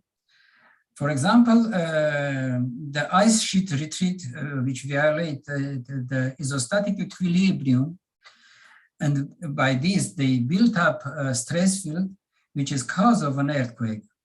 It happened 10,000 years ago, and today we do not have any retreat of ice sheet there. Yes, of course, there is some, let's say, rebound up to now, and the whole area is still exhibits uplift, but the uplift rate is now much slower and smaller than it was 10 or 20 years ago. And look, that this glacial-static uplift as a source of this earthquake was in Latvia, was even put in the title of the paper. So we can make a conclusion that either the observation may be not associated to tectonic earthquake, or the earthquake has no predictive value as occurred in completely different geodynamic conditions. And which is practically the same question as if we ask, how far occurrence of past earthquake can be projected towards future and used in seismic hazard assessment? Look, by no means I am telling that paleo earthquake studies are useless and should not be conducted. Never. I don't say that, but I would like to my message is to tell the researchers in this field that you have to be very careful when trying to apply the results of the paleo earthquake studies to frame it into the seismic hazard assessment procedures. Okay, but all what was before, it was related to paleo earthquake, but it unfortunately, the problem of identification of the earthquake nature is not limited to paleo types. Again, we are moving in the same place, more or less. It was Lithuania, Kaliningrad region, and now it is Belarusia. And this is what I will tell you further from the publication of mine and colleague Nina Makrushina in 2019. So earthquakes generated by tectonic or other activities such as landslides or karst collapses may have similar descriptions. And also what is important that recently cryoseisms have also been considered as a possible source of the ground surface shaking. The analysis based on original information from primary sources shows that seismic events in 1887 and 1908 in Belarusia are most probably cryoseisms. The curious thing here that when I say about these two earthquakes, this means 100% of earthquakes, because in the historical earthquake catalog of Belarusia, we do not have anything else except these two events. So two events, if they are not tectonic events, it means that there are no tectonic events known in Belarusia. And this is also put a strong responsibility on the researcher, because just imagine if you take out two earthquakes of magnitude 5 from catalog of Japan, who will note that? But if you do this with respect to Belarusia, it means that you delete 100% of earthquakes. Or at least you believe that they might be not tectonic earthquakes. So as far as the word cryoseism sound, I would like to give some information on them and to give also the reasons why we believe that these two earthquakes are cryoseisms. So most definitions and discussion I took from this Wikipedia page, but it doesn't matter. I mean, you can find it in many other places. So what effects are specific? Cryoseisms are often mistaken for minor intraplate earthquakes, because initial indications may appear similar to those of an earthquake with tremors, vibrations, ground cracking, and related noises, such as thundering or booming sounds. Cryosyism can, however, be distinguished from earthquakes through meteorological and geological conditions. And I think this is very weak point, because imagine that you are judging if the earthquake is earthquake or not, based not on the earthquake records or some peculiarities of the earthquake, but on meteorological and geological conditions, which are external for the earthquake. Okay, so cryosyism can have an intensity up to 6 on the modified Mercalli scale. They often exhibit high intensity in a very localized area. This high intensity in a very localized area is something which pertains to earthquakes. So at least there is one thing except the meteorological and geological conditions. It is how far the earthquake effects spread can help us to make our judgment.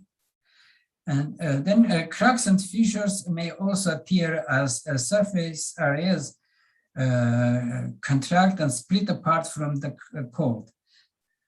Sometimes superficial occurrences may range from a few centimeters to several kilometers long, with either singular or multiple linear fracturing and vertical or lateral displacement also possible.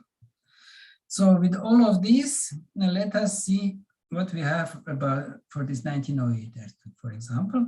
But before, I would like to also give some physical ground that it is really possible. It's not a fantasy. The mechanism is very simple. You see, first we should have some period of heavy rains with a temperature above 0. So warm weather with the heavy rains. So the water can penetrate into superficial cracks. Then a sudden drop, maybe not sudden, but quick drop of in temperature occurred, and the water which fills these cracks became frozen and became an ice, and then that produced this beautiful fracture. Now let's see what we have in our particular case.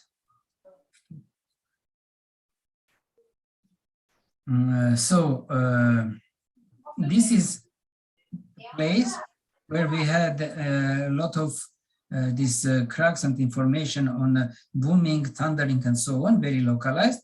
And here is a city of Vilno, where we are absolutely sure, because we have checked the local newspapers very carefully, and they are reporting about many things.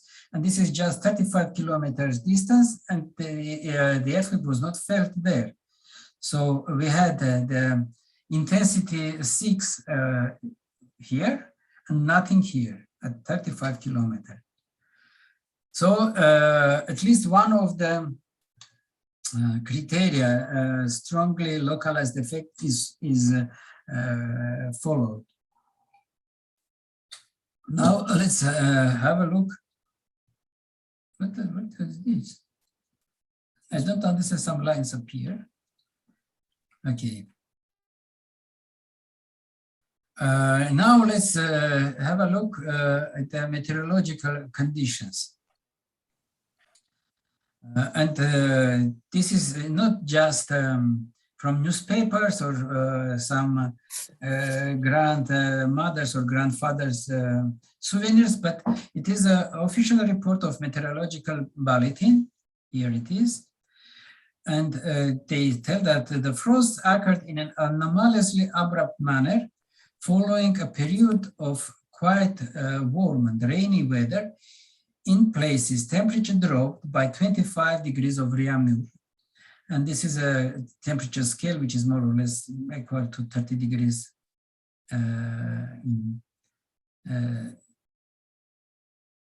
Так, это ты тут делаешь что-то. Huawei. Okay. I don't know if you can see this. Okay, strange lines disappear. I have to say that these described phenomena are not unique. Similar events were reported near Tver. This is very close to the same place. but another year, because there was 2 or 3 years of very cold winters which followed the warm weather. And they say that in the countryside, frost sometimes reached minus 28 Réaumur. And the peculiarities of this recent frost are nighttime earth tremors accompanied by booming sounds. So what is interesting that these people, even in 1888, link these observed effects not to some miracle or wonderful happening, but or God will or whatever, but to a physical phenomena of rains and strong frosts. Okay, now, so I would like then to summarize maybe in a little bit seismophilosophically manner anyway. Identification of nature of a seismic event is not a simple task. Effects both macroseismic and in natural environment from tectonic earthquakes and from other phenomena which can produce deformation and shaking are similar. Even detailed description from most reliable original source of information does not guarantee correct interpretation of the nature of the event. Then dynamic regime evolves. How far evidences of paleo-earthquakes can be projected to evaluate seismic potential today, or better say tomorrow?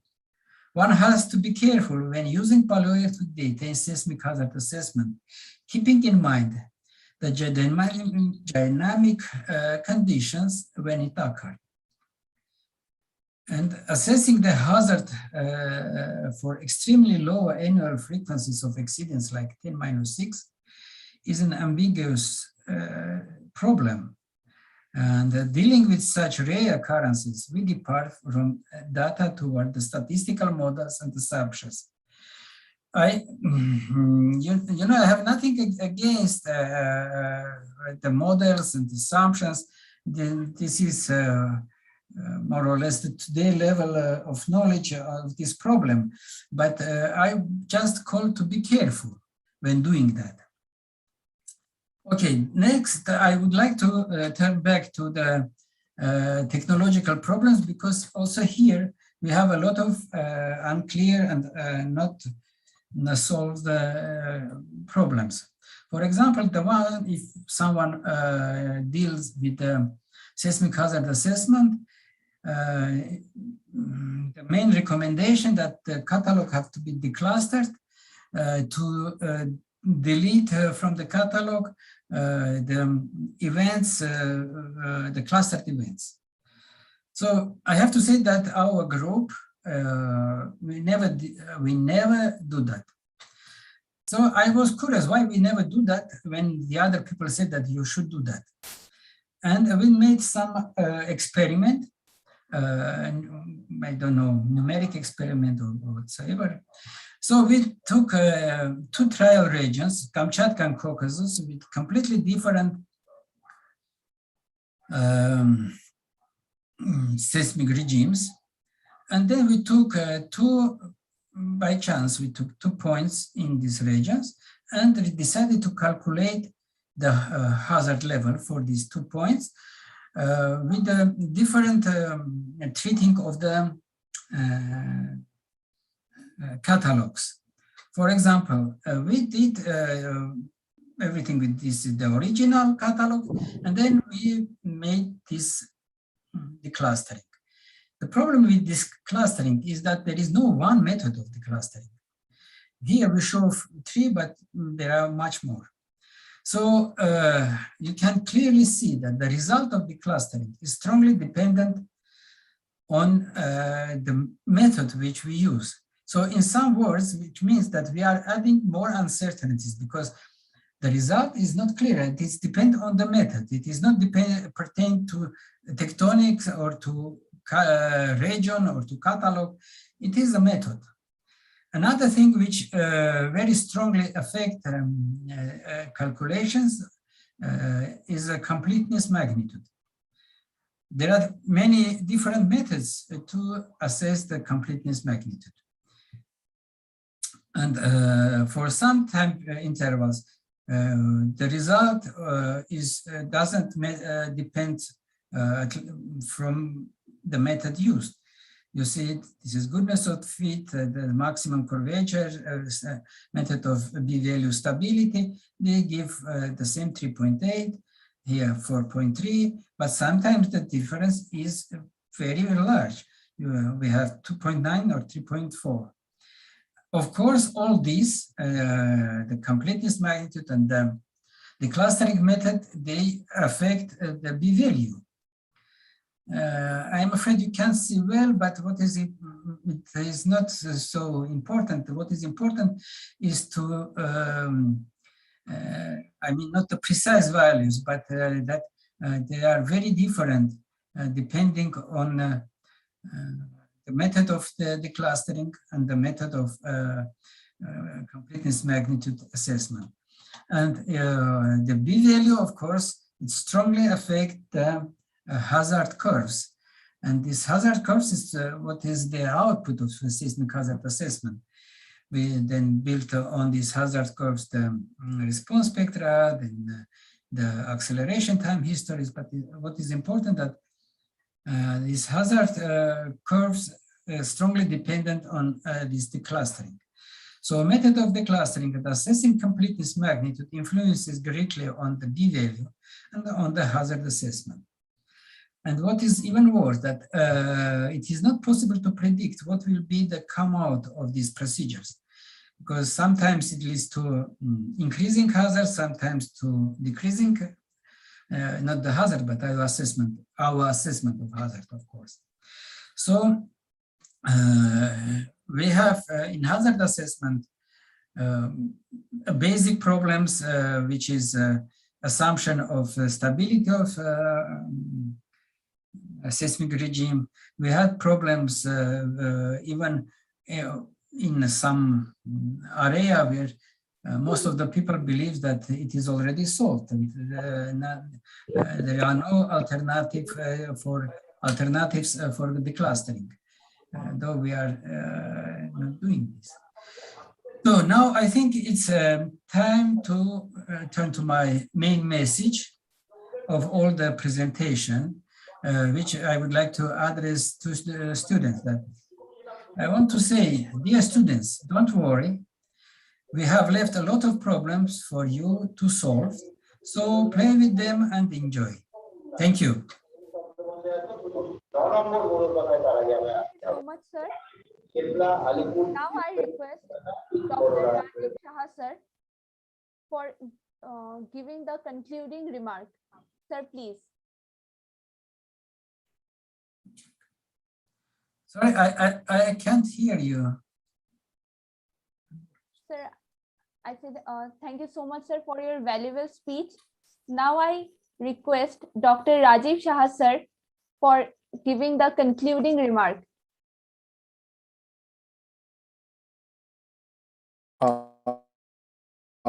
Thank you. Am I audible? Yes, sir, you are audible. Hello. Okay. Thank you, all of you, for this, for inviting me in this, for sessioning this share, especially today's well-known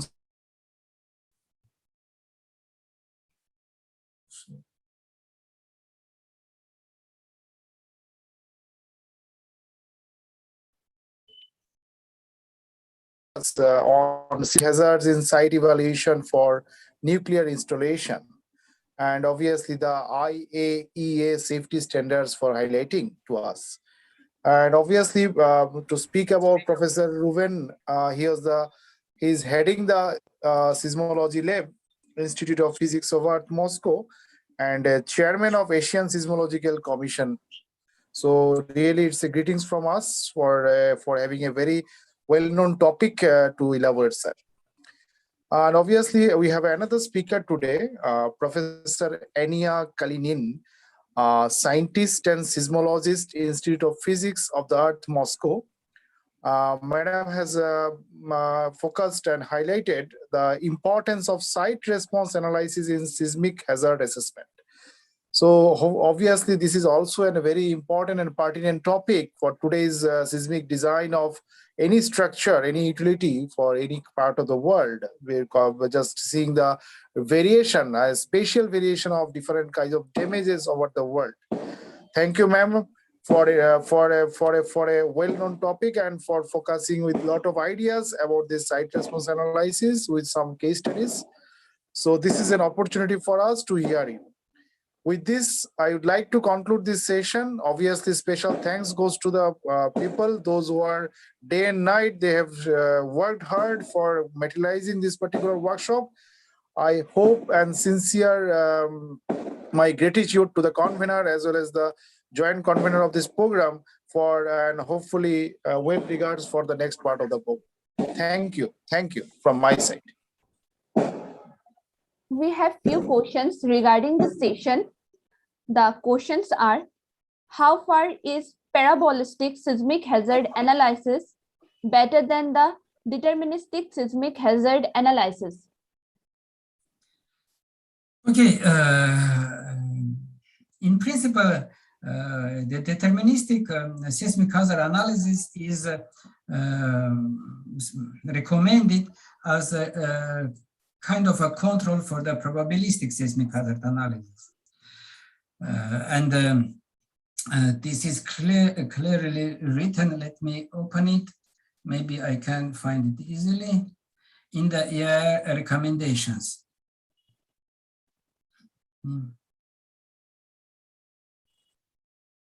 Okay.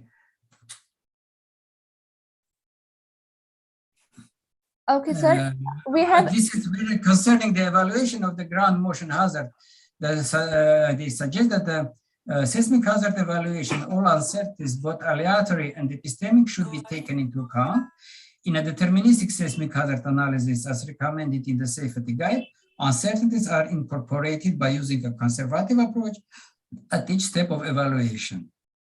And the probabilistic seismic hazard analysis should provide a realistic assessment and should incorporate uncertainties explicitly. So it means that these are not something, these two methods which exclusively works, but just the opposite. They should be taken together to have, let's say, more adequate understanding of the hazard level.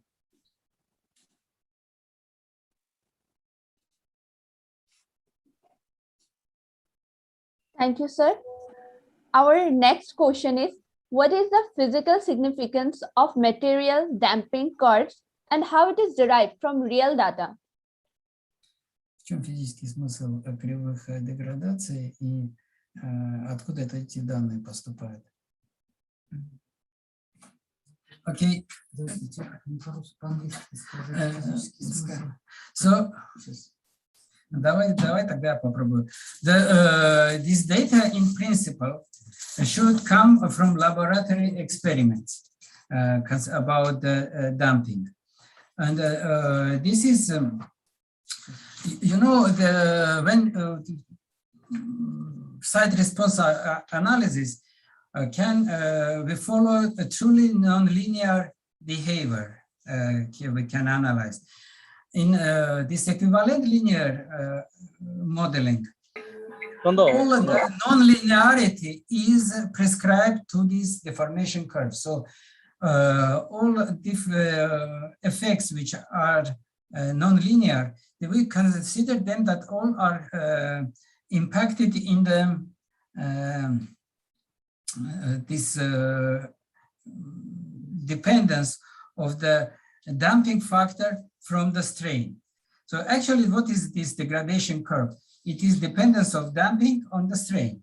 If the strain is large, then this non-linearity starts showing its effect. And in this case, with a large strain applied to a model, I mean not the model, a sample of the, because in laboratory conditions, one takes the qubit from the boreholes and study these samples.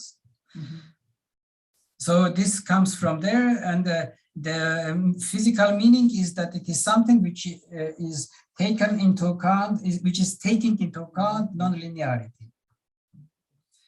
I have to say that this is quite a simplified way, because nonlinearity, the processes, they are multiple, but in this, that's why we call it equivalent linear modeling. All the nonlinearity is reduced to dependence of damping factor from strain.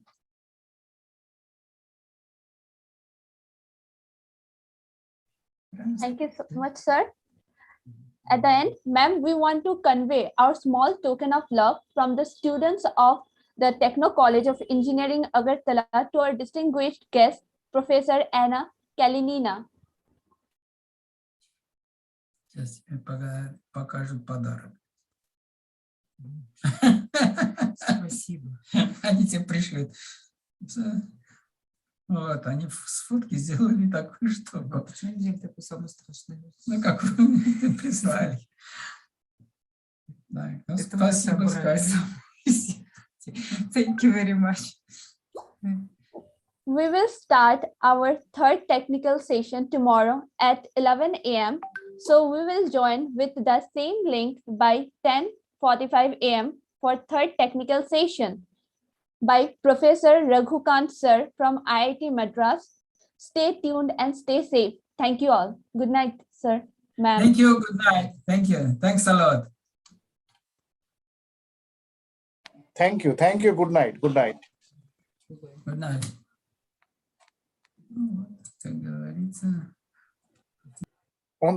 দেখো সুশান্ত, ঠিক আছে, আমি বুঝছি এটা এত বেশি বাড়াইছি। সমুদ্র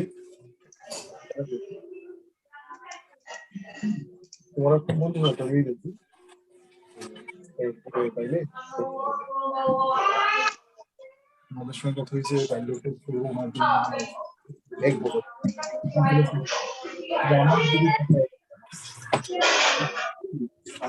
আগরতলায় যার কাছে গেছে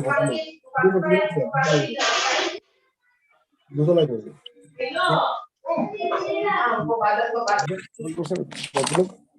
আমার কাছে আইসে সামাও, আমি বলছি এটা হইব, আপনার সয়েলে হইব, আমার কনফিডেন্স ইয়ে করে।